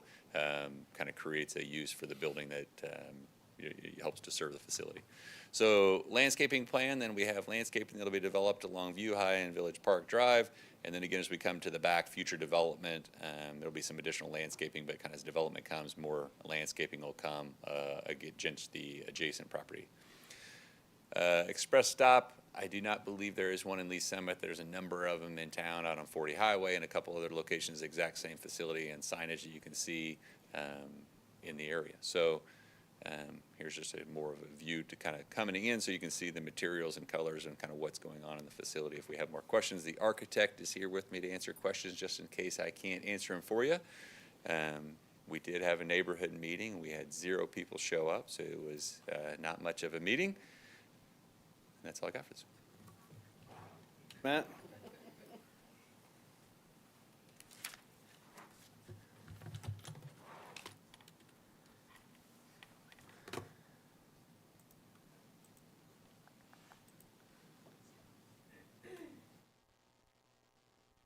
All right, good evening, Shannon McGuire, Planning Manager. Please enter into the exhibit, or into the record, Exhibit A, list exhibits 1 through 14. 1 through 14 noted and entered into the record. All right, as the applicant stated, they are here seeking approval of a preliminary development plan to construct a 68 square foot convenience store with fuel sales. The subject site there is about 1.5 acres. It's undeveloped and is at the southwest corner of Village Park Drive and View High. As you can see from the zoning map here, it is surrounded by PMIX zone property to the north, east, and south.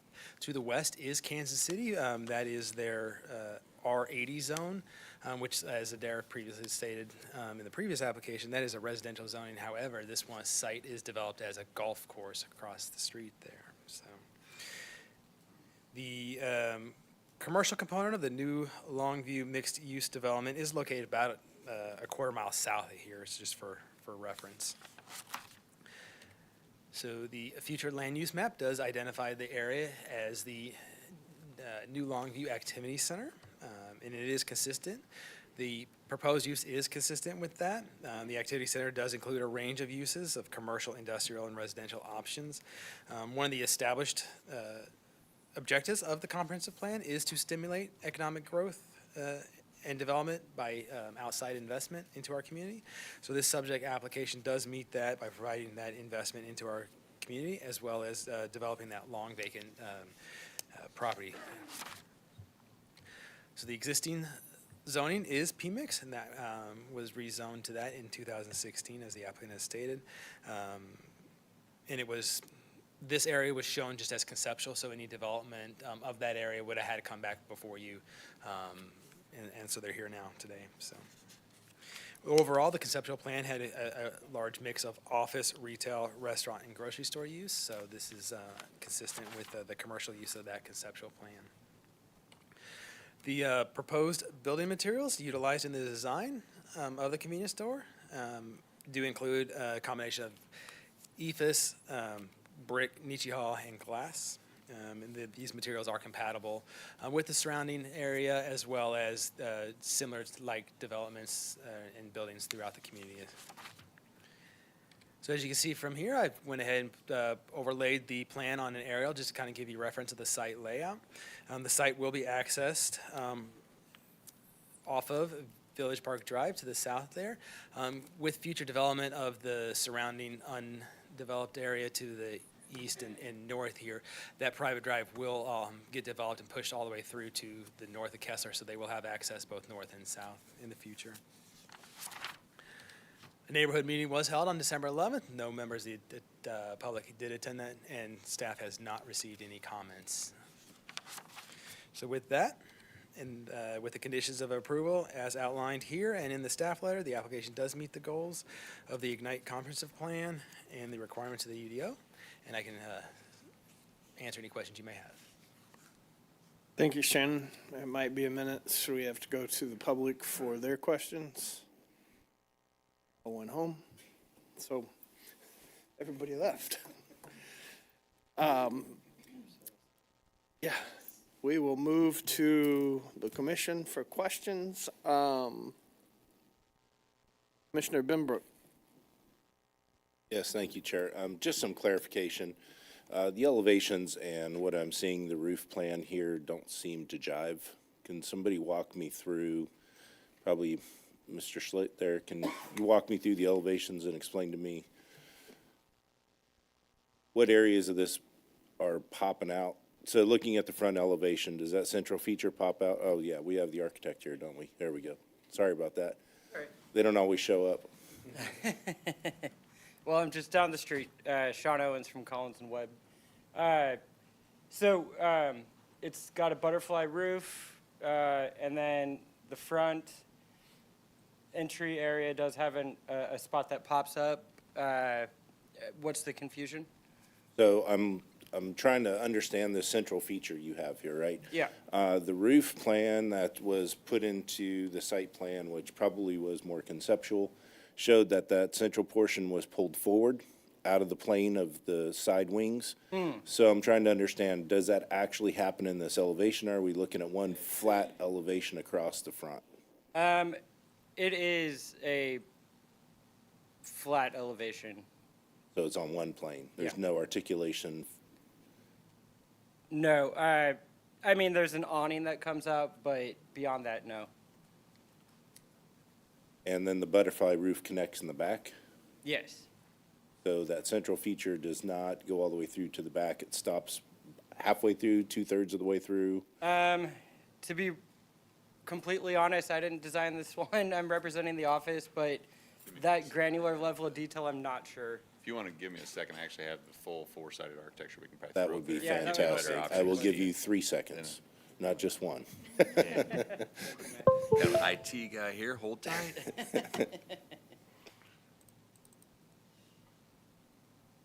see what I did on this one.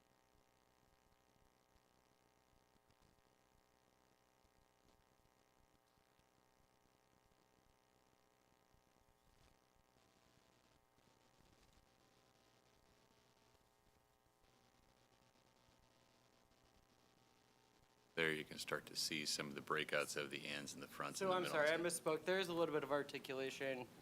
The two wings, or the two ends, are a little more shallow than the main body of the building. So it does look like that central feature It does go carries all the way through? Yes, Okay. I'm sorry. I It's misspoke. okay. Yep. I just wanted some clarification on that. Sure. Okay. And you're talking, I believe the material list showed this as stucco, not ephes, is that correct? Bear with me here.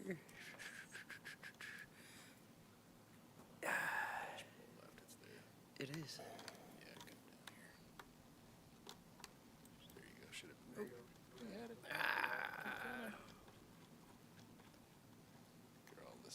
So yes, stucco, Nichiha, and brick. So not ephes. Then if we can go back to the site plan? Yeah. If we could? Sorry. You're fine. And while he's pulling up the site plan, it says Roman brick. Is that a true Roman brick or is that a conceptual Roman brick? Is it actual Roman brick size though, or Okay. Sure, no problem. So to repeat the question, where it calls out Roman brick, we're actually using the sizing that is That's commonly correct. known as Roman brick? Okay. Yes, absolutely. Perfect, thank you. Okay.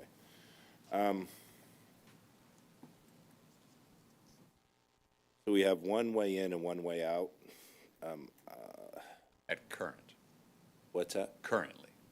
Well, So eventually. into the actual gas station site. I know there's a road going through, but there's only one way Yes. into the gas station, one way out. Correct. So if there's a tanker truck in there fueling up, I'm looking at what I'm thinking are the tanks which are to the right of the pumps. I do already have that drawn. So so what would happen is. Well, let me Go ahead, finish. go I'm sure your turn radiuses are fine, but if it's parked there, anybody coming in and coming out has to either move through the pumps themselves under the awning, or they have one way to circulate out, which is to the plan west. Is that correct? So when it parks, and I apologize for not putting that on there, we parked the truck from the nose of that island through Right. here atop. And so it still gave a throughway and the pump's there, and then. Not if somebody's fueling up. Right, and then, yeah, and then everyone else would have traversed that loop around. Correct, Yep. okay. So are there any other gas stations within a mile of this place? There are. There One are. gas station, LP Mart, there at Village, well, South. basically, yeah, Down south by of there by McDonald's, McDonald's, okay. yes.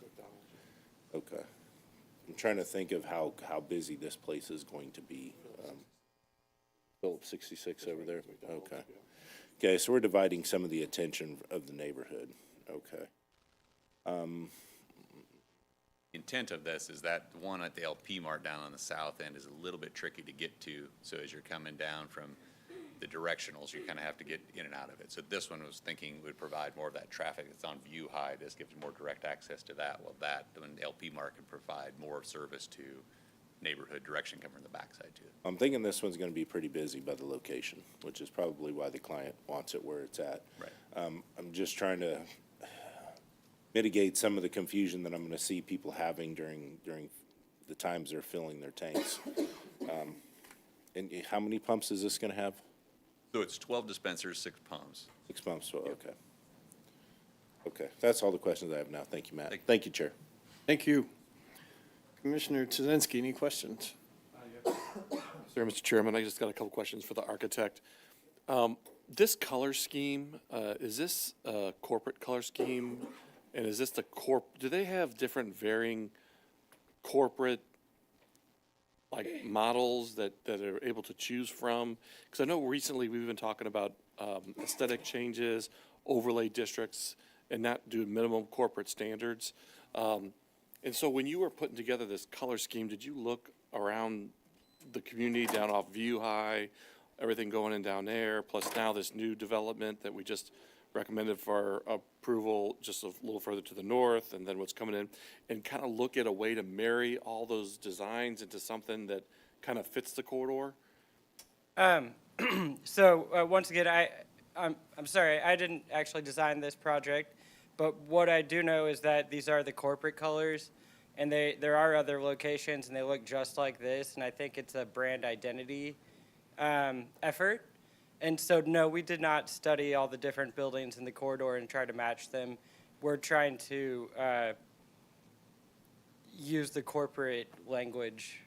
Then we just recently had a joint meeting with the city council, and we're starting to talk about aesthetics and those kind of things. And I think that's part of our purview is to look at the aesthetics and overlay districts and such, right? And I'm just wondering if, this is a new corridor, View High, that's finally starting to get some real potential moving forward, and I want to make sure we set it up right for the long term. And Sure.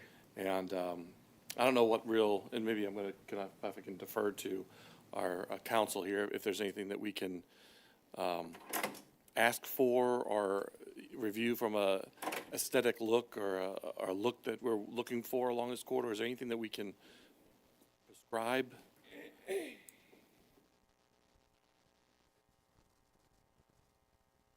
Directed to me? Yes, please. I think the general answer is yes, with planning and zoning consideration to those issues? I mean, generally, yes, but there could be a lot of work that goes into that. Yes, Amy Nassif, Interim Director of Development. We certainly can look at those things with you all. We do not have an architectural overlay in this area right now. So to have those predetermined things. We do look at consistency, compatibility, not exact match with what we've seen in the area. We also look to make sure we have a mix of materials, mix of colors, and there's some articulation on all four sides right now. If there's something specifically that you have a question about, it's something that we can, discuss with the applicant. But other than that, and other than having any kind of that other overlay, we would just need some better clarification on what it is you might be looking for. Yeah, I think I really like the stone, I like the stucco, I like the different materials that they're using. Colors maybe, but that's, I guess, eye of the beholder for us. I just know, the apartments that are nearby, they're all more of a white tone, white with dark, I think black maybe, I think over there. Across the street, Urbanus has their entry monumentation, which are all beiges, and other than that, you go a little further to the south, and all of that is more beigey and other things. And then you have a lot of gray and red. I don't know. I don't want something to really stick out. I want it all to mesh really well together. So I guess, I'm not an architect, I'm an engineer, And the other thing unfortunately, too, so- yes, and the Can other I thing with interject? that. Yes, please. yes. We were having a little side conversation earlier. So I think what he's talking about is keeping consistency with the local architecture, right? And that's really the concern. You go to New Longview, they have very specific guide standards for the buildings and the homes. And I think even, like you were talking about, the apartments nearby and even the shopping districts nearby have very tight kind of design considerations. And then we're just kind of throwing this thing in. And it sticks out like a sore thumb, in my opinion. So I think that's what we're getting It's not a at. bad-looking building, and that's not what we're trying to say. It's just, I want it to kind of Reflect the neighborhood. yeah, and I love more business coming in there, but just a reflection of it. And it really just comes out of just our recent conversations with the city council, and can we start really tightening those things up of what we want? Commissioner Chizinski, I'm gonna not sound like the jerk right here. If you have a question, ask the question. Okay, my question Sorry. is, are there other aesthetics that the city could potentially, or we could look at and maybe have a couple choices that may match more of the similar surroundings?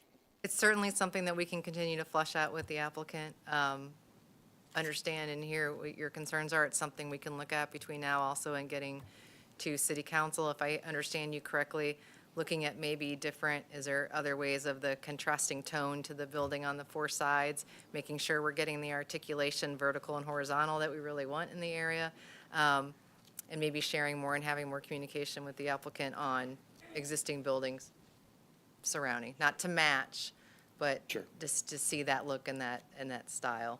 Yes. Might That clear would the be right? nice. Okay. And if I could just add one thing, should you put forward some guidelines, we're happy to follow them. Right, and that's where, We need Yeah. some. Ended with that. thank you, Mr. Chairman. Thank you. Commissioner Jana Ford. Thank you, Chair. A couple questions. I will start with the applicant. That'd be you, Matt. So, my iPad just died. Do you mind flipping through the site plan? This one's perfect. There? Yeah. Okay. Okay, so my favorite, trash enclosures. So I would assume, but you can tell me, would the trash pickup be, well, I guess the gas station would not necessarily have off hours. People would be pumping 24/7. But the drive-through would have limited hours, is that correct? Correct. Would those 2 hours of the trash pickup and the drive-through access overlap by any means? I'm envisioning a trash truck backing up into the trash compactor, and then you're having piles of cars just being like, well, where do I go from here? Yeah, and I think that'd be a business-type operation situation, because I think typically a lot of C-stores will see a lot of earlier pickups or off-time pickups, so that side of it. So it'll be certainly a coordination that the trash truck's not there at peak hours in those mornings or afternoons picking up, especially mornings. So yeah, so certainly yes would be the answer. The other thing, though, is the design of it is such that if you see the trash truck in here, there is still a full lane of travel out of the drive-through to get out and the drive-through lane to pass by. Obviously starting to get tight, but the idea would be we left sufficient room and there's not packed in there. Okay. And then circling back to Commissioner Brumbook's thought about, like, you know, you do a good job of doing the truck radius. Did you do something similar for the parking spot that's at the very far west side closest to the building, and what the potential coincidence might be of a vehicle leaving the drive-through lane? Let's be honest, some over in people don't here. always look where they're going, especially when backing up. Yeah, and so we tried to leave, and so you start to see it. It starts to feel pretty tight in the world, but as you start to look, the separation between here ends up being like 20-some feet, like 25 feet. So you're talking about this car backing out, correct? Correct. You know, so they would have a full visual on the car that's here in front of them in the visual perspective, and the backup would give them sufficient room to, I think, identify any potential problem on that side is our thought. We didn't take the parking stalls. We had a few that kept coming out to here. We took those off to try to give some space on that idea. Okay, that helps clarify that a little bit. And then on the topic of the drive-through, I see that you have the entrance to it on the east side. What's the reasoning for the extra depth on the right side or east Up side? here? Yeah. So we're finding as we've been doing more and more drive-throughs, especially like the Culver's is kind of who started it, the discussions of it, you start to find the people that get impatient or don't want to sit there, or even the idea that you can have some mobile ordering. You know, so you do have some situations like we're doing another fast food restaurant right now where it's a situation like that where you'll put at a certain chicken restaurant doors on either side of it that have the opportunity that you could service this guy while also walking a guy out to have the opportunity just to move cars along. So it's just the idea that if we're wrong and that drive-through coffee takes a whole lot more than we think it's going to do, it just provides an option to maneuver cars around to get to that side of that spot. Also, the other idea is that if we ever decided to use it as a drop-off for a truck, as their stocking facility or whatever it may be, they could also come up and park the truck here while it is offline of everybody else and be able to fill the facility while everything else operates. Okay. So more just an idea that it kind of creates an extra space to allow flow. Okay, so then do you anticipate that area being striped to ensure people are more organized when they pull off waiting for their order to be dropped off? Yep, so typically what we'll do is we'll park, stripe the lanes through there, and then we'll either come in and mark, like at Culver's, we park mobile spots out there and identify numbers with them. At other fast food restaurants, there is, just a median divider, and you actually can maneuver people around. Sometimes there's a person out there. This one doesn't need that type of work operation, but yeah, you'll mark it with paint stripes. Okay. And then entry. So that little strip is the one and only entry into this site. I know this is more of a hypothetical question, but let's ask it anyway. Is there anticipation that the remainder of the 3/4 of the lot is going to be developed by some other tenant, developer, or multiples? Would that be, is the idea for that abrupt stop to be a connection? So you're talking the rest of this ground developing? Correct. Yeah, so the intent on the original plan is that road will connect through. Okay. All the way through and create, so originally we had a larger building in there. This space in here obviously becomes smaller, so you're gonna have something that comes through that connects in there, that this entire site develops, and so you have good, again, traffic flow through the site. Okay, that makes sense. Now, for entry into this area, you're only able to, from southbound, take a left on Southwest Kessler Drive. Otherwise, you literally miss the exit if you drive by it. You almost have to do a U-turn at the stoplight down below. Right, so our anticipation, obviously, would be is that it's a majority of the morning traffic coming up, making the right turn in, getting their facility, and going back out.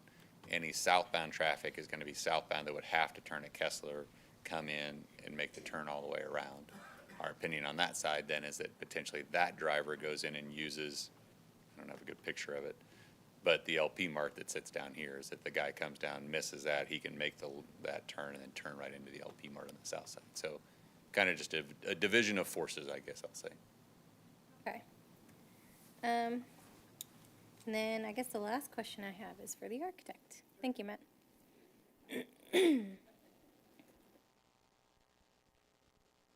So, talking about branding and the elevations, do you mind flipping to the elevations, please? No, no problem. Do you have the four-sided one? That's got even the fuel canopies? That's the one I'm more interested in right now. Do I press left? I buried it somewhere else. Thank you. So a lot of gas stations, they tend to have signage on their canopy. Is this showing that there is not going to be any kind of signage on the fuel canopy? It's a great question. I don't have the answer to that. So typically, I'll answer that one. So Okay. typically what we do is on the branding on the fuel canopy is the fuel supplier. Fuel supplier is not identified yet, whether that's a Phillips 666 or whatever it may be. So that branding, whenever it comes in, will be a different application, sign application completely to that point. So there's just unknown of the fuel supplier at this point for that. Okay, so Branding whenever the sponsor, so to speak, is decided, we would be seeing the canopy signage again. Yeah, if they decide they want something on a canopy, it's typically the fuel supplier that goes on the canopy, and that will come in at a later date. Okay, thank you. Now, oh, sorry, architect, pop back up there. So we just had a blizzard, so snow is still visible. Is there anything specific that the roof is going to be doing to prevent excessive snow loads and things like that, just kind of stockpiling in the crevice of the center of the butterfly roof?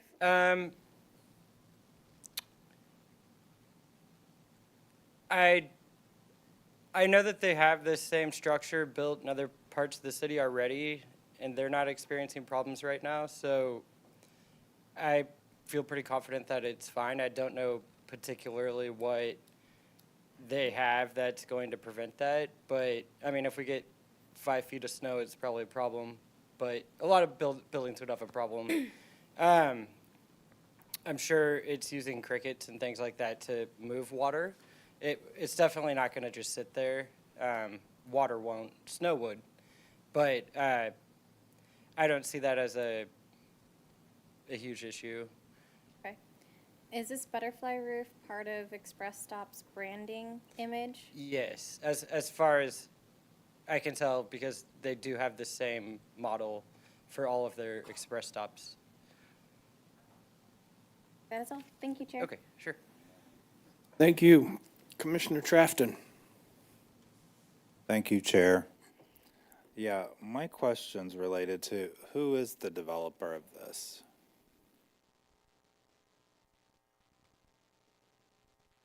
So I don't know that I can give you an exact name of Express Stop as we've met through it. Eddie is their representative who's been at a number of our meetings on that side of it. But I think it's a corporate type guy. Oh, it's a corporate. It's a corporate type animal on that side of it. So I don't have so most of our world has gone through, like I say, the representative who unfortunately was not able to come today, but. Who? Okay, But I thank can you. get you more information if needed. The land is still owned by New Orleans LLC. Orleans LLC? Not, what's his name? I can't think of it right Bunk now. Farrington. Huh? Bunk Farrington. Okay. Not that one. Where He are, owns the remainder. where are these other express stops? So the ones that I know of, there's one at 40 Highway and 70 Highway, so as you're going west towards like downtown Kansas City. I think that you guys just did one in Blue Springs. I think I'd have to go find it. I can get you addresses, but I know the one Well- for sure at 40 Highway and 70 Highway is the Yeah. west side of that. But And so they, corporately, they don't have a gas supplier that they use? so a lot of the gas suppliers, what you'll do is we work with a lot of C-stores. You'll find, depending on regions, whether it's different types of brands, each of them will sell, a different wholesaler will sell different gas, and you'll then pick up different ones based on the region you're in or area you're in. So they don't have a specific one. They'll have ones that work with more often than the other, but they don't have a specific each time. So do we know what the other two in the area I don't know. I'd have to find out. supplier is? And then the drive-through, we don't know what that's gonna be either? No, so I mean, the drive-through is it's essentially it's a coffee type drop-off. It's not a food drop-off. It's not like a supplies from the. Like a coffee pickup, like you. Yeah, I mean, like you'd go to you'd go through the. The 7 or scooters or. Yeah, so a similar idea to any one of the Dutch normal. Brothers. Yeah, But so it's like not one of those. No, it's just it's their own coffee that they're selling, but in the center they just have a drive-through order menu Coffee that shop. if you just want coffee, so it's just an internal coffee shop that would be the same as any of the number we have in town. Yeah, okay. I think those were my big questions. I'll reserve my other thoughts for comments. Thanks. Thank you. Commissioner Arth. I have no questions. Commissioner Lovelace. A couple quick ones.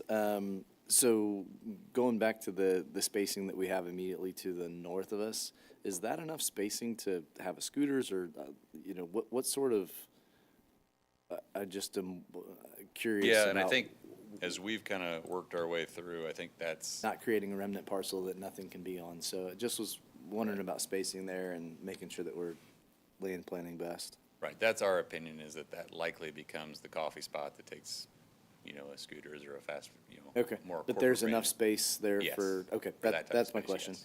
And then, if you go back to the last, your development plan that you had, and you go back to the materials that we're using for the parking lot, I noticed that you guys had, asphalt called out everywhere, I believe. And so, can you just run me, we see concrete in many instances just because it's more durable. What's the thought process here, having asphalt that we're installing throughout this one? I don't know if I've seen a location where it has asphalt actually underneath the canopy. I think that's pretty much exclusively. Yeah, and I think the canopy, once it gets to final design, probably becomes concrete on the underside of it. The asphalt side of it, certainly we're a PDP, so we could modify that to the code allowance to go to concrete, that side of it. And I'm trying to think through, I think probably most of what we have done is concrete, so it probably ends up being that way when it's all said and done. Okay, thank you. Thank you. Commissioner Frazier. Can you bring up the mock-ups, the pictures, if you would, because thank you. Because the front faces Northwest Village and the west side faces View High, correct? I'm looking Correct, so this would face to the south towards the Village Park Drive. Right. Yep, correct. So number 4, no, excuse me, 2 is what would be facing View High. faces View High and the drive-throughs coming this way. And then View High, this is going north towards Kessler. Correct. Yep. Okay. And so our idea on that one too is that eventually you'll have another building that'll help to support the visual break of that as you're coming south on that north face. The west face, the idea of turning the building is that the appearance of that elongated building or the canopy in the front of a gas station is not a favorable look. So if we turned it, you get a much narrower view of the building and the canopy on the side. So I want to see the proposed landscaping that would be along View High. Okay. So it's our standard mixture of bishop shrubs and larger trees, ornamental trees, and evergreens. So that'll be blocking said trash dumpster. Yep, it'll have a good row of barrier between all of them, and yep, and then the trash dumpster. While it's a dumpster, it's a fixed. Now we're building them. They're very nice as far as the exterior of it. It'll have color match and material match to the building, so it'll look aesthetically pleasing outside. Crazy question. What about signage?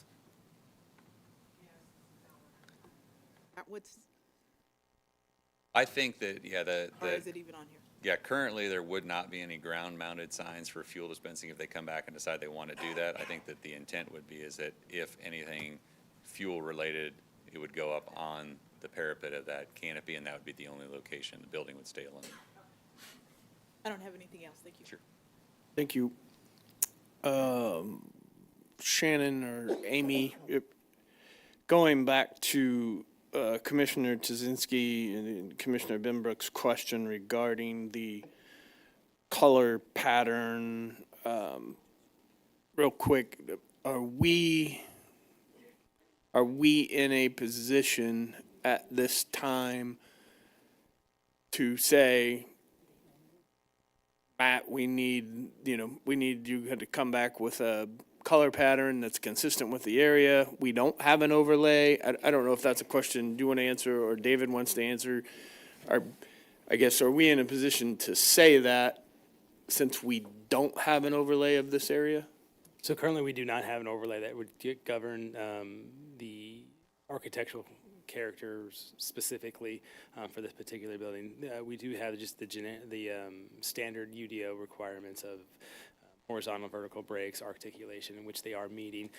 There are no design standards that would require particular colors over the other.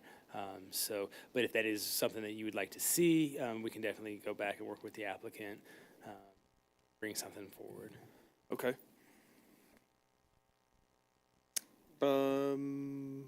Commissioner Arth, you had a question.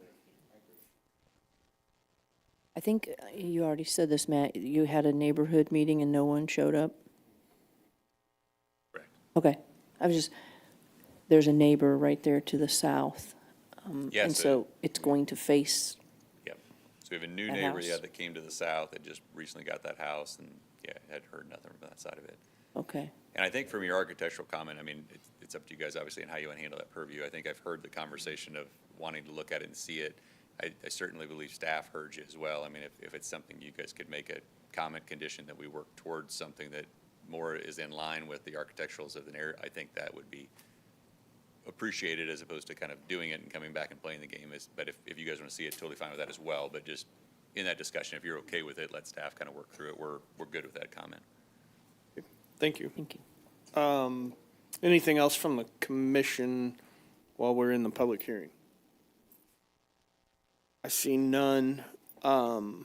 We can go to discussion. I think Commissioner Jazinski and Commissioner Binbrooks, as Matt mentioned on the color, we put it out there that we would really like to see this consistent with the area.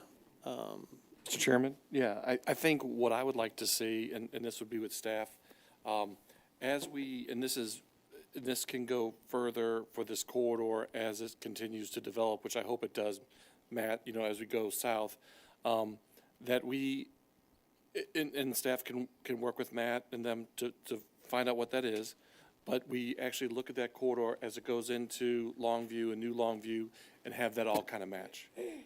I would love to see that be a flowing theme as we continue south, because as much as I would love to see all of that, what it was supposed to be, but I would like to continue with that architecture. I defer to my neighbor, Commissioner Trafton down here too, because he lives in New Longview, and Commissioner Benbrook, because he's an architect and I'm not. So that's what I would like to see. Thank you. Chairman. Commissioner Binbrook, any comments or anything?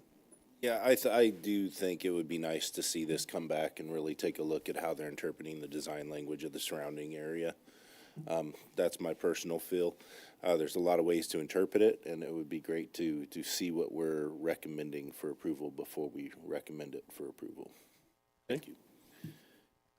Commissioner Jana Ford.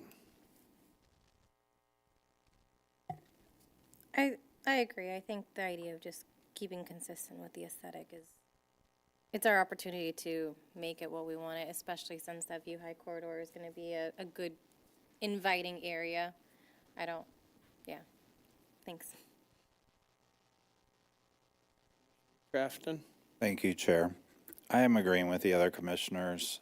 I think if you look around the area, directly north is a prime example of how Meridian chose to create elevations, articulation, color patterns to match what is the traditional Longview Farm area or New Longview area that's defined in the plan across the street at the golf course, which is where this is going to be. So, we have this one opportunity, to figure out, can we get something that's more in line with that development and, just south and at New Longview, and what I don't think we want to be prescriptive, which is why we walked away from doing an overlay at New Longview, because we did discuss doing that years ago. Although in recent conversation, it almost feels like we do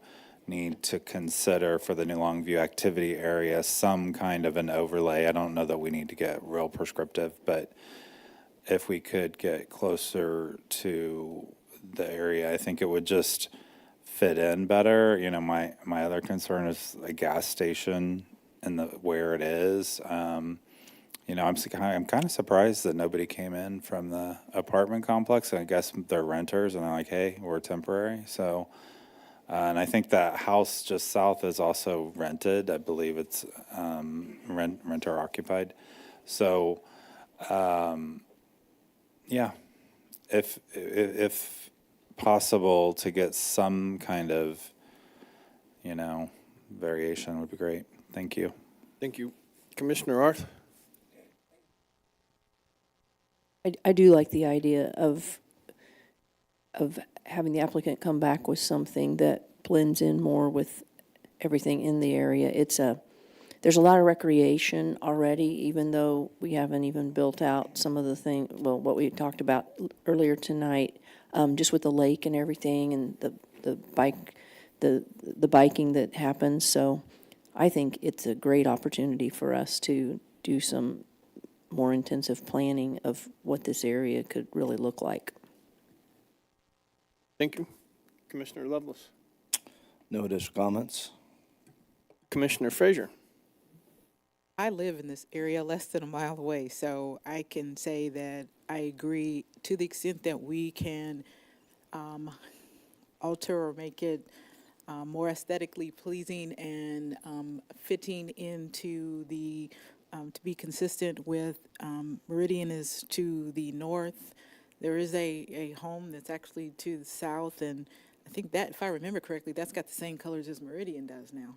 So, but the red kind of stands out, and I'm a little bit uneasy about that. I do think it is a much needed, especially if you're thinking about coffee and that sort of thing. It is a much needed business, and I think it will definitely thrive.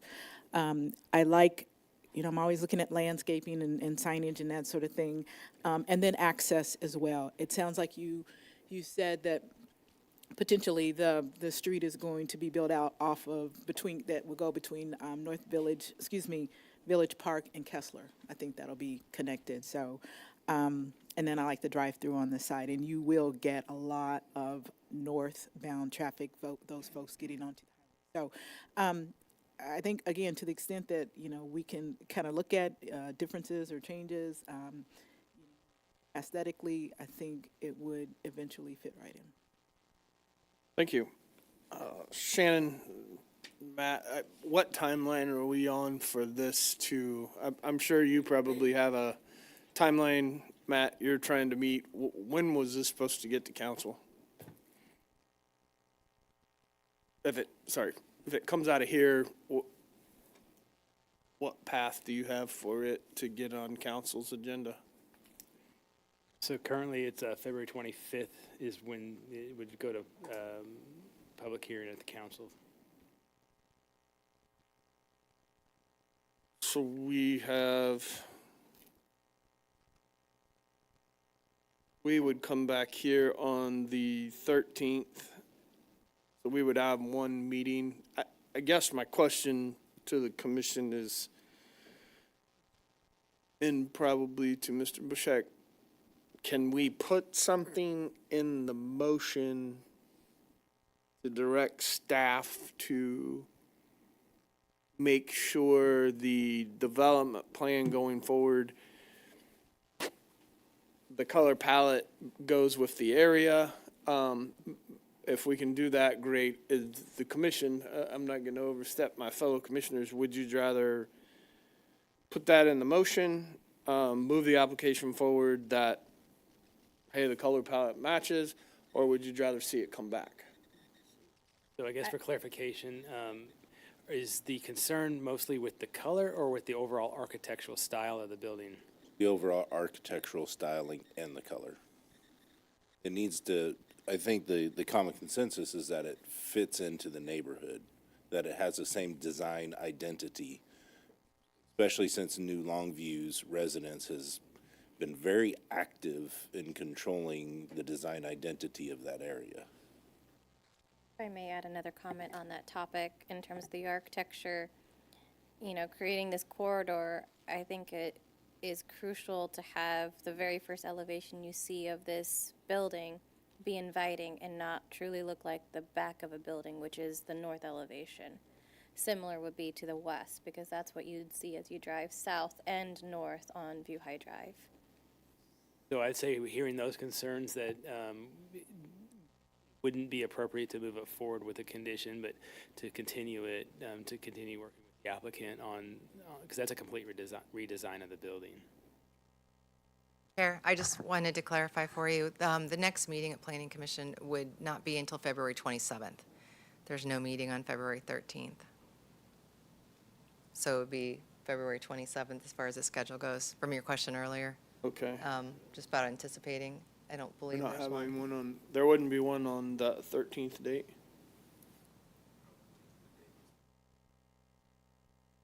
Nope. Nope. Yeah.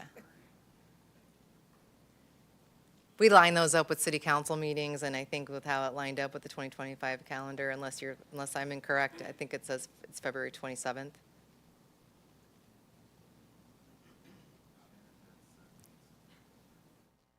I believe you are correct, yes.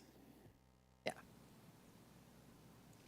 Okay. So February 27th, and so then that would be end of March for city council.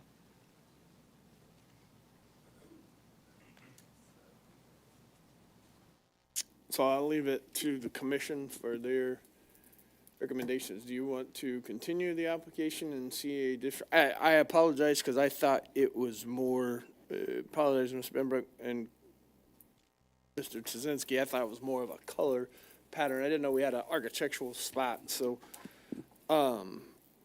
it looks like the easiest thing to do is to continue it. Yes. I guess my concern is if this is a corporate store, corporate choice, is there other options that we could look at to see? I don't want to take it to walk away and then be like, oh, well, we're out of here because we can't get our corporate store in here. But it would be nice if it was something a little special, fit the corridor, color scheme, architecture. I think something that would be nice, in my mind. I mean, I guess, Matt, I mean, I get, how do you feel about, I mean, from the corporate standpoint, if you've worked with these guys, I mean, are they willing to do a little architectural massaging here to? Yeah, so I think the struggle I have and why I was saying it earlier on the side of it is architectural elements are just, like I said, in the eye of the beholder.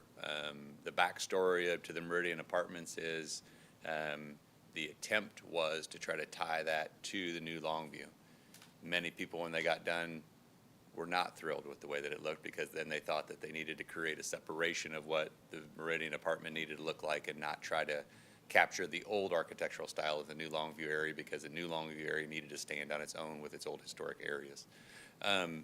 So that, I guess, is my point and fear of coming back and bringing something to you a month later and then getting a almost but not quite, and then trying another one.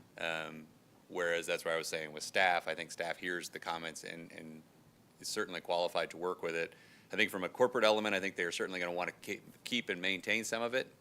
I think that butterfly shape is a pretty consistent corporate element that they have. I'm certain they can do something to dress it up and make it better, more appropriate for the area, and become something better than this. And I've heard the conversations on the colors, but I guess that's my concern on doing it on the dais versus doing it with staff, is that the more conversations we have, it's a long time, obviously, just because, like I say, February 27th pushes us to the end of March, and I want to get it right too. So, I mean, hopefully you understand that. That's always my attempt. I want to work together as best I can, and we'll continue to do it. So if that is your direction, we will work with it, and we will do it. But that's why I guess the only ask I have is if you could maybe just give better, clean, clear direction to staff, give us a really good shot at getting it, then keep us on schedule, then we can work with them to come up with something. But if we need to come back and see it, we'll work with that too. I don't know the response of corporate to say that they're going to get rid of the butterfly wing and the pieces, but certainly they can add to it. I know that. Yes, ma'am. In any of those, either of those two situations, would you have to go back for additional public meeting? Would you? Like if you made. Yes, if we continue the application to a date certain of February 27th, I guess it would be, yes, they would come back to us for a public hearing and present a new design. No, I mean, like the public meeting to, because you said there was no one that showed up. Oh, in the public neighborhood meeting. Neighborhoods, Neighborhood I'm meeting. sorry. Yeah. I'm sorry. I don't think Would we we would have have to to do that? reach out to. No, okay. And I guess on that point, this is the public meeting to have those discussions. There's been a neighborhood meeting. Right. This is a public meeting. City council will be a public meeting. Does that address your concern? I was thinking more of the neighborhood meeting, so, because no one showed up, but. They would not be required Wouldn't to you? have another Go back. neighborhood This would meeting. not trigger another Okay. neighborhood meeting. Okay, thank you. I have a question, comment, in terms of like what we should do, continue or let it be, the staff be the liaison for our comments. Matt, you had mentioned that there might be some additional signage for the fuel canopy. Knowing that the timing is TBD, we would be seeing it again. Is it possible when we see that we could implement and make comments or questions on the updated elevations in addition to that signage? It's potentially possible, yes. If the signage is fully designed out, or if they have a conceptual idea, they could definitely put that on there and bring it forward to you, and you could make comments on that. As it sits today, the sign package is not designed out, so if there's any, if it exceeds the standard UDO allowances, it would come back before you to make comment or for a sign application for approval. So if it meets the threshold and doesn't trigger a planning commission hearing or meeting, we wouldn't see it? No, you would not. Okay. So then my original thought is no longer valid. Okay, sorry. It was a thought. I think we should just push this to February 27th, or whatever day they want to go to. So There is actually a meeting on the 3rd on the calendar, On the the city 13th. calendar, on the 13th. It shows a planning commission It is a meeting. planning commission posted meeting on the city website. So if you're planning on canceling that, then that is not done as of now. That's something we'll look into. The published development schedule that we publish and send out to the development community is the February 27th. It might just be when we update the other folks here that we work with that update the calendar, just do an automatic every other week kind of thing. And I for can the chime in meeting, on yeah. that. I think the city clerk probably just automatically programs them every other week unless they're told, cancel this one. So they probably programmed it in at the beginning of the year, would be my guess. Gotcha. So I think I would say to the commission that we need to make the decision. Commissioner Janaforta is going to lead us in a motion here in just a few. If we're at the consensus that we want to move this, I think we need to give Matt a clear description of we're continuing this application. We want to see a different color palette. If there is a elevation change, if we want, hey, Matt, we want this a square box. I've seen these express stops before. I don't know if they will vary from they're all butterflied. I've actually seen the new one in Blue Springs.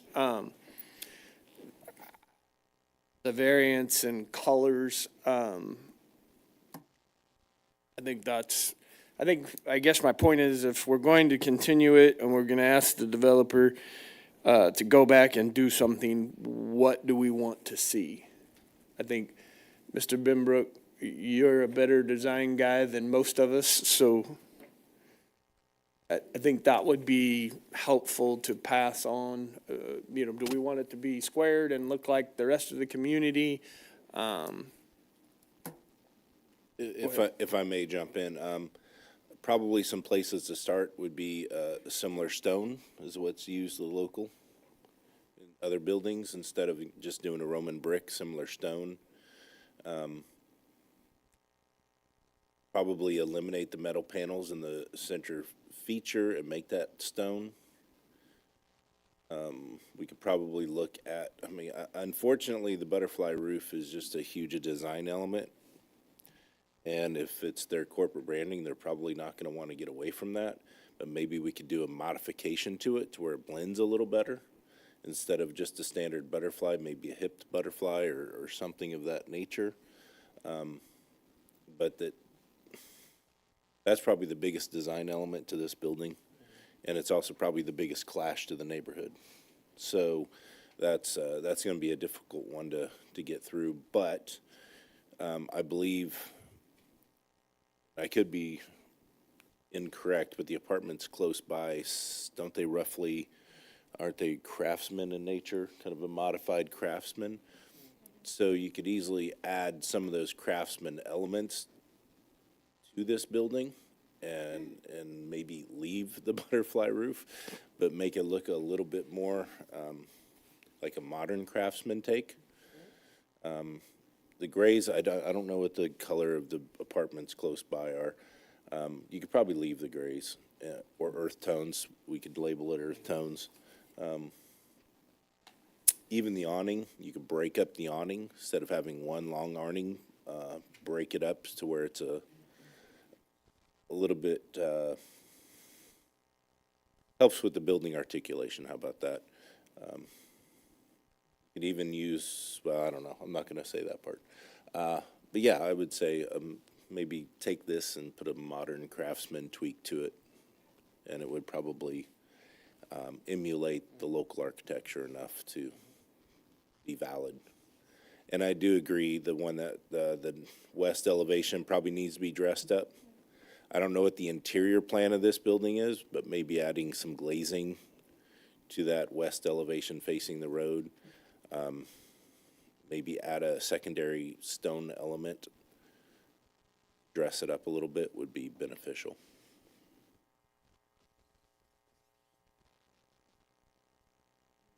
Isn't the west elevation's what faces the road, right? Right. Oh, on the back?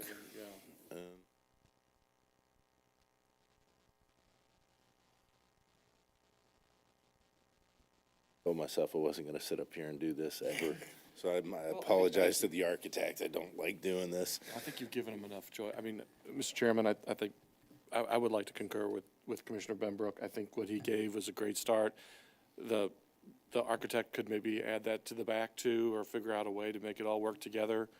And see you in a few weeks with a new site, maybe not a new site plan, but a new look to it.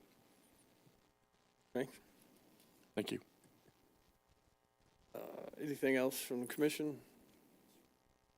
Commissioner Jana Ford, then I guess the consensus is to continue this to a date certain of February 27th.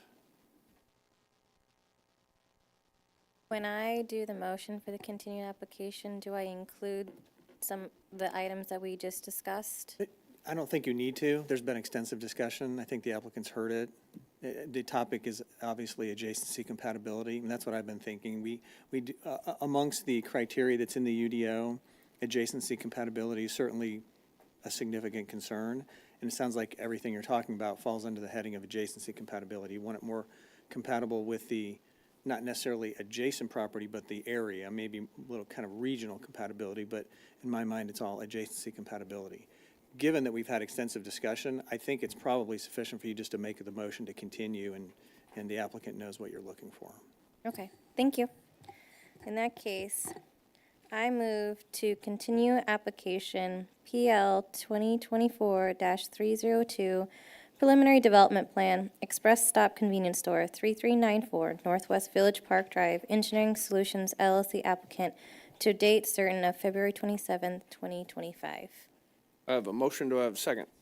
Second. I have a motion and a second. Could I get a vote, please? Yes. Jake Lovelace, Yes. Dana Arth, Yes. Donnie Funk, Yes. Terry Trafton. Yes. Tanya Jonaford, Yes. Chip Tuzinski, Yes. Randy Benbrook. Yes. Thank you, and the application has been continued. Our next item of business is roundtable. Any roundtable from the commission? I have a question for Shannon. Okay. You sent it, I think it was you that sent an email out with dates of future meetings.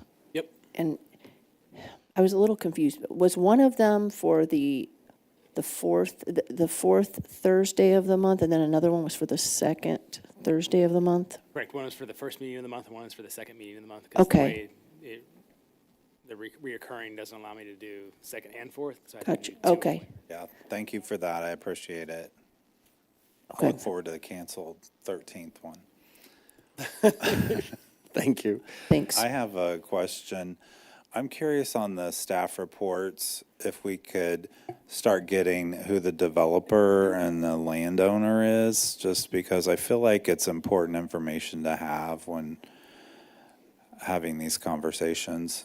Otherwise, I'll just continue to bring them up and ask. So I'm going to ask you nicely. I believe Thank you. that's an easy add. And one thing that I'll mention is regardless of who the applicant is as listed, that person's acting as an agent for the property owner. And so the property owner always has to give permission, like in this case, Engineering Solutions. The property owner is given permission to Engineering Solutions to be the applicant of record, but it's on behalf of the property owner. So the owner of the property is always relevant to the application. Thank you. Any other from the commission? One other question. When is Lee Summit going to adopt an energy code? Yes, I'm being asked. I'm told that we're in the dark ages because we don't have an energy code over here. We are currently working on updates to our ICC code. We're on the 2018. We're currently working with our different committees on adopting the 2024 codes and seeing what that looks like and what chapters and things like that. So we're underway. We have, we're in the middle right now of the International Property Maintenance Code one. We're finishing up the fire code one. We have completed the residential and most of the work with the building code, with the exception of the energy code one. We haven't started that process yet. Right, so you're in process as well. We are in process and we're hoping to be completed fall of this year, like completed would be the goal. But we're in Excellent. process. I'll let the concerned parties know that we're getting up to date here. Yes. Thank you. Anything else from the commission? Nothing? Staff roundtable? No. All right. We are adjourned.